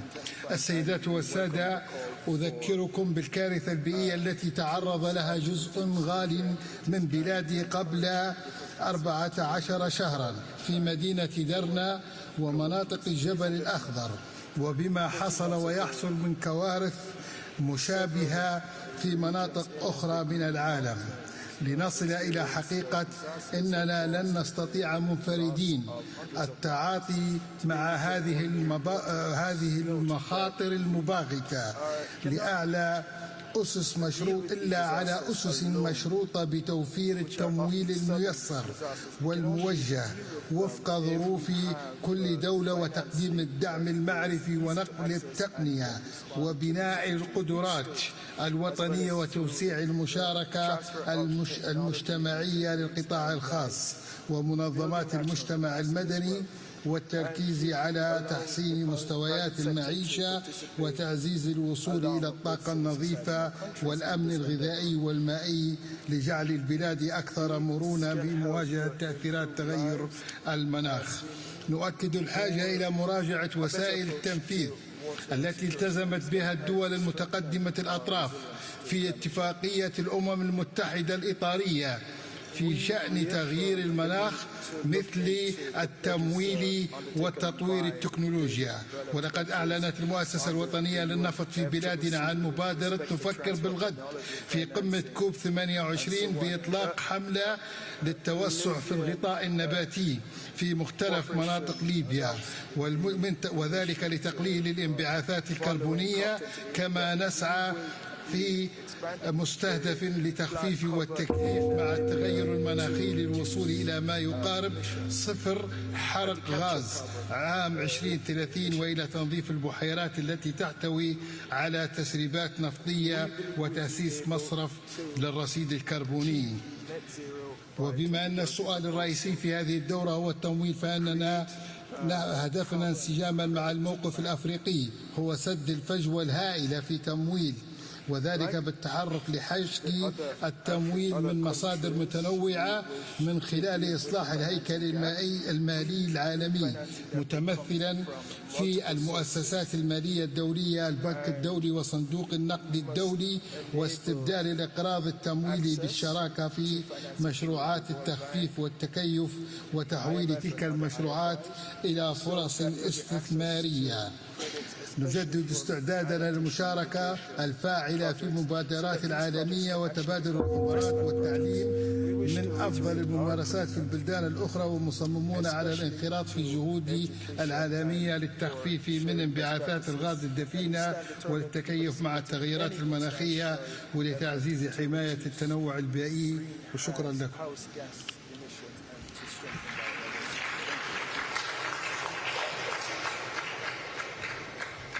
Thank you, Your Excellency.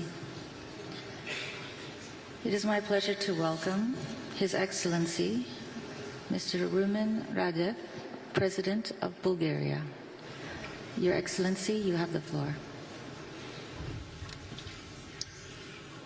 Excellencies, let me first express my gratitude to our host, the Republic of Azerbaijan, and the Presidency of the Conference for organizing this significant event in times of political, security and climate challenges all around the world.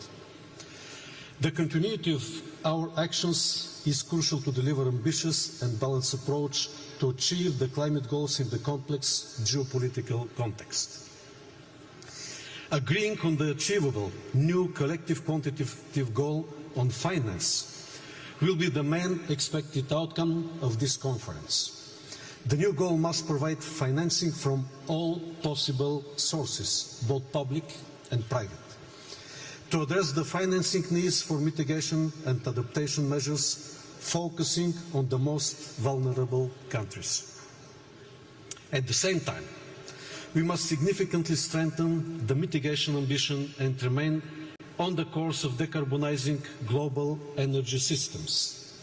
This can only happen if we embrace all available technologies, significantly improve energy efficiency, upgrade energy infrastructure and ensure that energy security remains of utmost importance. Bulgaria is committed to not only be a part of regional energy cooperation initiatives across Central and Eastern Europe, the Balkans and the Black Sea region, but also beyond, by strengthening the links between the European Union and non-EU countries who share our priorities on climate neutrality, just energy transition, energy security and low-carbon technological innovation. As no region is spared from deadly and costly climate-related disasters, all parties should undertake greater efforts to integrate climate change adaptation and resilience into all policies and strategies. We call for continuing support for climate science and education. Bulgaria proudly hosted the IPCC session this summer. Science holds the key not just to reducing our carbon footprint, but also to improving human lives in an age of climbing instability. Finally, let me conclude by reiterating Bulgaria's commitment to climate policy goals. We stand with all countries willing to strengthen climate diplomacy and regional cooperation, as only together we can achieve a better and resilient future for us and for the future generations. Thank you.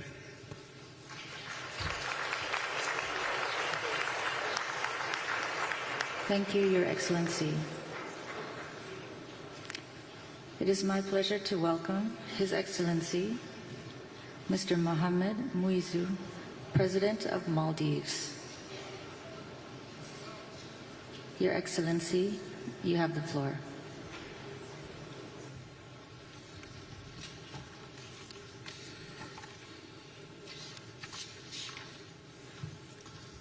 Bismillahirrahmanirrahim.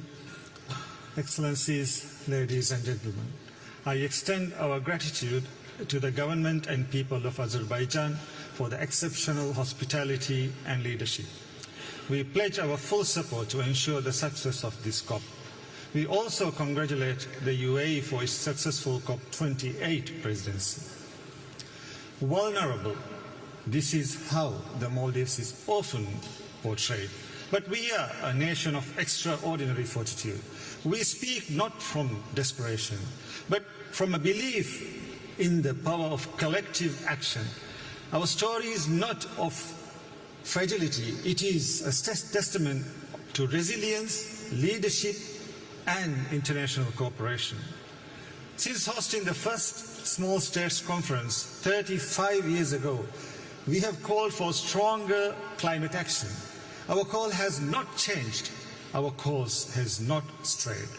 Because for us, the environment and the ocean are more than resources. They are our cultural identity. Their protection remains our sacred duty. At COP28, I shared my vision for a climate-resilient Maldives. Despite formidable challenges, we are now seeing the dawn of hope.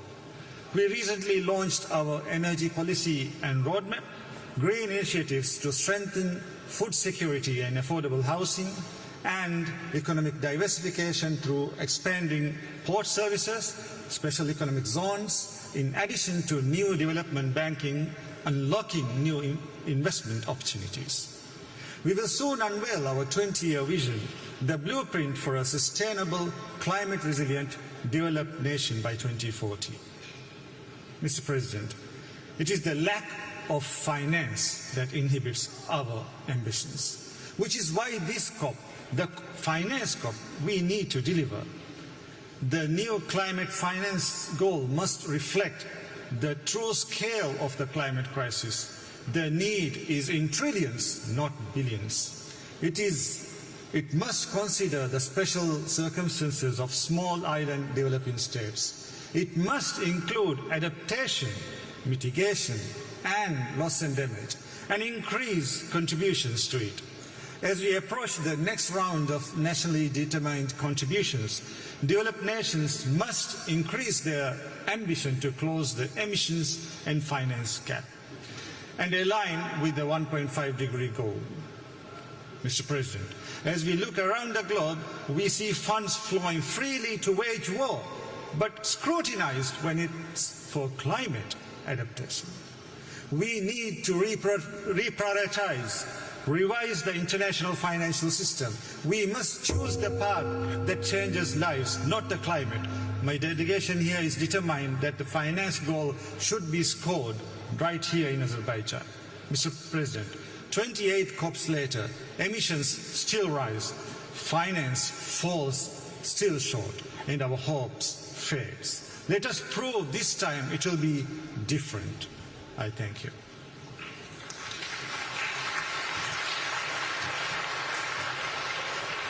Thank you, Your Excellency. It is my pleasure to welcome His Excellency, Mr. Faure Essozimna Nyasingbe, President of Togo.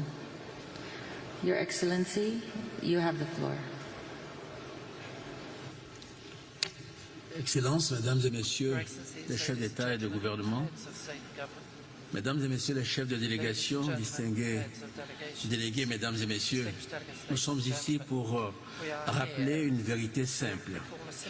Les promesses climatiques non tenues ne suffisent plus. Chaque année, l'urgence s'accentue. Chaque année, l'inaction nous rapproche des points de non-retour. Il est temps que nos actions reflètent l'ampleur de l'urgence. Pour nous amener dans cette direction, je voudrais faire deux observations. La première, c'est qu'il faut une véritable justice climatique, c'est-à-dire une responsabilité partagée mais différenciée entre les pays. L'Afrique paie le prix fort de la crise climatique. Nous contribuons peu aux émissions globales, mais nous en subissons néanmoins les impacts les plus sévères. Ce sont nos écosystèmes, notre sécurité alimentaire et nos économies qui sont en première ligne de cette crise. Notre besoin de justice climatique ne peut plus être ignoré. En tant que dirigeants, notre responsabilité à chacun est d'aller au-delà des promesses et d'agir concrètement. Le Togo est prêt à faire sa part. Nous avons fait de la durabilité un pilier de notre développement avec des programmes de reforestation, de protection côtière contre l'érosion et une transition énergétique axée sur les énergies renouvelables. Mais nous n'allons pas seuls inverser la tendance mondiale. C'est la justice climatique qui doit être la boussole de toutes nos discussions ici. Elle demande à ce que des fonds de soutien conséquents soient déployés pour protéger nos populations et notre biodiversité. Elle exige aussi que les grands émetteurs reconnaissent enfin explicitement ce principe de justice climatique dans les accords internationaux. Mon second point, c'est qu'il faut des solutions sur mesure aux défis climatiques africains. Il y a des spécificités africaines à la crise climatique. En plus du fardeau disproportionné, les profils de risques climatiques de nos pays sont souvent différents de ceux observés ailleurs. Il faut aussi reconnaître que l'adaptation climatique présente des défis uniques pour des économies en développement et des sociétés largement rurales. Ces défis spécifiques appellent des réponses spécifiques. Il nous faut des solutions adaptées aux réalités africaines, mais aussi des mécanismes adaptés pour atteindre ces solutions. Nous ne pouvons pas nous contenter de discussions génériques ni de solutions standardisées. Cela signifie financer la régénération écologique de nos littoraux et développer des infrastructures rurales résilientes. Cela implique aussi des modes de financement flexibles et accessibles dédiés aux pays vulnérables. Enfin, il faut veiller à ce que ces investissements se fassent de manière cohérente avec nos autres besoins et engagements. J'en appelle donc à une solidarité climatique authentique où les engagements financiers sont tenus et renforcés. Nos solutions pour le climat doivent être pensées comme des investissements dans notre avenir collectif, pas comme des aides temporaires. Je vous remercie.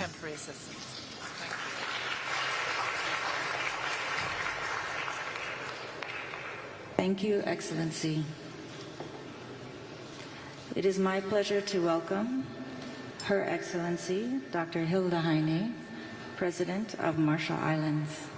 Your Excellency, you have the floor.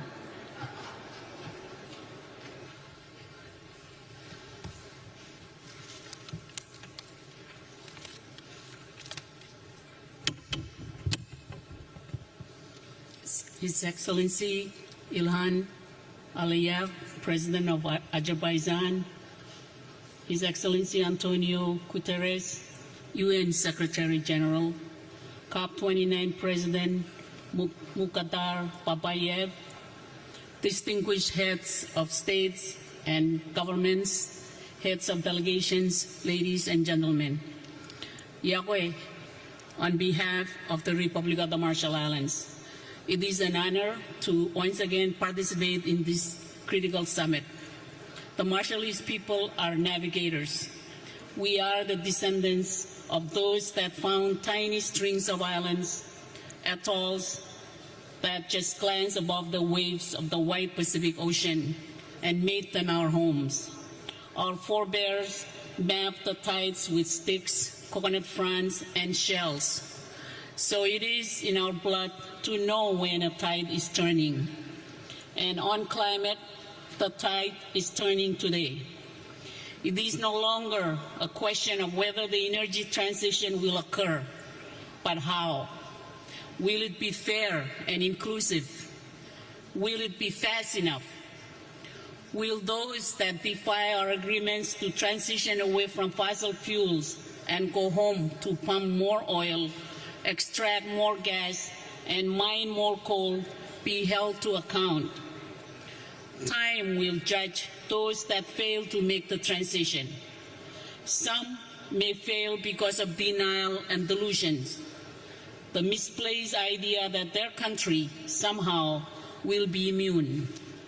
The fallacy that their short-term interests are worth the destruction on their doorstep and that they will escape without blame.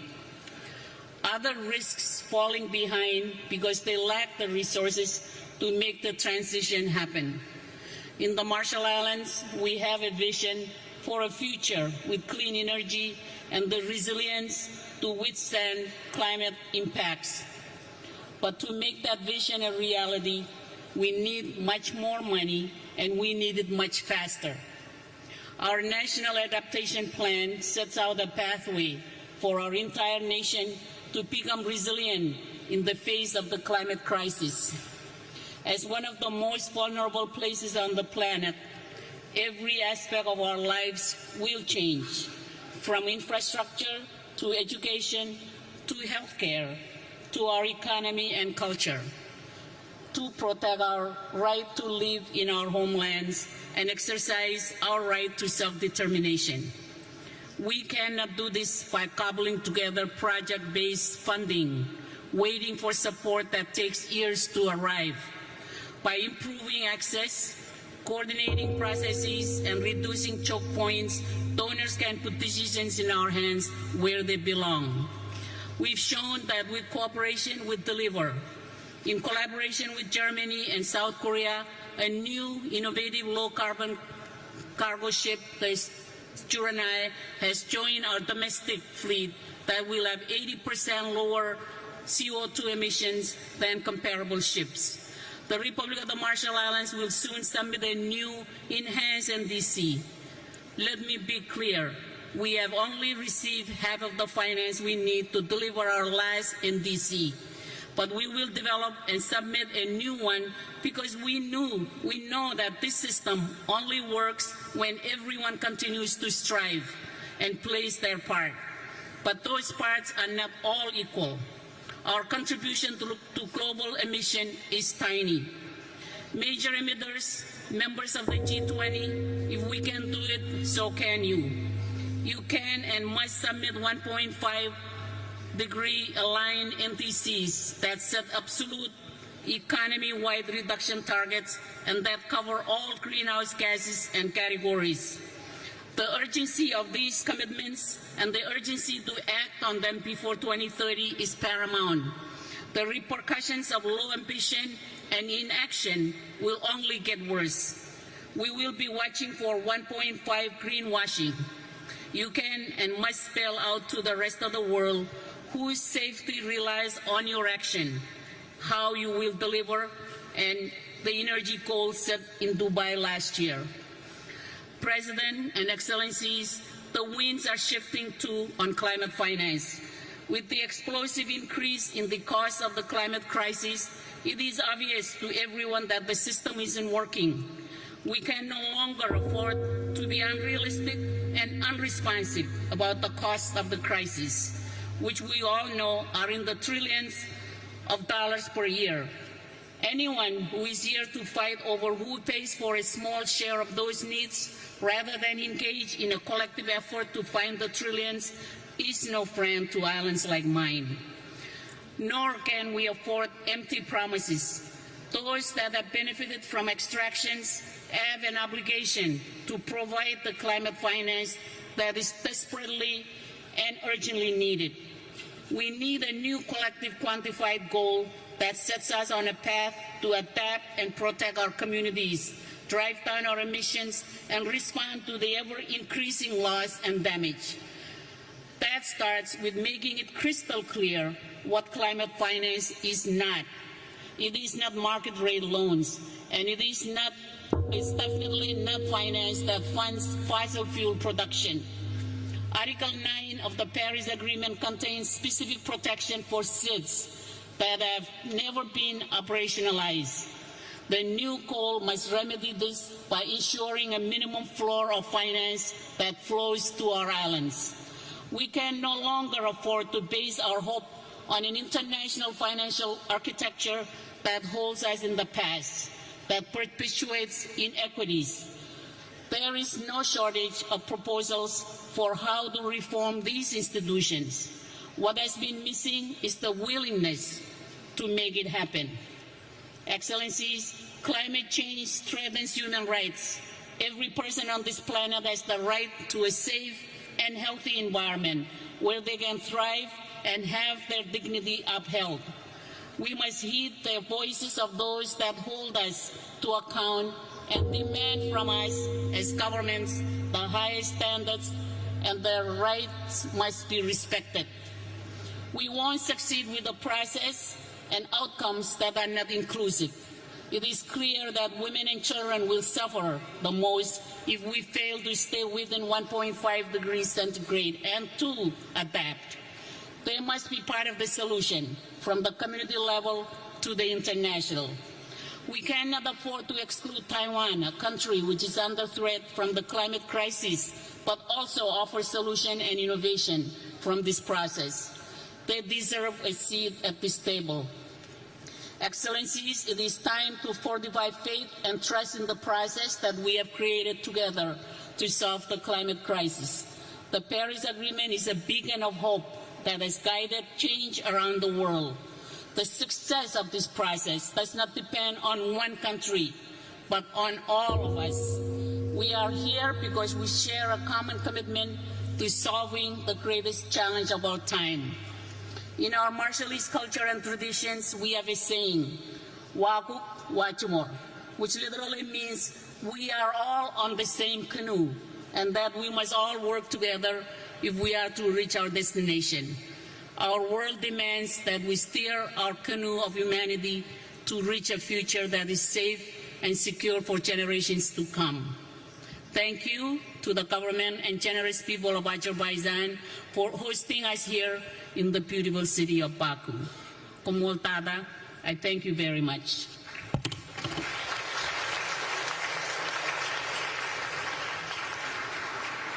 Thank you, Your Excellency. It is my pleasure to welcome His Excellency Mr. Nikos Christodoulidis, President of Cyprus. Your Excellency, you have the floor. Excellencies, at the outset, I would like to extend my gratitude to the government of Azerbaijan for hosting COP29. Today, the world's attention is focused on our deliberations here in Baku, as the outcomes of this conference are critical to our shared commitment to securing a sustainable future for our planet. Dear friends, I address you today with feelings of honor, but also of great concern. We stand at a critical juncture as the impacts of climate change are intensifying with alarming speed. In the Mediterranean region, we are witnessing a rise in extreme weather events, raging wildfires, severe and prolonged droughts, extreme heats, sea level rise and catastrophic, deadly flooding, as we very recently saw happening in Spain. Speaking also from my own country experience, these extreme weather events are impacting our ecosystem, our economies, including agriculture and tourism, our communities, and the quality of life of our people. They act as a stark warning and also are highlighting the urgent need for decisive, coordinated action. We need immediate, targeted responses at both the national and regional levels. My country has taken proactive steps by implementing a national adaptation strategy since 2017. We are currently updating this strategy in order to strengthen our capacity to manage complex and interlinked climate risk. Despite our small carbon footprint, Cyprus is committed to contributing to global emissions reduction. Within the European Union framework, we submitted an enhanced nationally determined contribution in 2020, pledging to reduce greenhouse gas emissions by at least 55% by 2020 compared to the 1990 levels, and the European Union as a whole remains resolute in its legally binding commitment to achieve net zero emissions by 2050. At regional level, my country recently relaunched the Eastern Mediterranean and Middle East Climate Change Initiative, aiming to develop synergies to mitigate the impact of climate change with focus on cross-border projects. Dear friends, it is crystal clear that government action alone is not enough.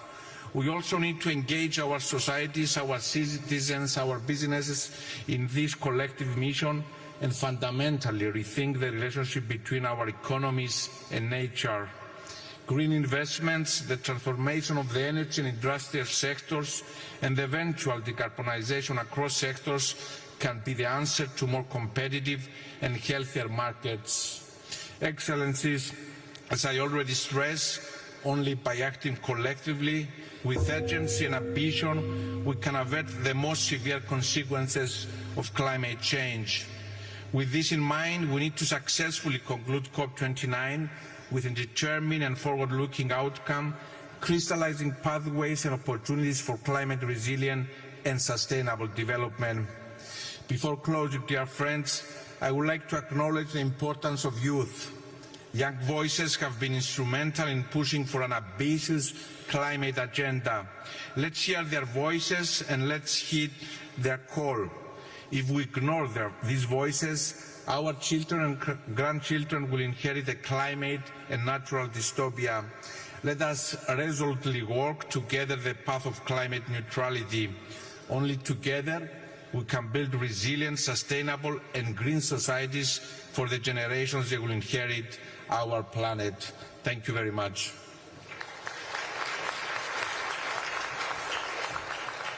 Thank you, Your Excellency. It is my pleasure to welcome His Excellency Mr. Peter Pellegrini, President of Slovakia. Your Excellency, you have the floor.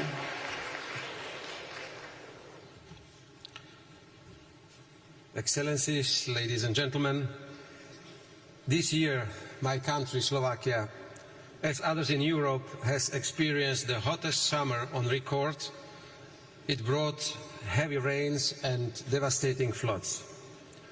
The greenhouse gas concentrations are the highest in the humankind.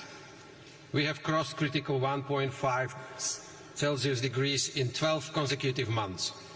And this gives us a real taste of what the planet can become. Climate change accelerates, so it's the detrimental effects on our planet. Longer we wait, more we can lose in terms of lives, ecosystems and economies. Esteemed colleagues, in face of climate change danger, every single country is too small. True commitment of all to multilateralism is badly needed. Let us ask, can we succeed without all the biggest economies and polluters stepping up? Developing countries need our solidarity. Can they succeed if our approach to financing and its contributors remain the same? Everyone needs to speed up. My country does. We cut our emissions by almost 50% since 1990. In the energy sector, we shut down our last coal mine in 2023 and remaining 2 coal power plants recently. It's a big step towards full phase-out of coal from our power generation. At this COP, Slovakia joins the call to action for no new coal. Soon, my country's electricity will come from low-emission sources by 90%, mainly nuclear and renewables. We will also become its net exporter, and already we help Ukraine, which lacks electricity due to Russian aggression. For Slovakia, the second largest producer in Europe, nuclear is crucial on path towards neutrality. In innovations, we want to go beyond small modular reactors. Only around 40% of nuclear fuel we can turn into energy in current large-scale reactors. We want to become leader in multiple reuse of this spent fuel. This could be a real breakthrough in energy security or costly nuclear waste storage. We could secure enough energy for many generations to come. Till the end of this decade, my country plans to reduce emissions at least by 55%. To achieve it, we will invest 14 billion euro to decarbonize sectors, increase renewables, and to advance our resilience. I am an advocate of the rational choice that do not harm the working people, the most vulnerable, our competitiveness and prosperity. If we lose trust of our citizens as politicians, we cannot succeed. Slovakia pledged to contribute 2.2 million euro to the Green Climate Fund by 2027. Our climate finance grow. It helps our developing partners to build their cleaner future and their resilience to climate adversity. Colleagues, I wish this COP and its presidency a progress towards meaningful climate action in line with the global stocktake along all standards of the Paris Agreement for sustainable well-being of and at our planet. Thank you very much.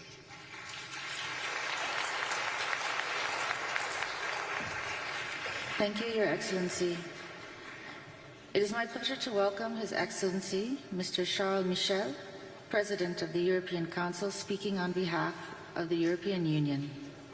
Your Excellency, you have the floor.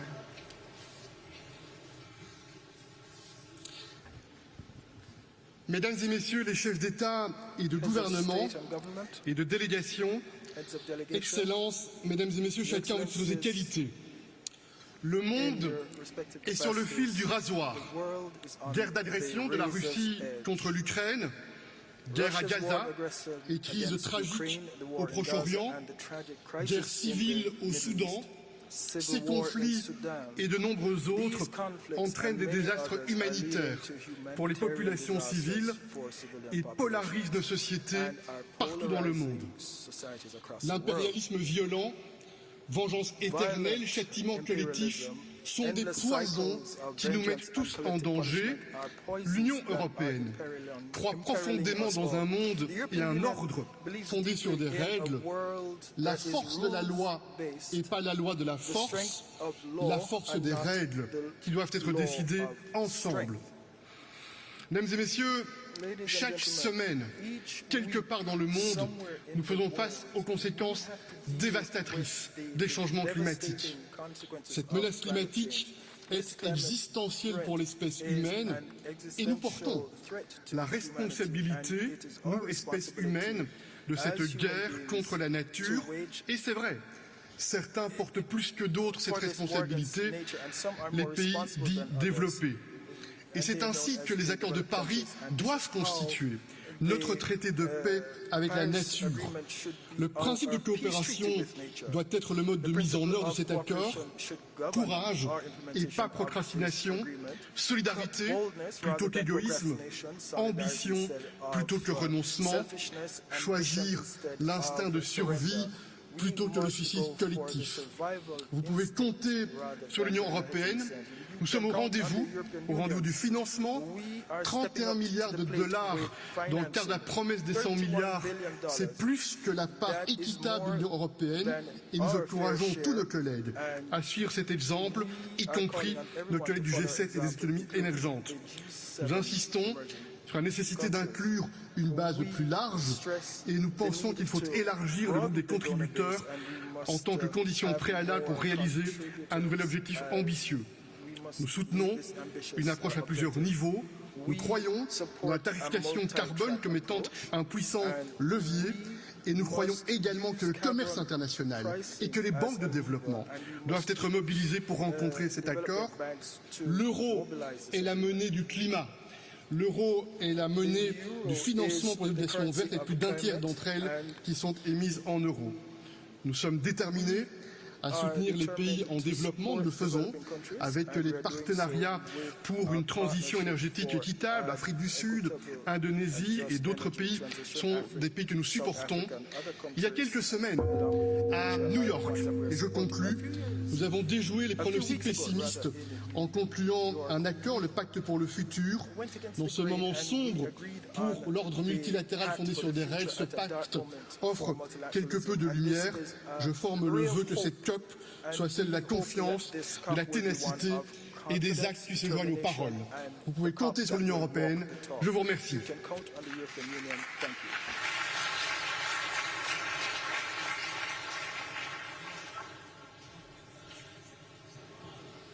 It is my pleasure to welcome Her Excellency Ms. Gordana Sliunaska Daskova, President of North Macedonia.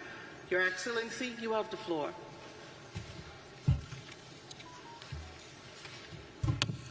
Mr. President, Excellencies, ladies and gentlemen, let me thank the Republic of Azerbaijan and President Aliyev for hosting, in my opinion, this urgent conference. We have gathered at COP29 in the midst of a war. The good news is, some would say, that the aggressor is already suffering heavy losses and will most probably lose the war. The bad news is that the aggressor is humankind itself, with its unsustainable production systems and consumer habits. Unless we hold global warming below 1.5 degrees by 2050, instead of sustainability and growth, we will have to think about habitability and survival. In this war against nature, it is the innocent, the children, the vulnerable populations and small developing nations who often suffer most. Situated in one of the most climate vulnerable regions in the world, the Mediterranean, we must adapt our security, defense, energy, health, tourism, water, educational and other systems to this multidimensional challenge, making them inclusive to women, children and youth. We have endorsed the declarations on enhanced action in tourism and on water for climate action. In addition, I have appointed a climate expert in my National Security Council, and we have joined the group of friends on climate and security. Our goal is to accelerate the transition to a low-carbon economy across all sectors, including energy, transport, industry and agriculture. To achieve green growth, we will invest in green jobs, in reskill workers, moving away from carbon-based energy production. Sustainable energy transition must be environmentally and socially just. We adopted a long climate action. We will introduce a legal framework for monitoring, reporting, verification and accreditation. In parallel, we will adopt a revised law on energy and a new law on renewables. These laws support the implementation of the challenging green agenda and sustainable connectivity cluster in EU membership negotiations, requiring €3.1 billion for renewable energy and energy efficiency. The Economic and Investment Plan and the Green Agenda for the Western Balkans provide funding for this. Regardless of progress in the EU accession process, countries should have ongoing access to climate action funds before membership. Esteemed Excellencies, natural contract, as Michel Serra would say, to stop treating nature as adversary and start treating it as partner. The Paris Agreement, the SDGs are the blueprint of that peace agreement, of that natural contract. Let's implement them in the line with the principle Pacta sunt servanda.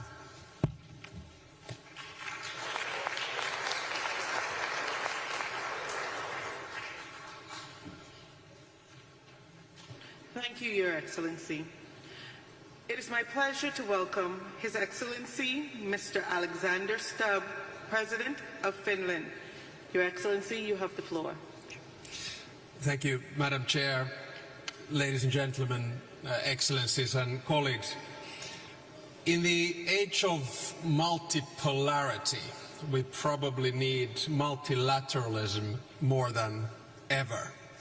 And I guess climate change is a litmus test for multilateralism. And the reason for that is quite simple. If we fail this test, efforts to address any kind of global challenges, say sustainable development, technology or demography, will all be in vain.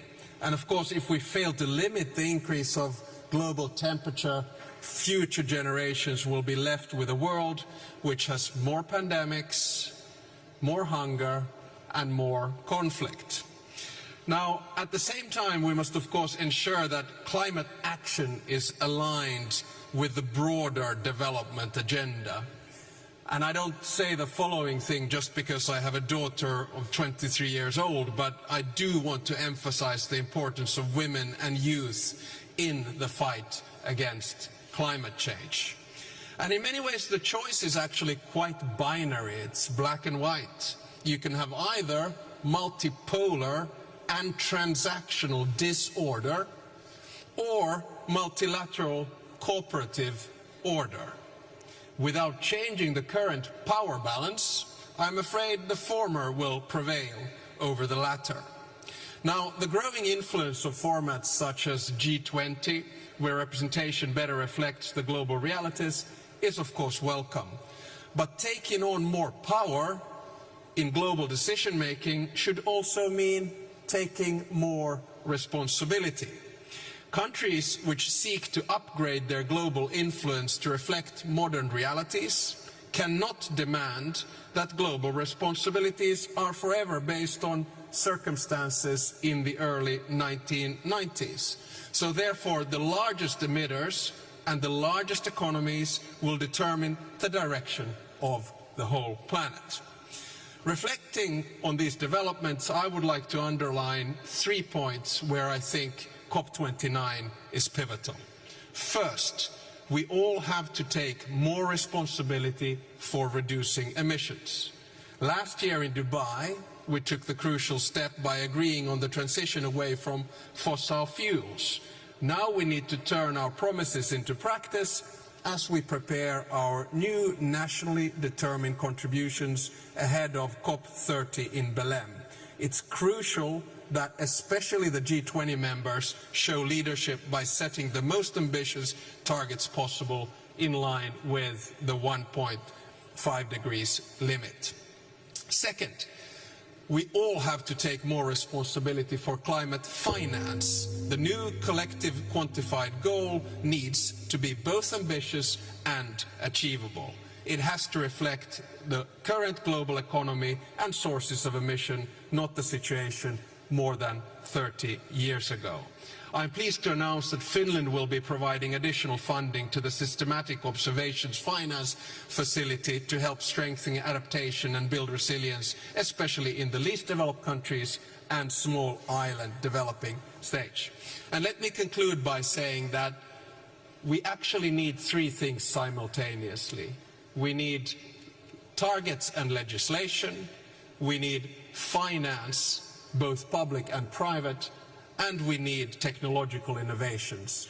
And the bottom line is that we need all 3 of them together. We cannot regulate ourselves out of this crisis, we cannot pay ourselves out of this crisis, but we can innovate ourselves from this crisis. Here in Baku, I'm really looking forward to explore all of these things achieved together. And whenever in the future I hear that gong, I shall take it as a symbol for the urgency we have to fight climate change. Thank you very much.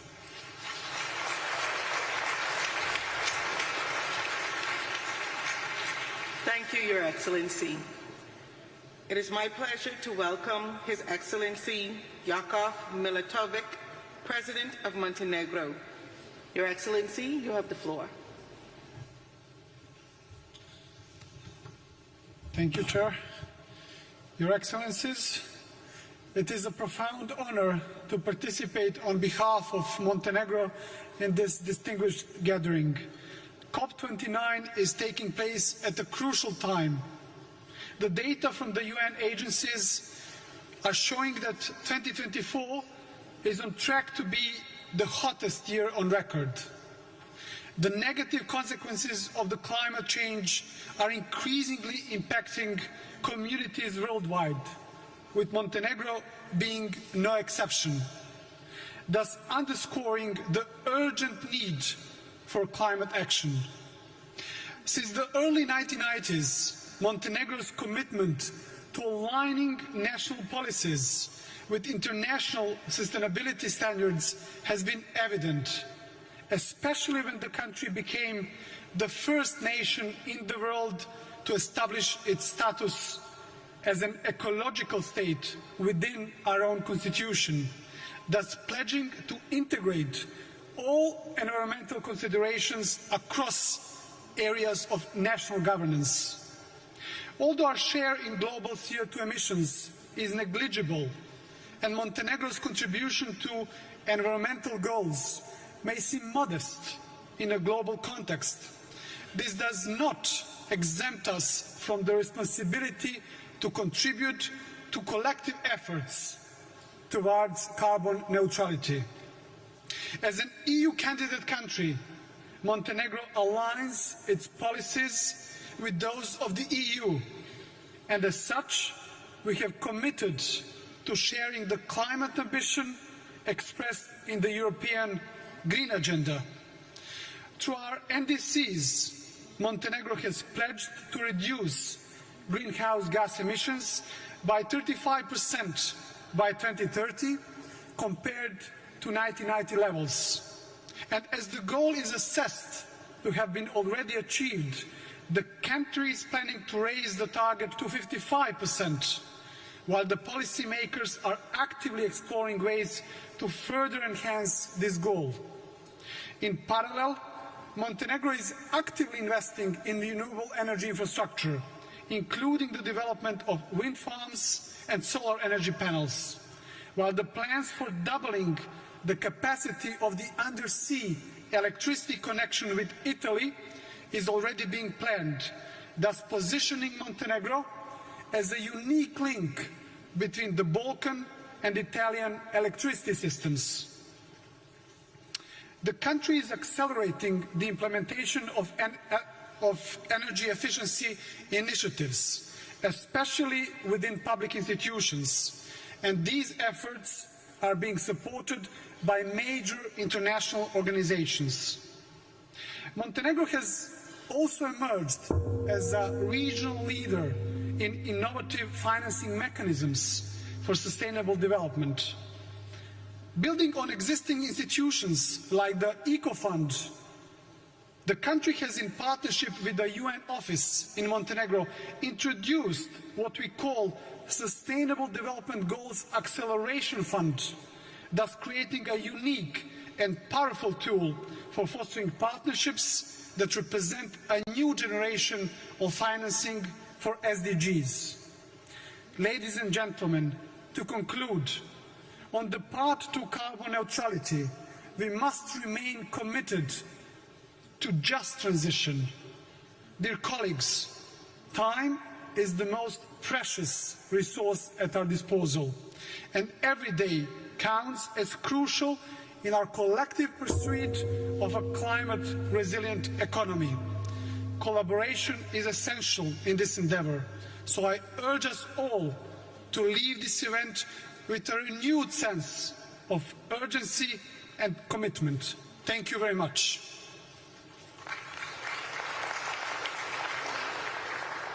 Thank you, Your Excellency. It is my pleasure to welcome His Excellency Mr. Ramchandra Paldel, President of Nepal. Your Excellency, you have the floor.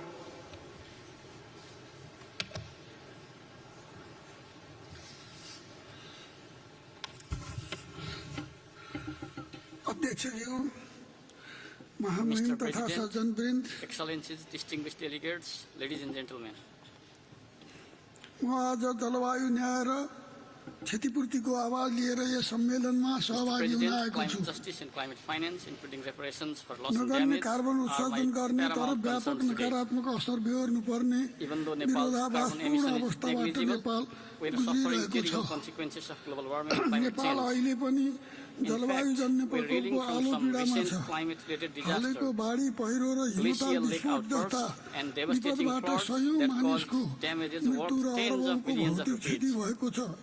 जसको The पुनर्लाभ scale raw of पुनर्स्थापन destruction अझ is so भइसकेको immense छैन। that recovery and reconstruction present a severe जलवायु challenge परिवर्तनको given our मारबाट limited पृथ्वी नै resources and सङ्कटमा त capacity. छ, तर Climate change has विशेष गरी affected the गरिब whole planet, अल्पविकसित but its impacts विकासशील have तथा been especially Sana severe in टापु poor, मुलुकहरू least developed, यसको developing nations पीडाबाट and बढी states. प्रभावित छन्।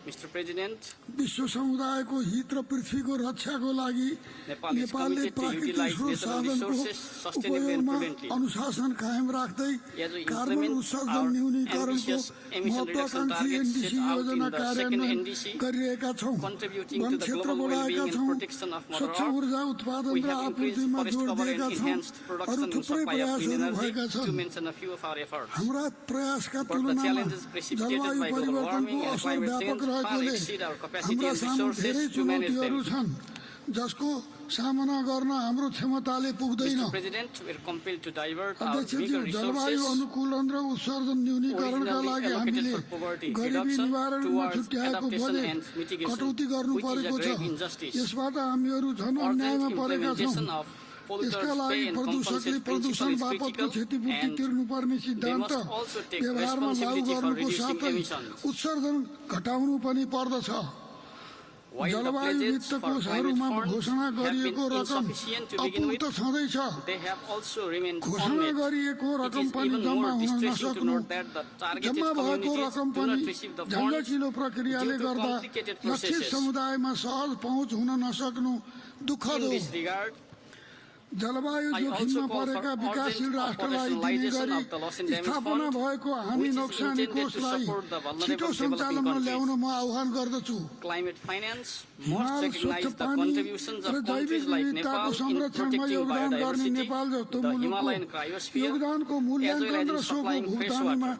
जोड These दिन nations चाहन्छु। must also be adequately compensated Paris for सम्झौताको बाध्यकारी climate-related loss व्यवस्था and र damage. विकसित राष्ट्रको प्रतिबद्धता अनुरूप I also प्रविधि call for हस्तान्तरण technology र transfer क्षमता and विकासमा adequate capacity building यथेष्ट grants अनुदान in रकम accordance with प्रदान the Paris Agreement गरिनुपर्दछ। and the commitment of developed जलवायु countries. वित्तबाट सञ्चालन Climate हुने finance कार्यक्रम must be provided in the अनुदानका form of रूपमा grants, राज्य and कोष मार्फत this should be सञ्चालन disbursed गर्न through आवश्यक national छ। treasuries to ensure अध्यक्षज्यू, effectiveness. Mr. गोला President, बारुदमा खर्च भइरहेको the vast ठुलो स्रोत resources साधन spent for the arms जलवायु should परिवर्तनका instead be नकारात्मक redirected असर for न्यूनीकरण adaptation and गर्दै mitigation efforts Manav to protect सभ्यताको human बचाउमा उपयोग civilization गर्नुपर्दछ। and bequeath a habitable जलवायु planet न्याय, to future Samta raw generations. क्षमताका आधारमा जलवायु वित्तमा I hope this conference Naveen will make साझा concrete progress परिणामात्मक towards लक्ष्य setting out a clear and निर्धारण गर्न र security based on the पृथ्वीको principle of climate औसत justice, तापक्रम वृद्धिलाई equity and capacity 1.5% towards limiting global warming to 5 degree 1.5 degrees सेल्सियसमा and towards सीमित ensuring राख्न तथा climate justice and sustainable हिमाली एवं development of अल्पविकसित least developed मुलुकहरूलाई and Himalayan nations. जलवायु न्याय As the snow-capped एवं दिगो white mountains turn विकास into black सुनिश्चित rocks, गर्न the सम्मेलनले world ठोस needs to प्रतिबद्धता गर्नेछ भन्ने recognize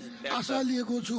the effects are not limited to पर्वतीय the मुलुक कास्यता mountainous हिमाल nations, काला पहाडमा परिणत but हुने also क्रमले extend ती मुलुकमा to the मात्र coastal होइन ones. तल्लो तटीय मुलुकहरूलाई सङ्कटमा पुर्याउँछ भन्ने विश्वले Therefore, बिर्सनुहुन्न। it is high time यसका लागि we हिमालदेखि formulate and समुद्रको implement integrated and सम्मको holistic एकीकृत र adaptation strategies समष्टिगत अनुकूलन that link अवधारणालाई mountains to the sea. औपचारिक संवादको विषय Nepal is बनाउन प्रस्ताव organizing गर्दछु।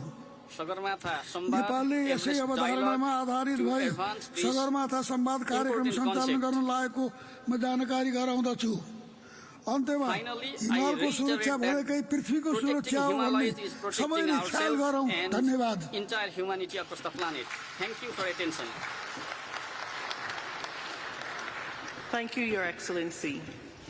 It is my pleasure to welcome His Excellency Mr. Chandrika Prasad Santokhi, President of Suriname. His Excellency, you have the floor. Thank you, Madam President. Good afternoon. As President, I'm here today to inform the COP that my country, Suriname, a member of CARICOM, a carbon-negative nation, rich in natural resources, is on a path of sustainable green development strategy and is a determined advocate in the fight against climate change. Our vast forests, still covering 93% of our territory, act as a vital carbon sink, absorbing more carbon dioxide than our economy emits, and we are committed to stay carbon negative.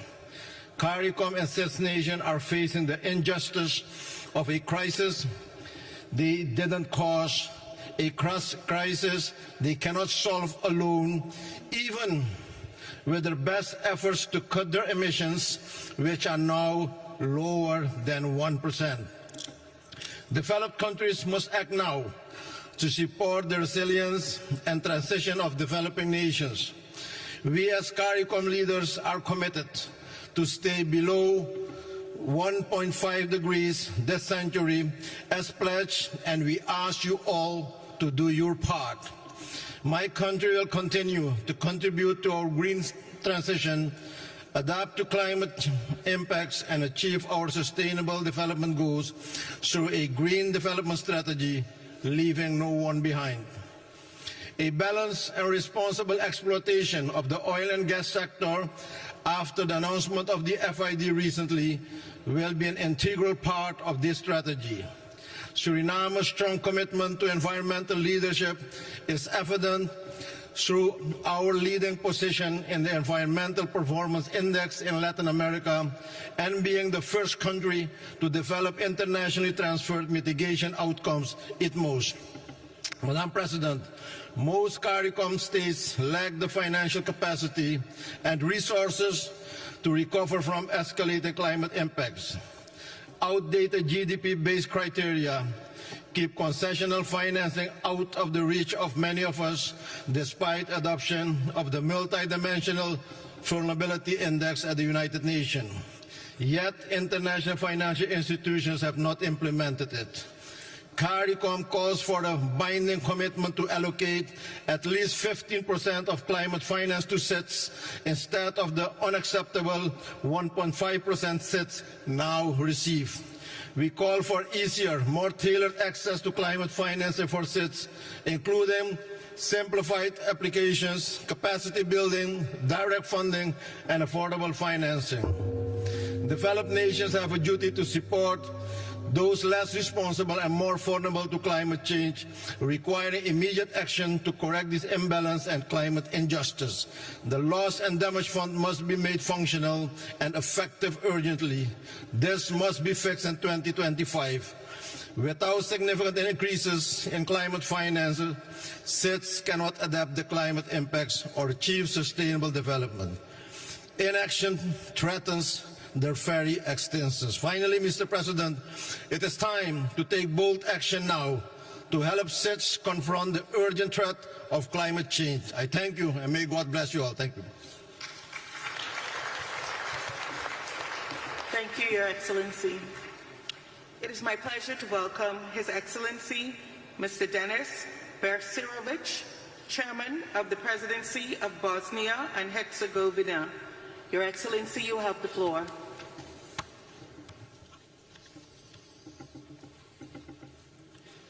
Distinguished Madam President, ladies and gentlemen, first of all, let me thank to host Azerbaijan and United Nations for organizing this important conference. The state of our planet is alarming. Accelerated climate changes are the result of irresponsible human actions. By industrializing the earth, man endangered nature and thus endangered himself. The path our civilization is currently on is leading to catastrophe. One of the key problems today is the complete erosion of moral. We are witnessing that some big countries preach heaven but practice hell. Because of such policy, both people and nature are suffering. One of the biggest obstacles in the fight against the climate crisis is state egoism.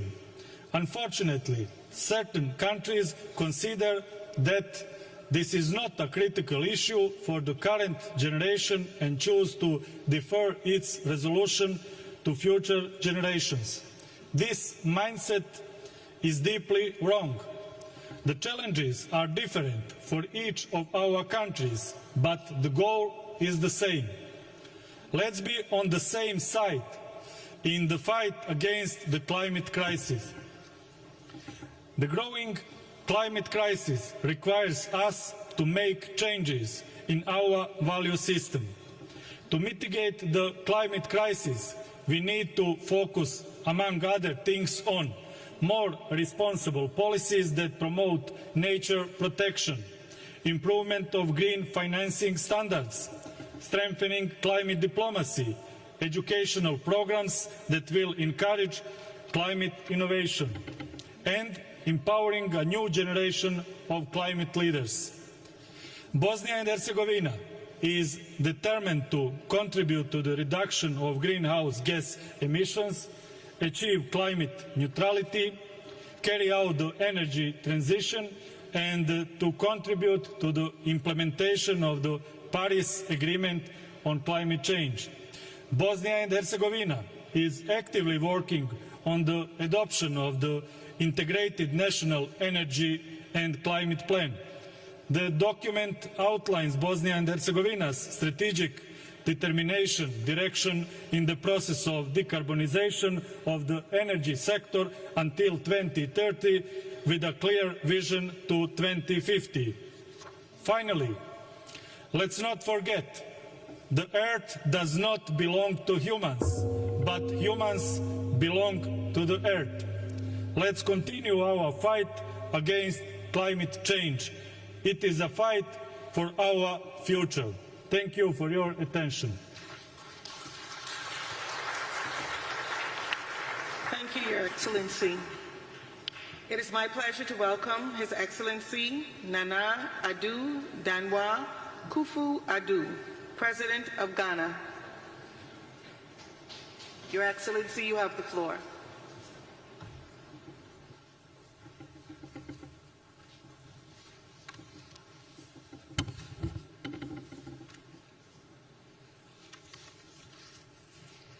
Chairperson, Excellencies, distinguished leaders, Ghana thanks Azerbaijan for her warm welcome and congratulates her for assuming the chairmanship of COP with dedication to our shared future, as I attend COP for the last time as President of the Republic of Ghana.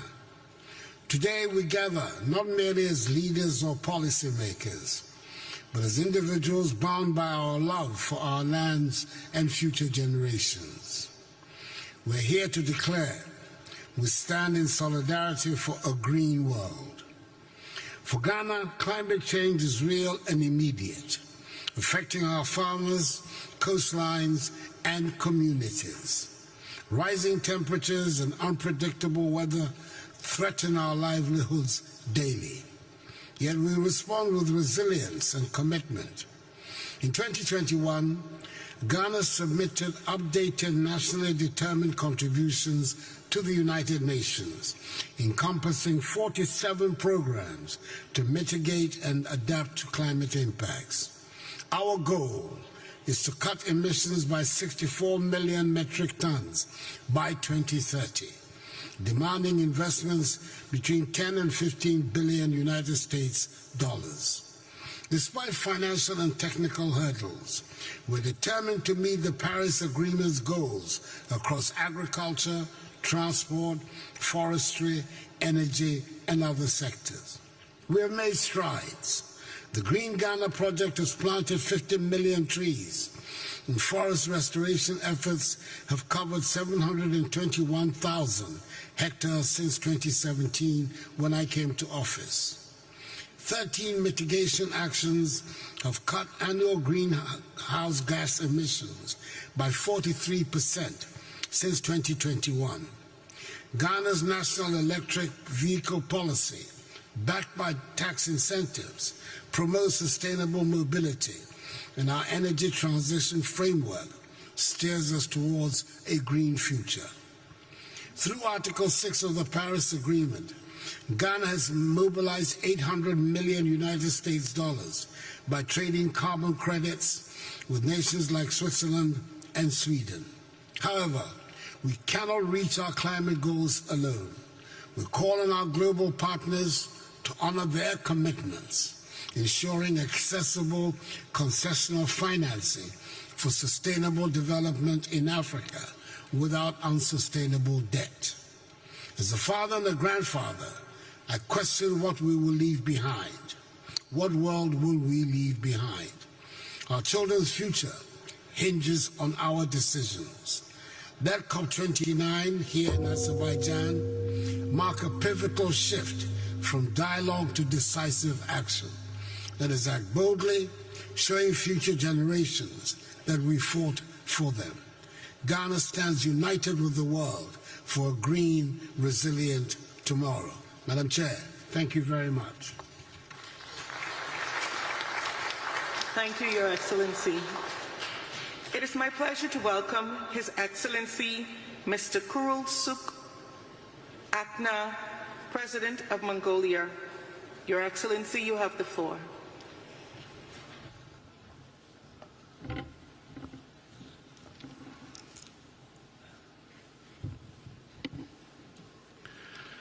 Бүгд найрамдах Азербайджан улсын ерөнхийлөгч Илхам ноён Илхам Алиев, Эрхэмүндэт нэгдсэн үндэсний байгууллагын ерөнхий нэрийн чин дарга Антонио Гутерриш, Эрхэмүндэт зочид төлөөлөгчд хатагтай ноёдоо.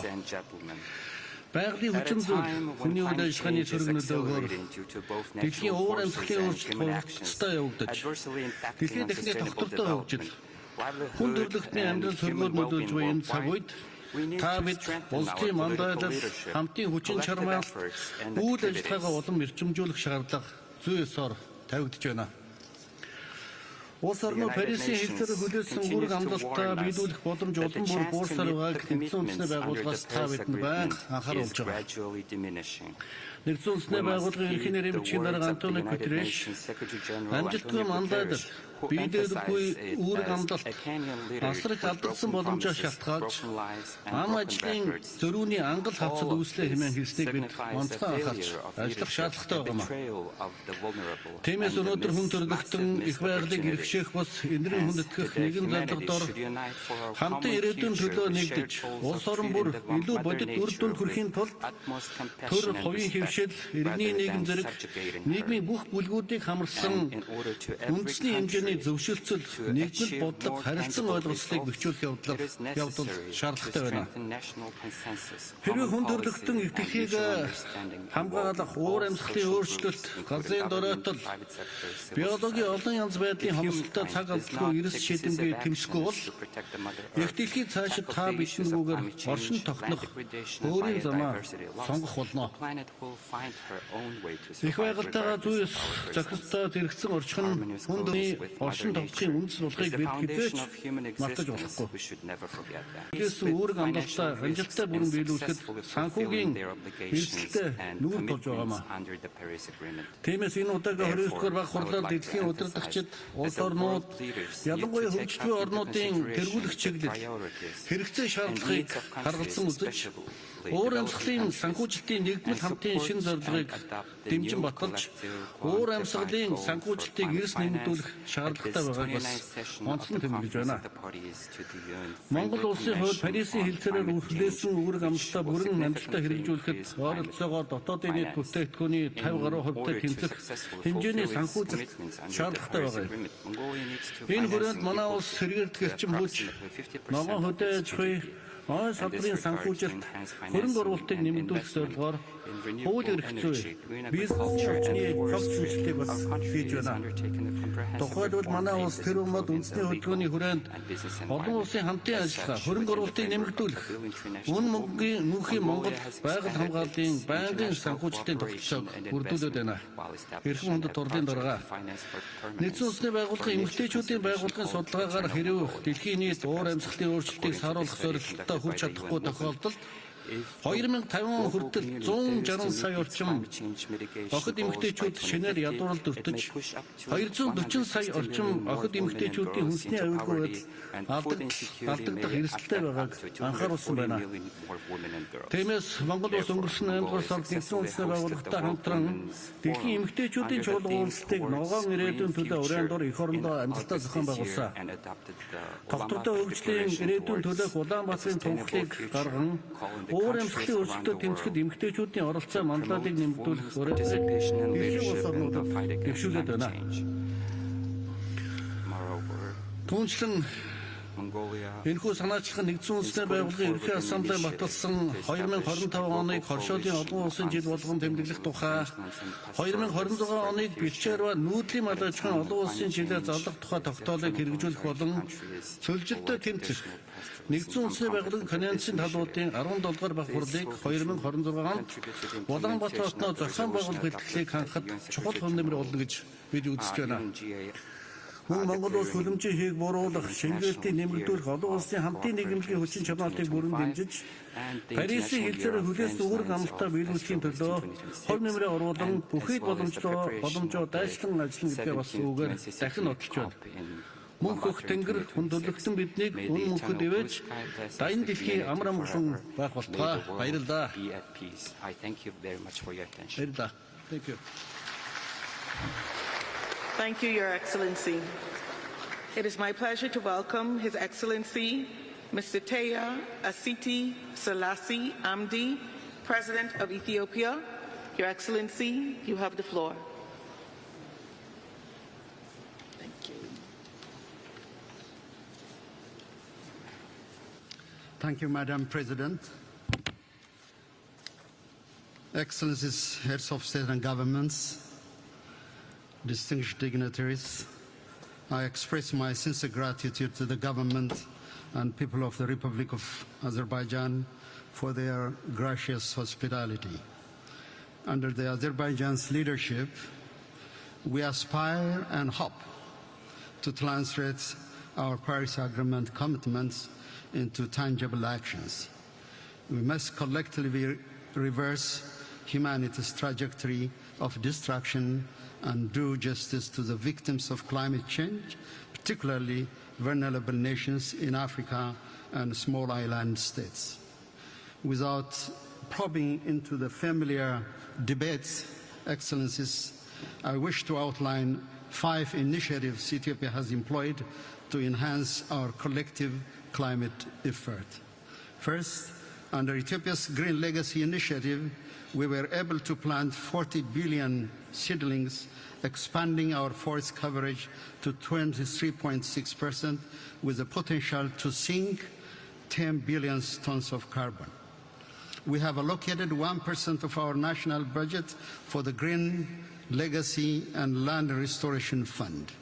This initiative can be scaled up, and we urge global support for this endeavor. Second, our heat-resistant wheat project yield 107 million quintals of wheat in 3 years, making our food system carbon negative and our crops climate resilient. With adequate financial support, Ethiopia's model can be replicated globally. Third, as part of our national determined contributions, Ethiopia has demonstrated measurable and implementable renewable energy by heavily investing in hydro-based and diversified clean energy generation. We have accomplished this by leveraging our own domestic resources. It is in this light that we are successful integrating energy grids in the region as well.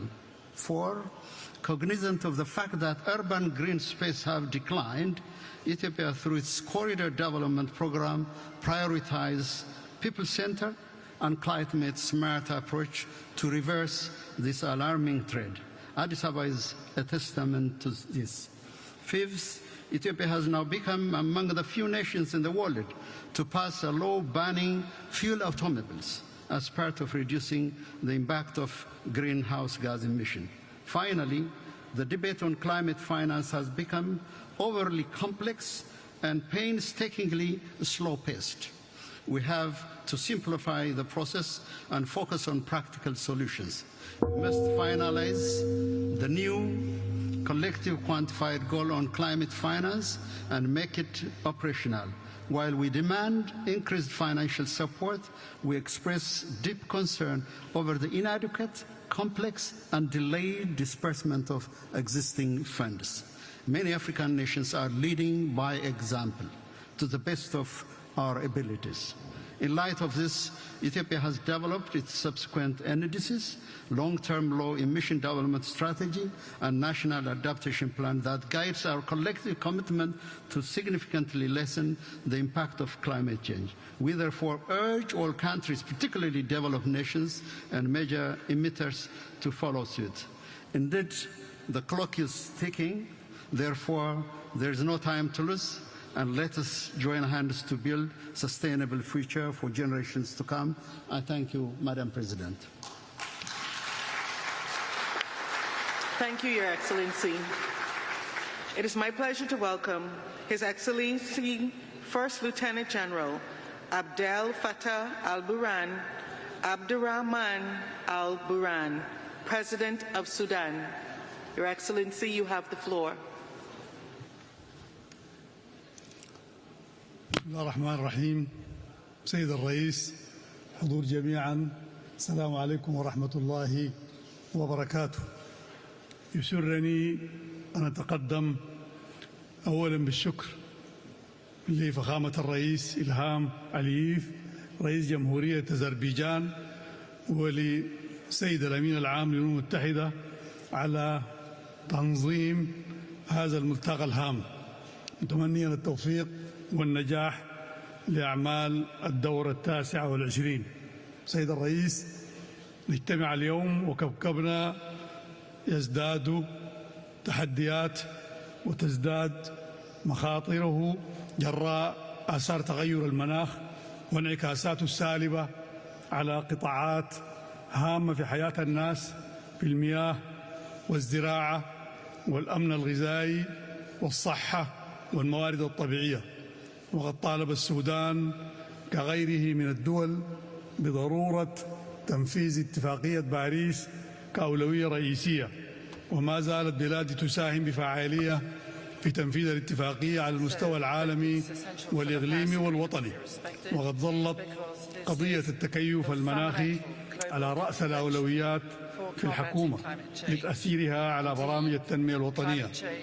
سيد الرئيس، حضور الكرام، إنما تتعرض له بلادي من عدوان تسنه عليه ميليشيا الدعم السريع المتمردة، وما سببته هذه الحرب من أضرار بالغة بالدولة وبنيتها الاقتصادية والبيئية، حيث تضررت البيئة ضررا مزدوجا.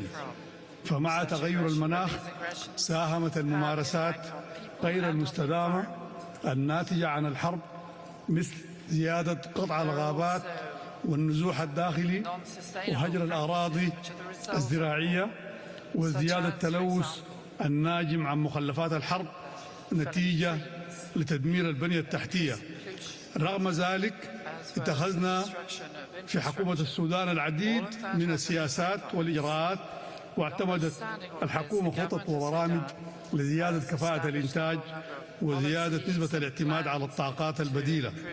سيد الرئيس، ختاما، تظل قضايا التمويل وتوطين واستدامة التنمية من أهم المطلوبات من المجتمع الدولي والدول المانحة لمساعدة الدول النامية والأقل نموا لإيجاد الحلول لقضايا تغير المناخ والتكيف للإيفاء بالالتزامات التي تعين دولنا على ذلك. السلام عليكم ورحمة الله وبركاته. Thank you, Your Excellency. It is my pleasure to welcome Her Excellency Ms. Mia Sandu, President of the Republic of Moldova. Your Excellency, you have the floor.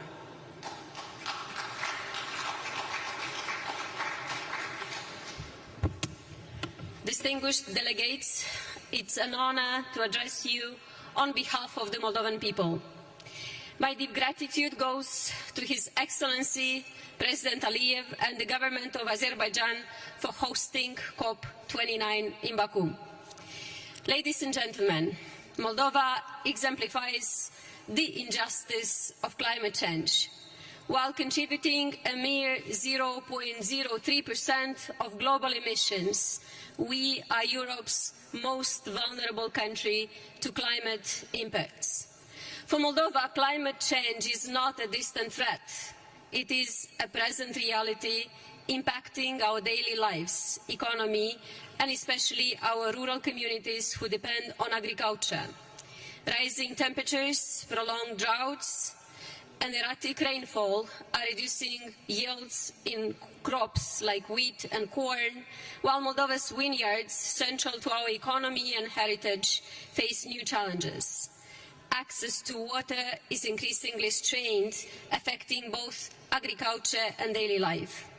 Small and developing economies worldwide share this burden, often lacking the resources to recover. This underscores the urgent need for an equitable, accessible climate finance system that prioritizes vulnerable nations and builds resilience. It's only fair that we count on support from major economies. To expedite climate action, existing funds and programs must also cut through the bureaucratic delays, which can span years. In Moldova, we're doing our part. Despite multiple crises due to Russia's brutal war against Ukraine, which impacts our economy significantly, we launched a national afforestation program, an effort to expand forest cover by 5%, showing our commitment to a greener future. Despite limited resources, we pursue this goal for the health of our planet and future generations, improving air quality, biodiversity, and land. The recent global energy crisis spurred us into swift action. We're reducing consumption through energy efficiency and expanding renewables. Yet, afforestation and decarbonization are costly, and with greater support, we could accelerate this existential work. Ladies and gentlemen, time is running out. Global warming won't wait until other crises are resolved. History will judge us if we fail to act, risking vast areas of our planet becoming unlivable. Our solidarity today will shape the Earth's future. Thank you. Thank you, Your Excellency. It is my pleasure to welcome His Excellency, Mr. Geraldo Ackermann, Vice President of Brazil. Your Excellency, you have the floor.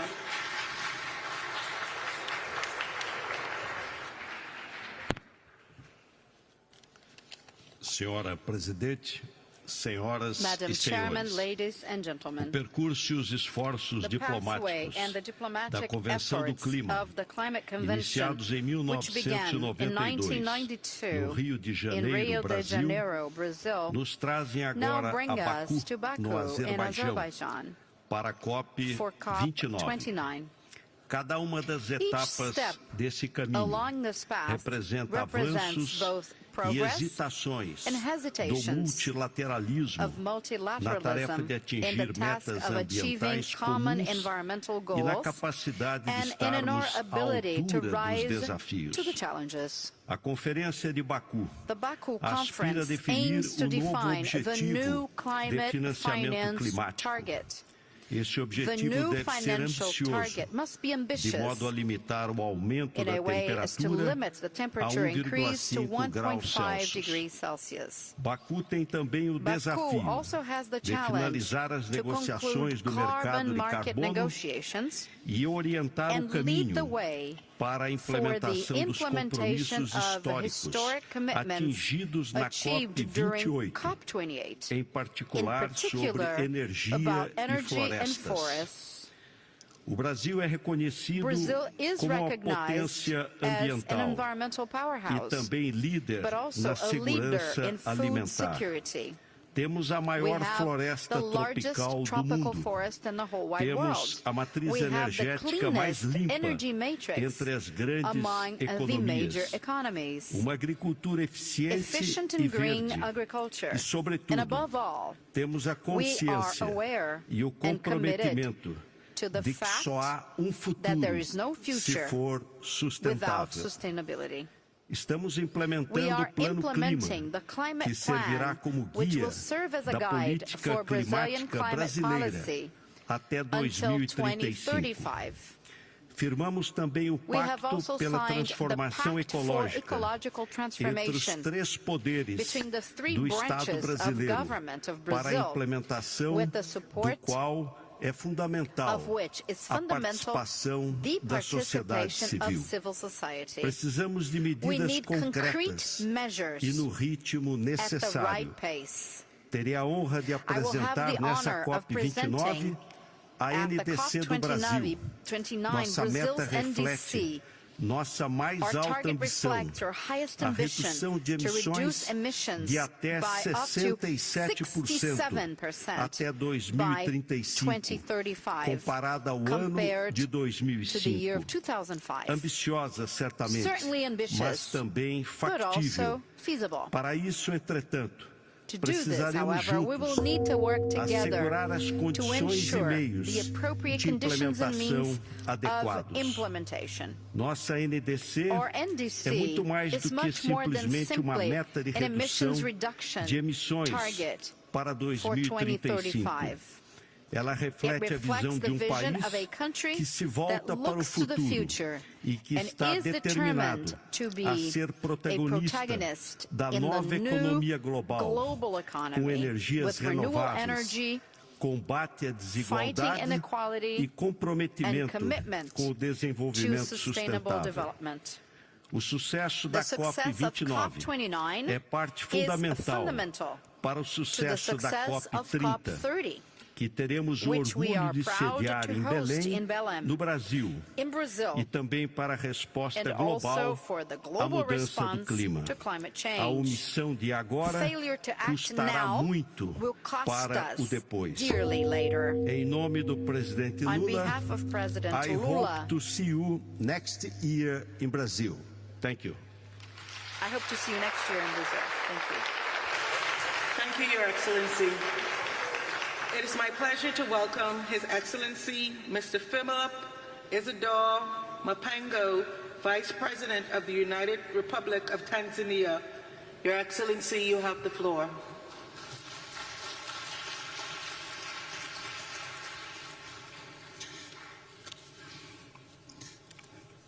Madam Chair, Excellencies, distinguished delegates, here we are yet for another COP, dubbed as a finance COP, where we need to work together in solidarity for a green world.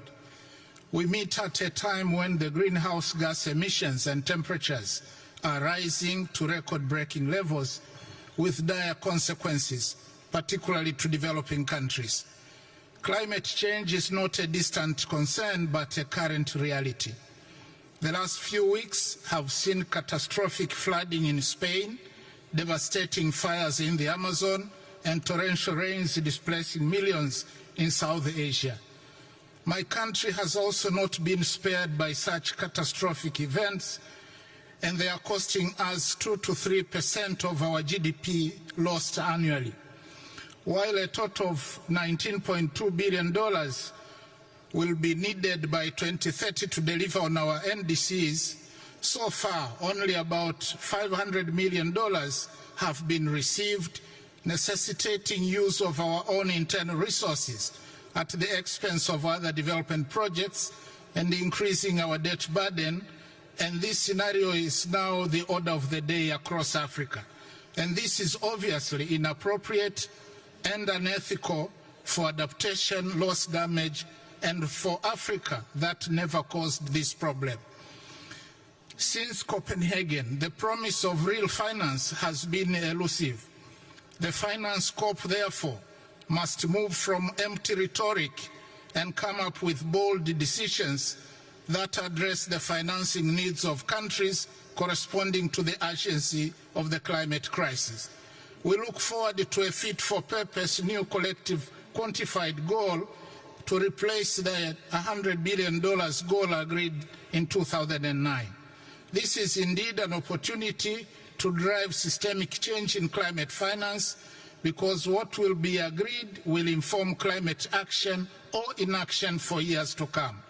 Climate finance is about responsibility and justice as agreed, and therefore COP29 must also maintain the momentum on loss and damage so that the fund does not become an empty shell, negating the gains made last year at COP28 in Dubai. Excellencies, Tanzania remains committed to contribute to global efforts to combat climate change. We are using own resources on projects that foster development and those that supply clean energy, environmentally friendly transportation systems, improved early warning systems, and waste management. In addition, Tanzania has a total area of 48.1 million hectares of forest reserves, with an estimated carbon storage potential equivalent to 2% of the world's total carbon. Also, Tanzania has territorial sea area covering 64,500 square kilometers, which provide a big potential for blue economy. We are committed to continue conserving these critical marine and forest ecosystems. Indeed, we are already acting in solidarity for a green world, even with our own meager resources. Yet the challenge we are facing is that carbon markets are not yet fully defined, and thus denying our countries the payments they deserve. There is lack of information and capacity to participate gainfully in carbon markets. To conclude, let me emphasize that we cannot talk about a just transition without focusing on clean cooking. That matters greatly to the majority of Africans.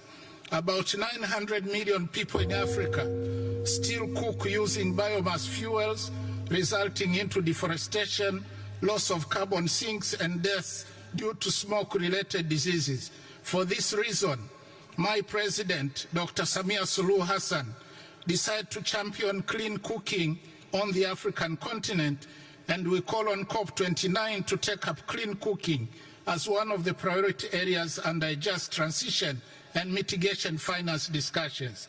As a show of leadership, Tanzania is implementing the clean cooking strategy to ensure the availability of clean, safe, and affordable cooking energy to about 80% of households by 2034, and has launched a Pan-African Women Clean Cooking Support Program that requires financial support of about $4 billion annually by 2030 to transform the continent with clean cooking solutions. Madam Chair, thank you. Thank you, Your Excellency. It is my pleasure to welcome His Excellency Mr. Temimoko Mailet Kone, Vice President of Côte d'Ivoire. Your Excellency, you have the floor.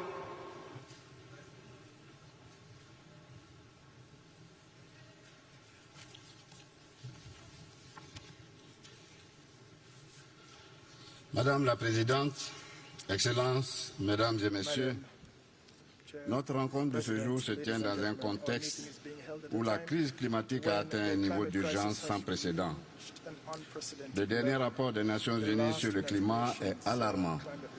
Notre planète se réchauffe à un rythme inquiétant qui nous éloigne de l'objectif de 1,5 degré Celsius fixé à Paris. L'humanité est à un tournant décisif et nous devons agir rapidement et collectivement pour faire face aux phénomènes climatiques de plus en plus destructeurs. Aucun pays ne semble d'ailleurs épargné. En Côte d'Ivoire, les actions audacieuses sont en cours. Sans ces actions, notre PIB pourrait baisser de 13% d'ici 2050 et près de 2 millions d'Ivoiriens pourraient basculer dans l'extrême pauvreté. Il est clair que les conséquences économiques, sociales et sanitaires seront inévitables si nous demeurons passifs. C'est pourquoi, sous le leadership de son Excellence M. Alassane Ouattara, président de la République de Côte d'Ivoire, notre pays a pris des mesures fortes qui confirme notre engagement dans la mise en œuvre de l'accord de Paris. Cette année, nous avons conclu avec le Fonds monétaire international la facilité pour la résilience et la durabilité et exploré en collaboration avec de nombreux partenaires, dont la Banque mondiale, des solutions de financement innovantes. Parallèlement, nous avons renforcé notre gouvernance en créant une commission nationale sur le changement climatique et un bureau du marché du carbone. Nous avons ainsi adopté un projet de loi sur le climat. Aujourd'hui, la Côte d'Ivoire est prête à intégrer le marché international de carbone avec des réductions d'émissions de haute intégrité liées à la préservation forestière. Excellences, Mesdames et Messieurs, nous devons nous rendre à l'évidence. Les drames liés au climat, ainsi que la disparition rapide de la riche biodiversité de notre planète, menacent fortement notre avenir commun. Face à la gravité de cette situation, la Côte d'Ivoire appelle au respect des engagements pris lors des COP28, de la COP28 et lors des conférences précédentes, notamment l'abonnement des fonds pertes et dommages et la mobilisation des ressources attendues par l'Afrique et les pays en développement pour mieux s'adapter au changement climatique. Mais au-delà, les grandes économies doivent réduire drastiquement leurs émissions de gaz à effet de serre pour faciliter l'accès aux technologies climatiques et accélérer le financement de la transition énergétique des pays en développement. L'Afrique, qui fournit l'essentiel des matières premières stratégiques, doit légitimement bénéficier des ressources suffisantes pour financer sa transition énergétique sans s'endetter davantage. Mesdames et Messieurs, cette conférence se doit d'être plus que jamais à la hauteur des attentes des populations du monde. À cet effet, les pays développés ont l'impérieux devoir de rehausser leur action en faveur du climat. Ils doivent trouver un accord plus ambitieux avec les pays en développement, basé sur un nouvel objectif de financement climatique, tenant compte des besoins spécifiques légitimes des régions les plus vulnérables aux effets de réchauffement. Le lourd tribut payé par nos populations face aux drames climatiques de plus en plus violents recommande que nous puissions dépasser nos divergences et nous accorder sur des financements urgents, indispensables pour parvenir à des solutions pérennes. Faisons ensemble que cette COP29 soit un tournant décisif en forgeant un consensus exemplaire sur ces grands enjeux pour protéger notre planète et assurer un avenir durable aux générations futures. Je vous remercie. Thank you, Your Excellency. It is my pleasure to welcome His Excellency Mr. Hamid Abdullah Afi Didi, Vice President of the Seychelles. Your Excellency, you have the floor.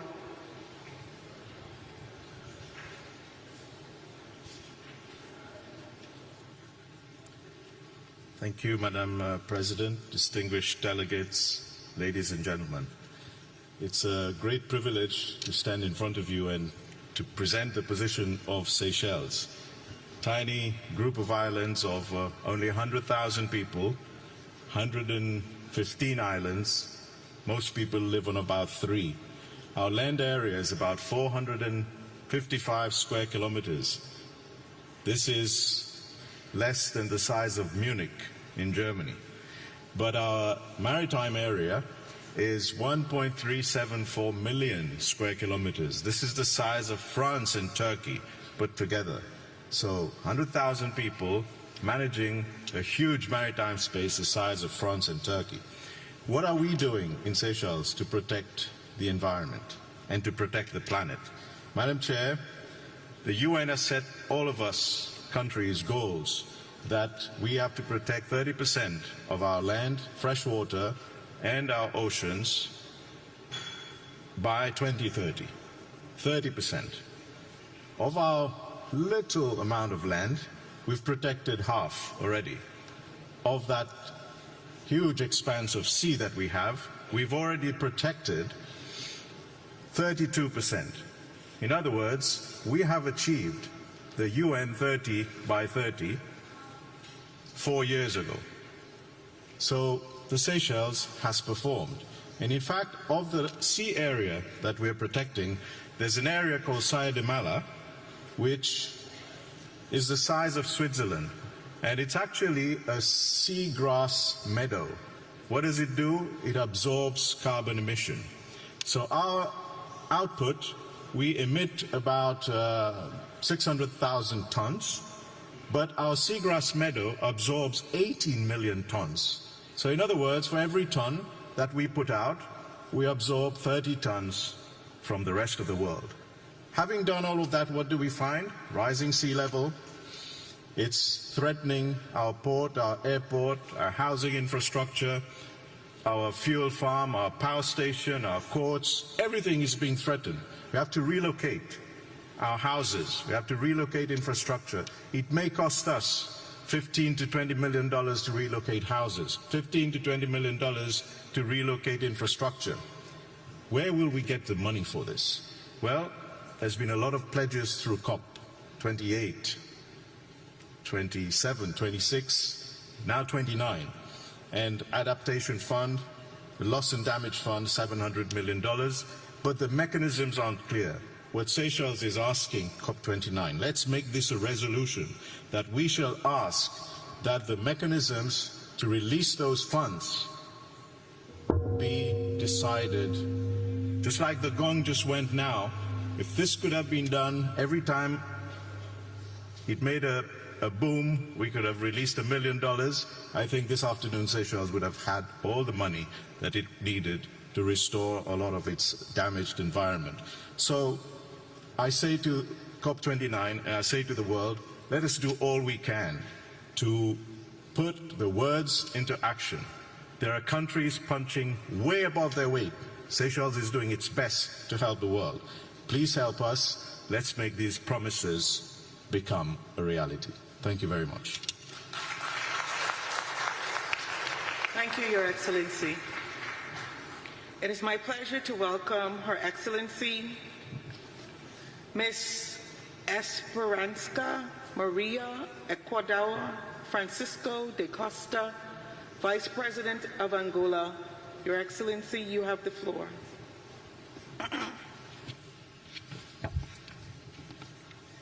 Thank you. Excelências, chefes de Estado e de Governo, minhas senhoras e meus senhores, é com a mais elevada honra que me dirijo às distintas delegações presentes à 29ª Conferência das Partes da Convenção Quadro das Nações Unidas sobre as Alterações Climáticas, apresentando os cumprimentos de Sua Excelência João Manuel Gonçalves Lourenço, Presidente da República de Angola, a quem tenho a honra de representar neste evento.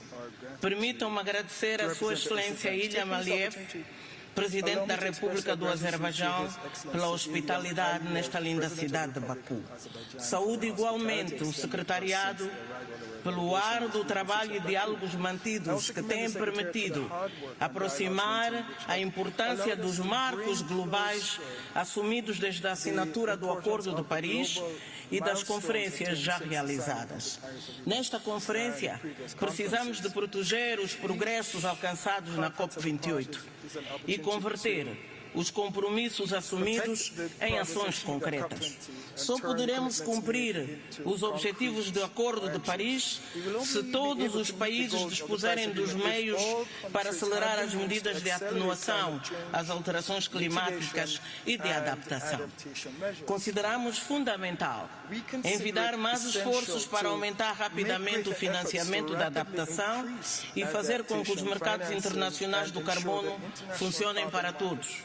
Criar mecanismos para acompanhar e garantir que os fundos prometidos sejam cumpridos, bem como operacionalizar plenamente o Fundo de Perdas e Danos, identificando mecanismos de acesso simplificados e eficientes para financiamento aos países em desenvolvimento, que são os mais afetados pelos impactos climáticos.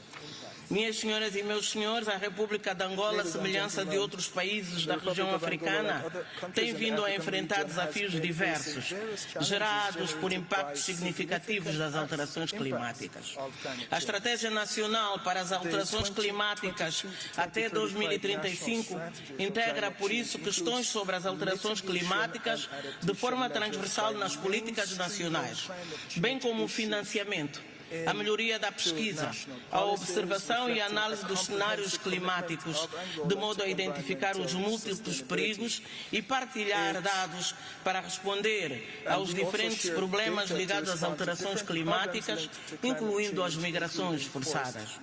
A seca e a desertificação no sudoeste de Angola continua a ser a principal preocupação do governo, pois tem-se refletido negativamente nas comunidades e nos programas de desenvolvimento. Angola continua a implementar o programa de combate aos efeitos da seca na região sul de Angola, com a construção de novas barragens. Visamos promover o desenvolvimento agropecuário, o fortalecimento da segurança alimentar, conferindo maior resiliência às comunidades. Por outro lado, está em curso o Plano Nacional de Adaptação às Alterações Climáticas e em revisão a NDC para 2025, que concentrar-se-á nos setores de transporte e energia. Destacamos os esforços para o fortalecimento da matriz energética nacional com energias renováveis, contribuindo atualmente com 66% de energia proveniente de projetos fotovoltaicos e hidroelétricos, que se prevê escalar os 72% até ao final de 2027, refletindo o compromisso em abordar a poluição, a redução da emissão e promover uma transição para uma economia de baixo carbono. Consideramos a valorização das florestas numa nova visão de beneficiar a criação de empregos verdes, para que a juventude e as comunidades possam ser incluídas na gestão dos ecossistemas florestais. Continuamos a envidar esforços para o aumento das áreas de conservação terrestre e iniciamos um vasto programa de identificação de zonas marinhas ecologicamente significativas que permitirão a criação de redes de áreas marinhas protegidas, fator-chave no desenvolvimento da economia azul.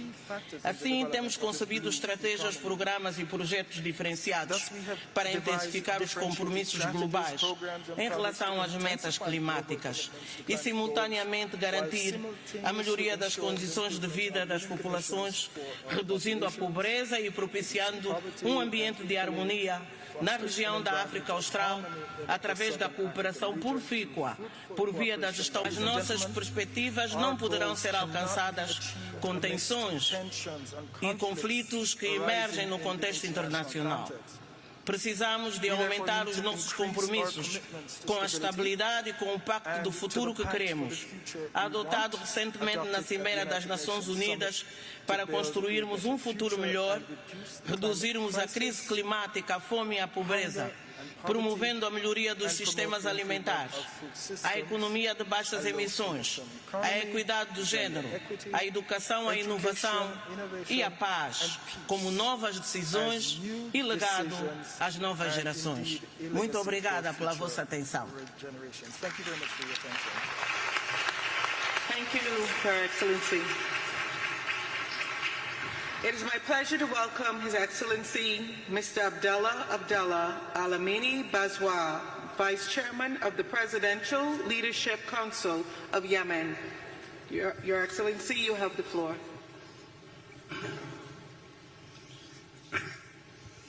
فخامة الرئيس إلهام علييف رئيس جمهورية أذربيجان، أصحاب الفخامة والسيادة والسمو رؤساء الدول والحكومات، السيد الأمين العام للأمم المتحدة، السيدات والسادة، السلام عليكم ورحمة الله وبركاته. أود بداية أن أتقدم ببالغ الشكر والتقدير لجمهورية أذربيجان على حفاوة الاستقبال وكرم الضيافة والتنظيم الرائع لهذا المؤتمر الدولي الهام، والذي يعد فرصة حقيقية لتضافر وتكاتف الجهود العالمية لمواجهة تحدي المناخ الذي بات يشكل تهديدا وجوديا لكوكبنا.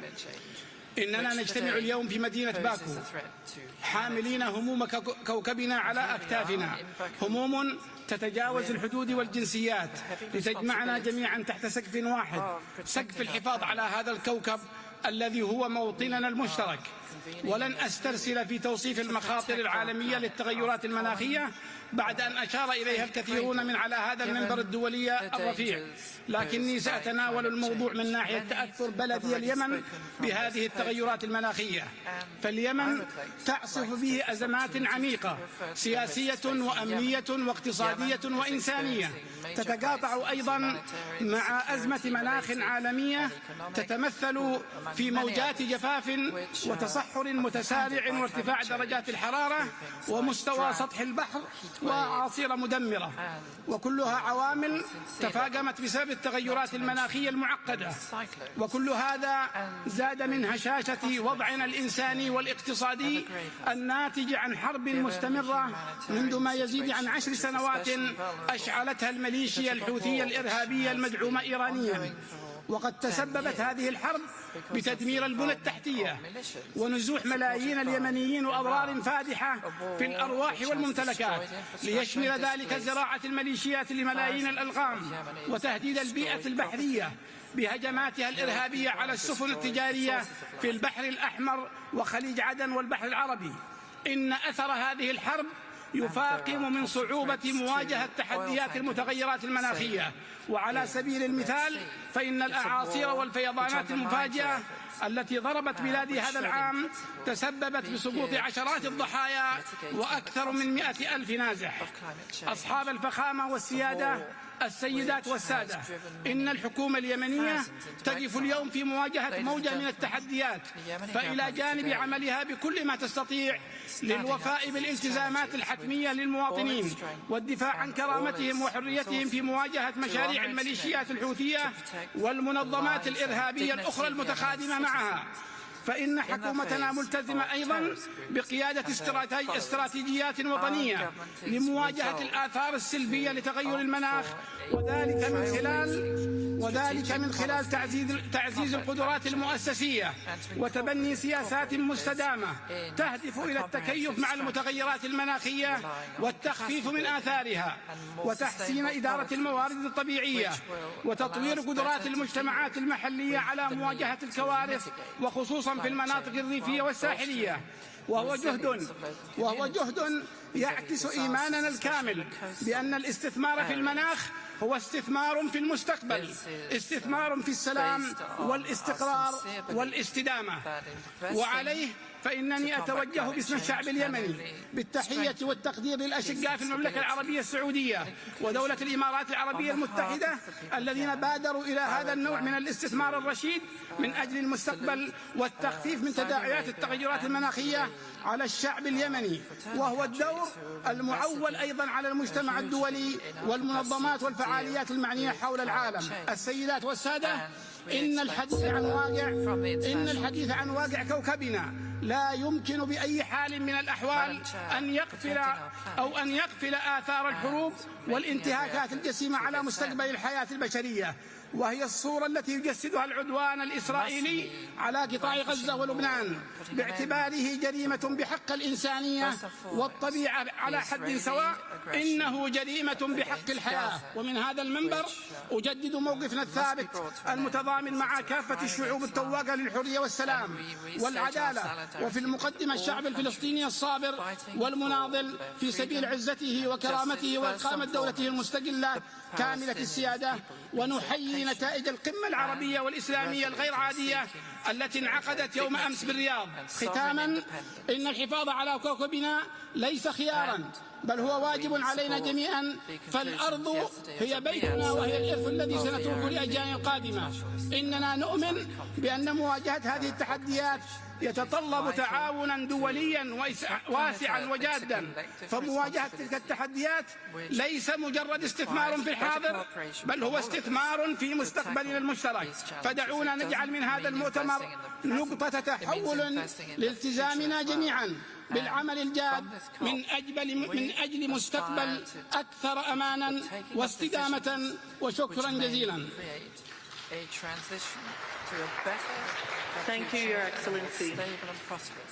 It is my pleasure to welcome His Excellency Mr. Michael Bisbet Usi, Vice President of Malawi. Your Excellency, you have the floor.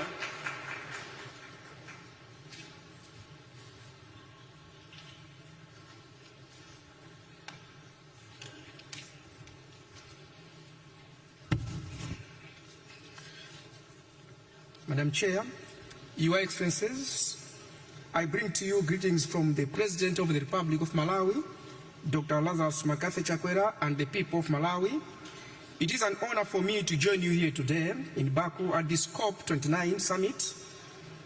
This gathering is a powerful reminder of our collective duty. The duty is to secure a healthy, resilient, and sustainable planet for generations to come. Your Excellencies, I'm also profoundly honored that at this conference I am wearing two hats, representing my country, Malawi, as well as the voices of 45 other nations in the least developed countries group. Excellencies, in Malawi, the climate change is not a distant abstraction. We see its effects firsthand, and we feel its impact each day.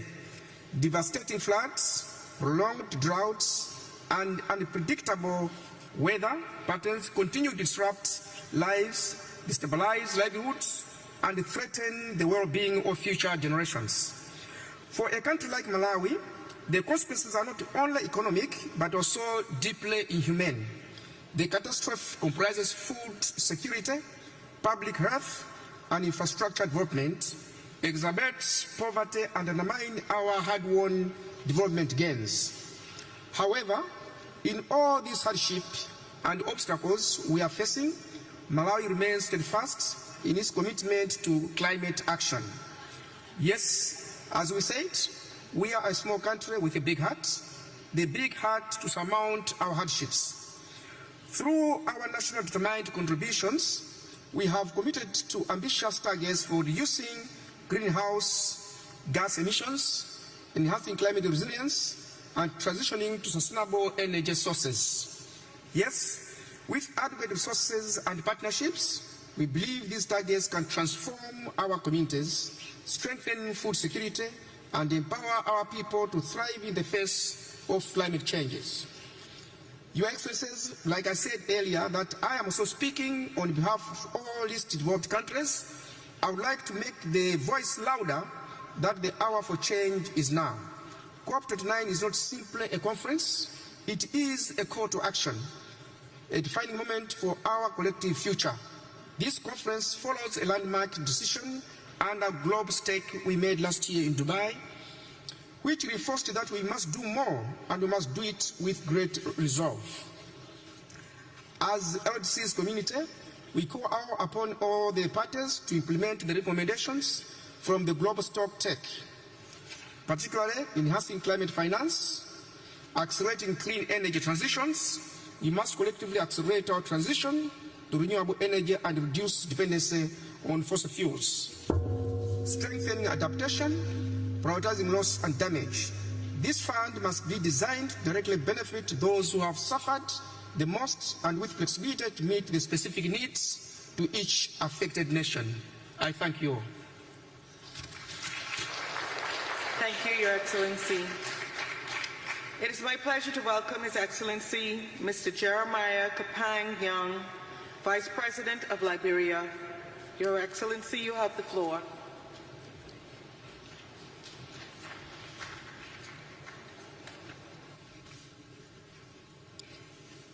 Madam President, Excellency, distinguished ladies and gentlemen, Liberia congratulates the government and people of Azerbaijan for assuming the presidency of COP29 and the warm hospitality accorded us. I bring you greetings from Excellency Joseph Yuma Boakai, Senior President of the Republic of Liberia. Madam President, Excellency, we have gathered here in Baku to deliberate on issues of climate change and global challenges that continue to undermine national development. This year, we witnessed most of our lowlands being flooded, giving rise to loss of lives, destruction of property, and displacement of people. This is why COP29 must set the basis for loss and damage fund. We need a simple but accountable process that avoid unnecessary bureaucracy. Liberia calls for a stronger cooperative action and decision on Article 6.2, 6.4, and 6.8 at COP29, consistent with the African group position in operationalizing carbon market and non-carbon credit mechanism. In 2021, Liberia formulated an ambitious second-generation nationally determined contribution committed to reduce greenhouse gas by 64% based on adequate financing.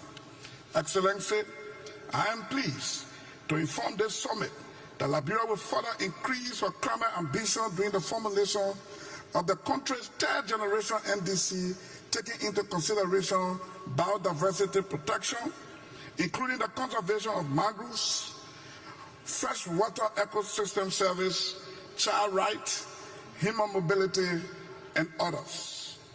This means the issue of climate finance will be an integral part of the country's third-generation NDC. Therefore, I call on developed countries to increase their contribution in fulfilling the new collective quantified goal on climate financing.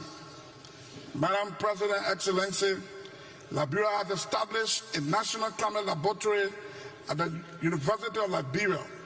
This learning center is intended to build the human resource of the country in addressing climate challenges at the national level. To conclude, humanity has faced numerous problems in the past, but it is collective efforts that have kept us going. This is our time. If we hold together and speak with one voice, holding each other accountable in a fair and equitable manner, we will fight the nightmare of climate change and global warming, and we will succeed. I thank you. Thank you, Your Excellency. It is my pleasure to welcome His Excellency, Mr. Prosper Bazuma Banza, Vice President of Burundi.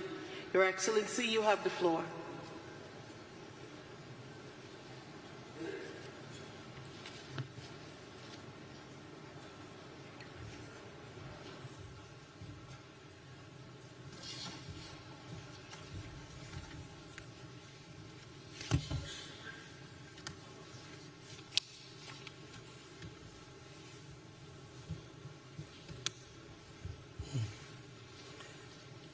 Excellences, Monsieur le Président de la COP29, President of COP29, Excellences, Mesdames et Messieurs les chefs d'État et de gouvernement, et vous distingués chefs de délégation, c'est un honneur, un réel plaisir de prononcer ce discours en lieu et place de son Excellence le général-major Évariste Ndayishimiye, président de la République du Burundi, et du gouvernement burundais à son rendez-vous crucial de la COP29. Mais avant tout propos, permettez-moi d'apprécier à juste titre l'accueil chaleureux dont nous avons fait l'objet moi-même et ma délégation par le gouvernement d'Azerbaïdjan. Excellences, Mesdames et Messieurs, le Burundi, pays de mille et une collines couvertes de verdure et pays aux forêts et savanes, se trouve malgré tout confronté aux effets du changement climatique comme les autres pays du monde, ce qui se manifeste chez nous par de faibles précipitations ou même de fortes précipitations ainsi que des périodes de saison sèche devenues plus longues. Le Burundi s'est fermement engagé aux côtés des pays signataires de l'accord de Paris à travers le document de contribution déterminé au niveau national qui serait fait sur le plan national de développement du Burundi 2018-2027. À travers ce document, le gouvernement burundais vise que les écosystèmes puissent s'adapter naturellement au changement climatique. Des actions prioritaires d'adaptation et d'atténuation des effets dus au changement climatique dans toutes les politiques et plans sectoriels sont prises en compte par une approche multisectorielle. Et ici, vous me permettrez de ne citer qu'un programme, en l'occurrence celui de la mise en œuvre de la reforestation de tout le pays dans un vaste programme national de plantation d'arbres dénommé Ewe Burundi Urambaye en français, au Burundi, pays devenu plutôt vert. Pour mieux opérationnaliser et rendre durable ces programmes, des outils de planification et de suivi ont été développés. De plus, ce vaste programme de cours environnementaux ont été intégrés dans les programmes d'enseignement à tous les niveaux du primaire jusqu'à l'enseignement supérieur. Le Burundi s'aligne à la position commune des pays du continent africain AGN ainsi que celle des pays les moins avancés. Et ce qui est en conformité avec l'agenda 2030 ainsi que la vision d'un Burundi émergent en 2040 et développé en 2060. Excellences, Mesdames et Messieurs, le Burundi voudrait saisir cette occasion pour demander aux parties impliquées dans la mise en œuvre de l'accord de Paris de s'acquitter de leurs engagements de soutenir les pays plus exposés aux impacts du changement climatique dont le Burundi. En conclusion, nous voudrions interpeller les mécanismes financiers à mettre en place des processus simplifiés permettant l'accès facile aux fonds de financement climatique afin que les pays les plus vulnérables puissent faire face le plus rapidement possible aux effets du changement climatique. Je vous remercie de votre aimable attention.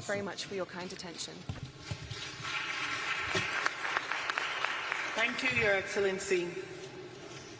It is my pleasure to welcome His Excellency Mr. Pedro Sanchez Perez Caston, President of the Government of Spain. Your Excellency, you have the floor.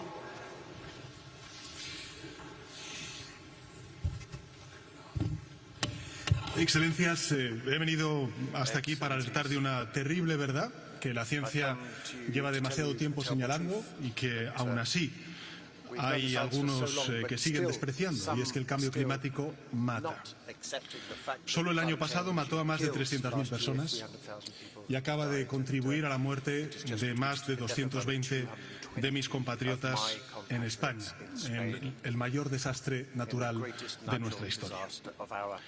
Un desastre que, según las primeras investigaciones, habría sido menos probable y menos intenso sin el efecto del cambio climático.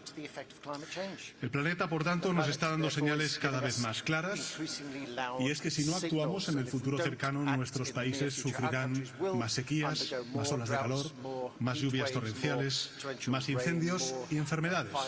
Y muchos sectores económicos colapsarán.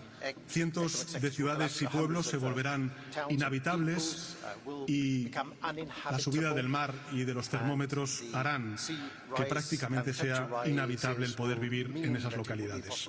Esta amenaza existencial es ya evidente para cualquiera. Ha pasado de los artículos académicos a nuestras televisiones y ventanas. Pero aún así, en este momento tan crucial para la humanidad, estamos viendo a muchos gobiernos titubear, frenar el paso cuando se necesita avanzar más rápido o incluso negar la evidencia, darse la vuelta y caminar hacia atrás, volviendo al petróleo, a los vehículos de combustión, a la desregulación, solo para que los ricos sigan siendo más ricos, aun a sabiendas de que esa fórmula nos conducirá a todos al desastre. Y por tanto no podemos permitirlo. Sabemos cuál es el problema, también sabemos qué tenemos que hacer para resolverlo. No necesitan medidas drásticas, no tenemos que renunciar a la abundancia ni volver a la edad de piedra. Tenemos que transformarnos. Tenemos que cambiar la forma en la que nos movemos, generamos riqueza y nos relacionamos con el planeta. Tenemos que innovar, tenemos que descarbonizar, tenemos que emplear nuevos materiales y procesos e impulsar la circularidad, adaptar nuestras ciudades, nuestros campos, infraestructuras para que sean más resilientes a las nuevas realidades climáticas. Por tanto, no se trata de decrecer, sino de crecer de una manera distinta, más sostenible y, por tanto, más responsable.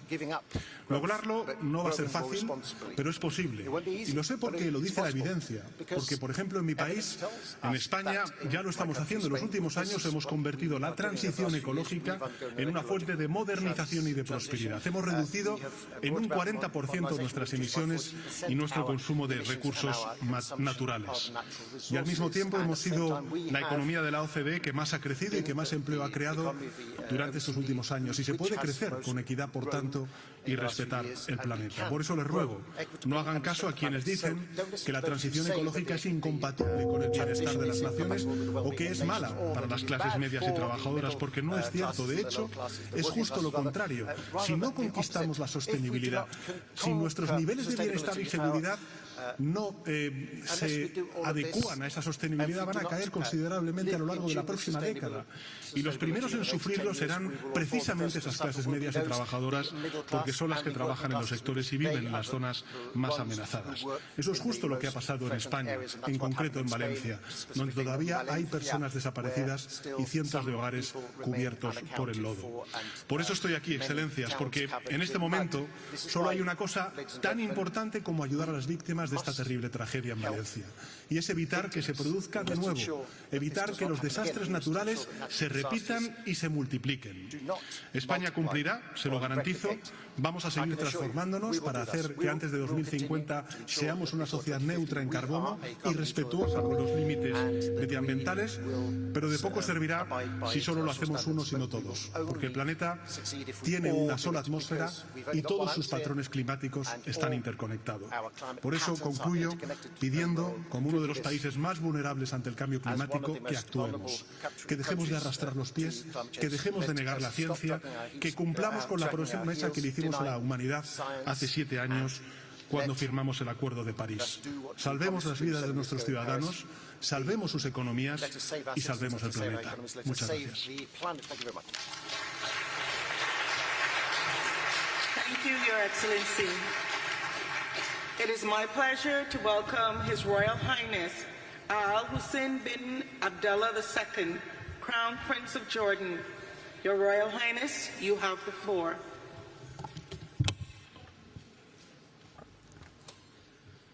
Bismillah ar-Rahman ar-Rahim. In the name of Allah, on behalf of Jordan, I thank His Excellency President Ilham Aliyev and the people and government of Azerbaijan for hosting this important summit. We have gathered here under the banner of solidarity, the family of nations joining as one to protect the planet we share. We all know that without common action, we are destined to fall short. Yet, we meet at a moment when faith in our ability to stand together is broken. When global norms, including the UN Charter and the Geneva Conventions, are being flouted with impunity. When trust in the international community to stand up for its own values has collapsed.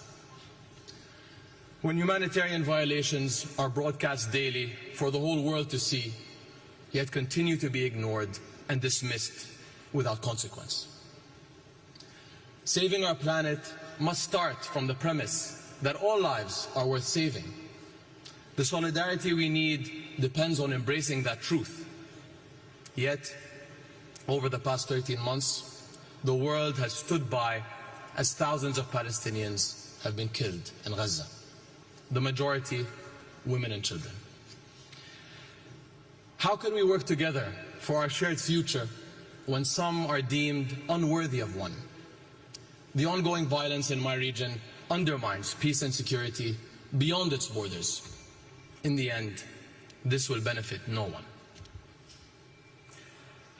My part of the world is already exposed to the harsh realities of climate change, to heat, to drought, to loss of biodiversity. The war is compounding environmental challenges for Gaza and beyond. A recent United Nations Environment Programme study highlighted contamination of land, water and air. Sewage and waste management systems have been destroyed. Entire communities are now graveyards of debris. Another study found that rebuilding Gaza will result in total emissions higher than the annual emissions of more than 135 countries. An inclusive, just approach to the climate challenge requires that we address the links between climate, peace, and security. Nor is this clearer than among global refugee communities and their hosts, who are some of the most vulnerable to climate change. During COP27, His Majesty King Abdullah II launched the Global Climate Refugee Nexus Initiative. 58 countries have signed on to date, and we invite others to join. 1 in every 3 people living in Jordan is a refugee, and our infrastructure is feeling the strain.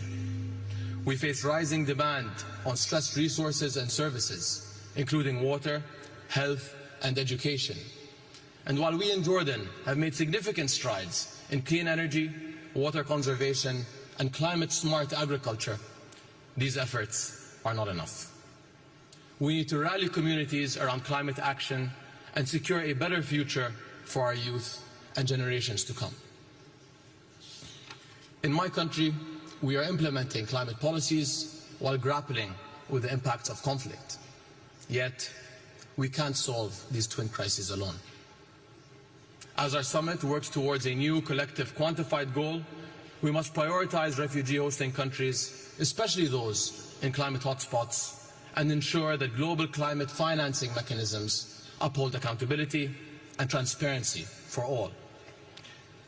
Just as urgently, we must rebuild trust in the international community itself and acknowledge past failures. Our inability to collectively do what is right is turning us into passive observers, fully aware yet unwilling to act. As His Majesty King Abdullah has said, no one is a bystander in the fight for life on Earth. That means fighting against climate change, fighting for peace, and fighting to alleviate human suffering together, because every life is worth fighting for. Thank you. Thank you, Your Excellency. It is my pleasure to welcome Her Excellency Ms. Mia Amor Mortley, Prime Minister of Barbados. Your Excellency, you have the floor. Thank you very much, Your Excellencies. It is fitting that this 29th COP should take place here in this beautiful city of Baku, standing as it does in the sentinel between East and West doorway, between the global North and the global South, a bridge between the ancient, the modern, and indeed the future, with the majestic Caucasus Mountains behind us, reminding us of the heights that we must now scale in order to be successful in this process. We are in the midst of a climate crisis. We are in a season of superlatives. And the reality is that these extreme weather events that the world is facing daily suggest that humanity and the planet are hurtling towards catastrophe. The extreme weather requires from us a serious commitment at this COP with respect to new collective quantified goals that enable us to reverse the current trajectory and to fund mitigation, adaptation, and of course loss and damage. This commitment must encompass 7 critical elements. 1, the proper capitalization of the Loss and Damage Fund, and indeed the capitalization of the dedicated SIDS window in the GEF's Special Climate Change Fund. The latter remains unfunded, and the first underfunded.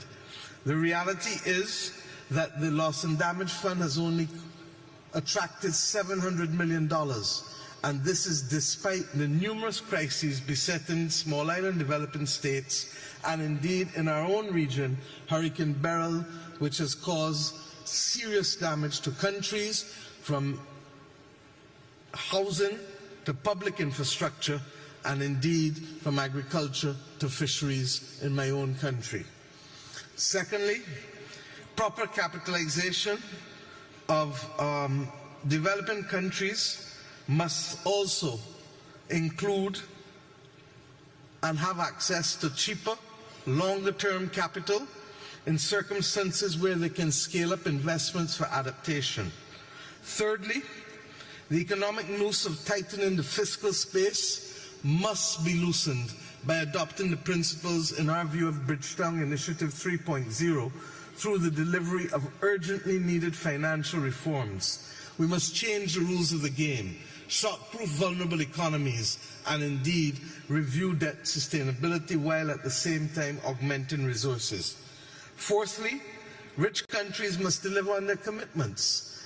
We must ensure, time and again, that the commitments made, whether for 0.7% of GNI or indeed the $100 billion, or recently the $30 billion with respect to biodiversity, that these are met. We must have transparency and accountability on the part of everyone. Fifthly, we must agree in principle that developed countries and carbon producers can, in fact, along with others who are willing, help us find new money to augment the resources. We accept that the current commitments with public money may not be sufficient, and therefore we need to consider levies, as the Global Solidarity Levies Committee and Coalition is seeking to do. If we put a $5 per ton on CO2 for fossil fuel extraction, we can raise $210 billion a year. If we put $100 per ton on CO2 for shipping, we can raise in excess of $80 billion a year. And we've not addressed aviation or indeed the elephant in the room, a 0.1% levy on all bonds and stocks that can raise us in excess of $400 billion. Sixthly, we need to deal with methane. Methane is responsible for 45% of current global warming and is 80 times as devilish as CO2 with respect to warming the planet. This makes mitigation of methane the most effective way to slow the rate of warming in our world. And I trust and pray that we can have a global methane agreement, as Pope Francis led the call earlier this year for us to see a parallel track to decarbonization. Finally, we need high-integrity carbon markets to ensure that there is fairness, and that we need a universal carbon pricing mechanism to remove the disparity between countries in the North and South. My friends, every COP must make progress irrespective of the geopolitical dynamics. There is an urgent need to reform this COP process, and I hope that we can meet that as we go forward.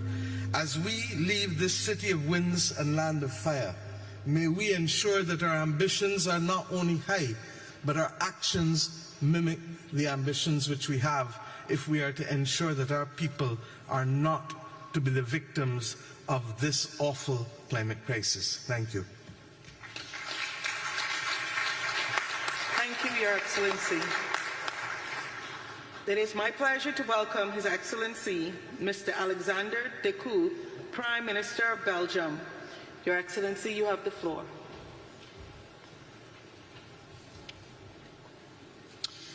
Madam President, dear colleagues, this is not a time to falter. Emissions continue to rise, and we see more and more destructive climate disasters. There is one certainty. If we do not alter our policies, we will see an increase of 3 degrees Celsius by the end of the century. Our citizens expect us to show a way out. They want us to collaborate on a faster and more resolute decarbonization and moving away from fossil fuels. We have to be ambitious in our goals, but effective and flexible in how to achieve them. Dear colleagues, meetings like these are often perceived as talking shops. And yes, these strenuous negotiations are far from perfect. But if you compare climate policy now to a decade ago, we live in different worlds. A strong majority has embarked on the journey to net zero. Yet, many challenges remain. The safest, cleanest and cheapest energy is the one we do not use. We must do more on energy efficiency. It's a win-win. Investment in clean energy is increasing everywhere, but least developed countries are missing out. We are seeing massive amounts of renewable capacity being added to our grids, but interconnectivity and storage capacity have not followed the pace. In this climate challenge, there is no one silver bullet. There is not one solution that will fix all of our issues. We need to use everything we have. Not a policy of less, but a policy of more. More growth, more cooperation, more innovation, more investment, but affordable and achievable for everyone. This is our political objective in order to ensure a just transition. Citizens will buy electric cars and will insulate their homes, but only when it makes economic sense. Allow me as well to emphasize the importance of ensuring a just climate transition. Global competition needs to be fair. In this regard, Belgium and the EU will redouble efforts to strengthen the competitiveness and the sustainability of our economy. A just transition also matters domestically, as a transition for our economies should leave no one behind and should ensure the creation of high-quality jobs. Ladies and gentlemen, let us turn to the objectives for COP29. First, this must be the enabling COP. Let's implement what we agreed upon. Future national plans should align with the 1.5 degrees goal. Second, this is also the financing COP. The new collective quantified finance goal will be its most important deliverable. In reaching this goal, we should prioritize the needs of the least developed and the most vulnerable countries. And only when we mobilize private actors, we will reach the trillions of investments that are needed globally. Dear colleagues, Belgium has doubled its climate finance, given mostly in grants and focused on the least developed countries. On top of this, thanks to public guarantees, we mobilized an additional €500 million to developing countries. Belgium is also an adaptation champion. We have to redouble our efforts in adaptation to reduce the impact of climate change on planet and people. Adaptation is absolutely crucial to convince our citizens that we can make a difference in their lives and ensure their safety. Ladies and gentlemen, humanity could easily despair and lose hope. We could also lose ourselves in the complexity and the impossibility of the task at hand. However, we should find inspiration in what we have achieved so far. Let's create a context where these solutions become accessible to everyone. Only then COP29 will be a success. Let's make this happen. I thank you. Thank you, Your Excellency. It is my pleasure to welcome His Excellency Sir Keir Starmer, Prime Minister of the United Kingdom of Great Britain and Northern Ireland. Your Excellency, you have the floor. Thank you very much. The United Kingdom is determined to stand alongside those countries on the front line of the climate crisis today and to seize the opportunities of tomorrow. Because action on climate now is the route towards economic growth, energy security, better jobs and national security in the long term, to deliver on the Paris Agreement and keep 1.5 degrees within reach. In the first 100 days of my government, we launched Great British Energy to create clean British power. We created a national wealth fund to invest in the green industries and jobs of the future. We scrapped the ban on onshore wind, committed to no new North Sea oil and gas licences, and closed the UK's final coal power plant at the end of September, becoming the first G7 economy to phase out coal power, in line with the international agreement at COP28 to transition from fossil fuels, and the UK's ambitious goal to be the first major economy to deliver clean power by 2030. Today I can confirm 3 months ahead of the deadline the UK's 2035 international target, our nationally determined contribution to reduce all greenhouse gas emissions by at least 81% on 1990 levels, aligned with 1.5 degrees. And we urge all parties to come forward with ambitious targets of their own, as we all agreed at the last COP. We will work in partnership to support other countries to develop their own commitments and transition through our forthcoming Global Clean Power Alliance. And finance will be its first focus. We will honour the commitment made by the previous government to provide £11.6 billion of climate finance between April 2021 and March 2026. But we must use public finance as a multiplier to unlock much more private investment and reform our international financial institutions. Today we launched the new CIF capital market mechanism listed on the London Stock Exchange with the potential to mobilise up to $75 billion in additional climate capital for developing countries over the next decade, putting the UK's role as a global financial centre at the service of driving the green finance and green energy transitions. Climate action is at the heart of this government's mission for the protection and prosperity of Britain and the world, writ large across our domestic and international priorities. We are taking the urgent action needed to protect our planet and its people. Thank you very much. Thank you, Your Excellency. It is my pleasure to welcome His Excellency Mr. Viktor Orbán, Prime Minister of Hungary. Your Excellency, you have the floor.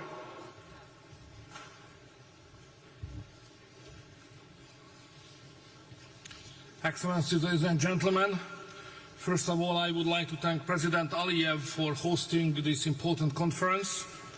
Azerbaijan is a key partner for Europe in reaching our climate goals, making it the ideal place to host today's conference. Last week, Budapest hosted the European Political Community Summit and the European Council Summit as well.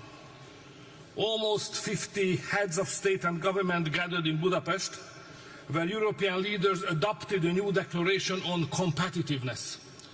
The Budapest Declaration will shape the European Union's approach to climate issues as well.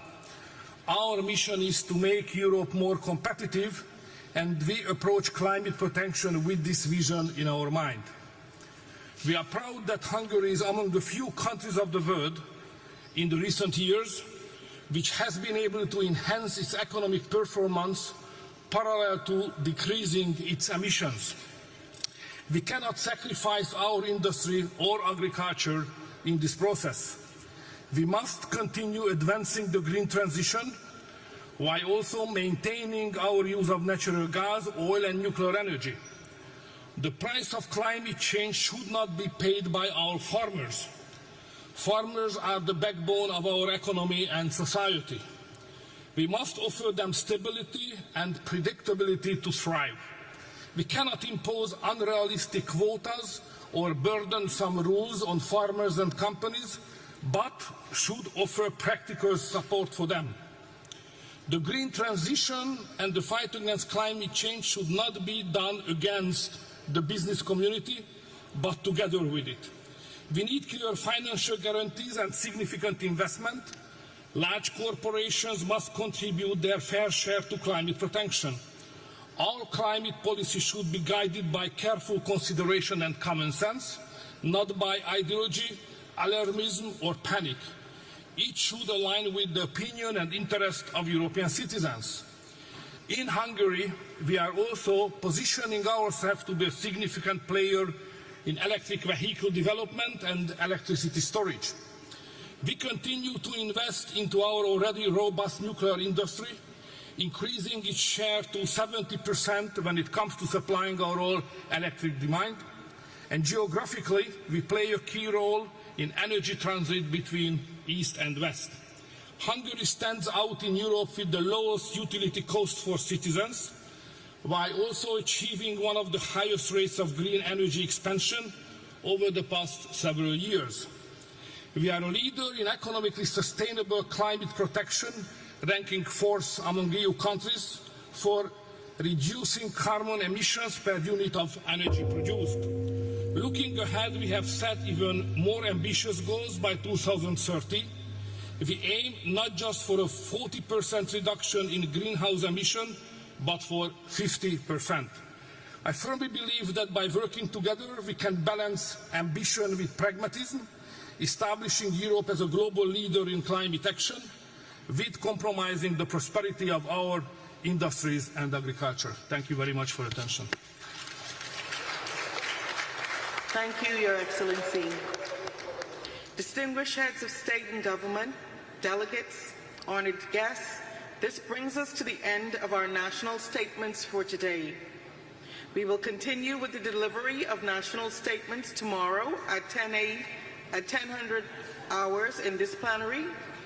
With this, I declare this joint meeting of the COP, CMP, and the CMA adjourned. Hit it together.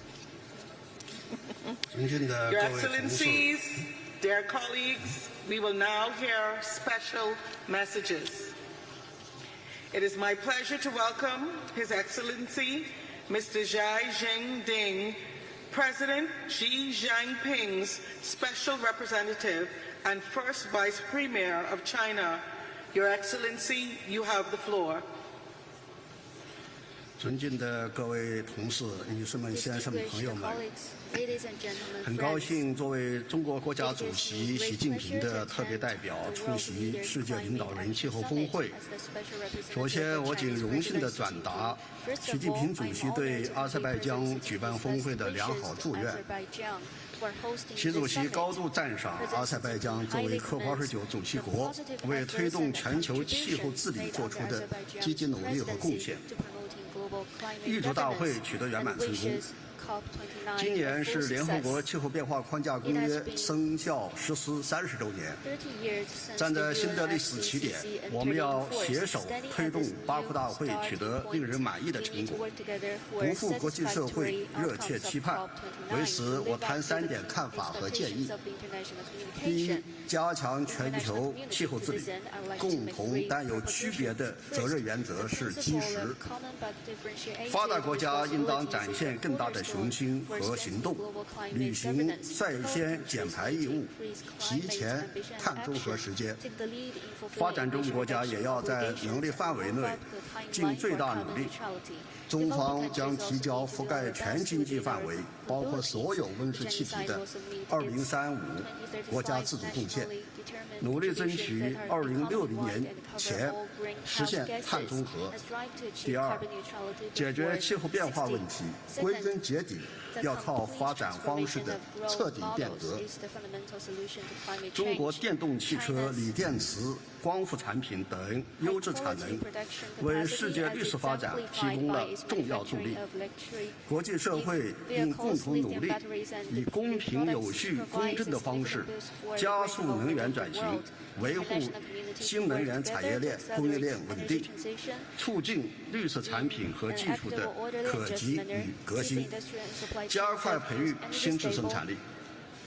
第三，提升应对气候变化能力，资金和技术是关键支撑。2016年以来，中国提供并动员项目资金超过1770亿元人民币，有力地支持其他发展中国家应对气候变化。我们呼吁发达国家加大对发展中国家的资金支持和技术转让，期待这次大会达成更有力度的新资金项目，为下一阶段全球气候行动提供信心和保障。中方愿同各方一道，以构建人类命运共同体理念为引领，合力保护人类共同的地球家园，共建清洁美丽的世界。谢谢大家。Thank you, Your Excellency. It is my pleasure to welcome Mr. Hashim Samitro Dijojo Hadikusumo, Special Envoy to the President of Indonesia. You have the floor.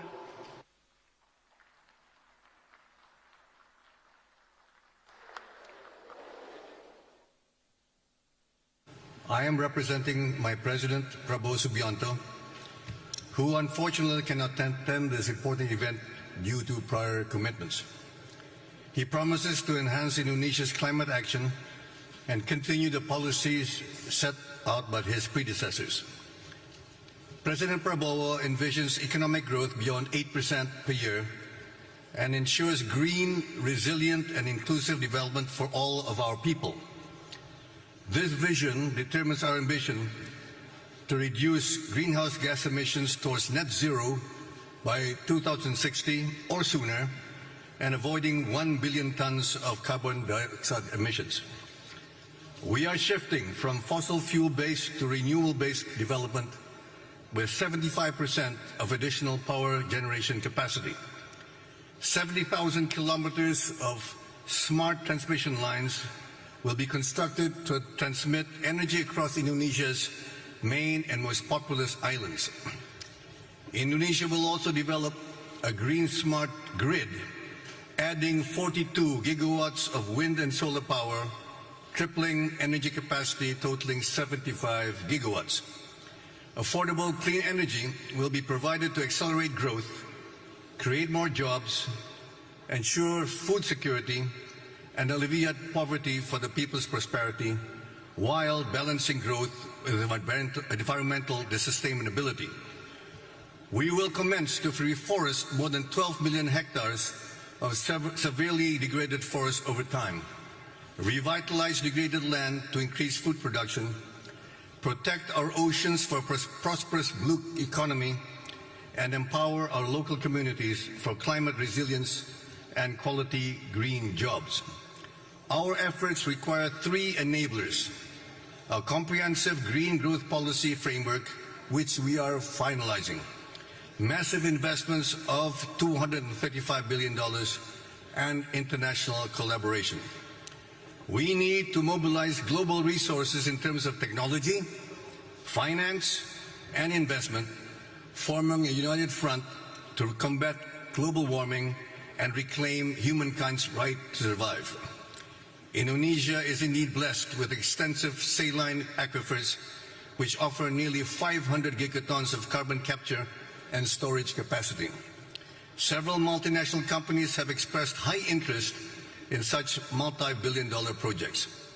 We further commit to developing a robust carbon market, starting with optimizing Indonesia's 557 million tons of verified carbon credits. We must work together to provide a better future for next generations. Thank you very much. Thank you. Your Excellencies, dear colleagues, I wish you a good evening. The high-level segment will resume tomorrow.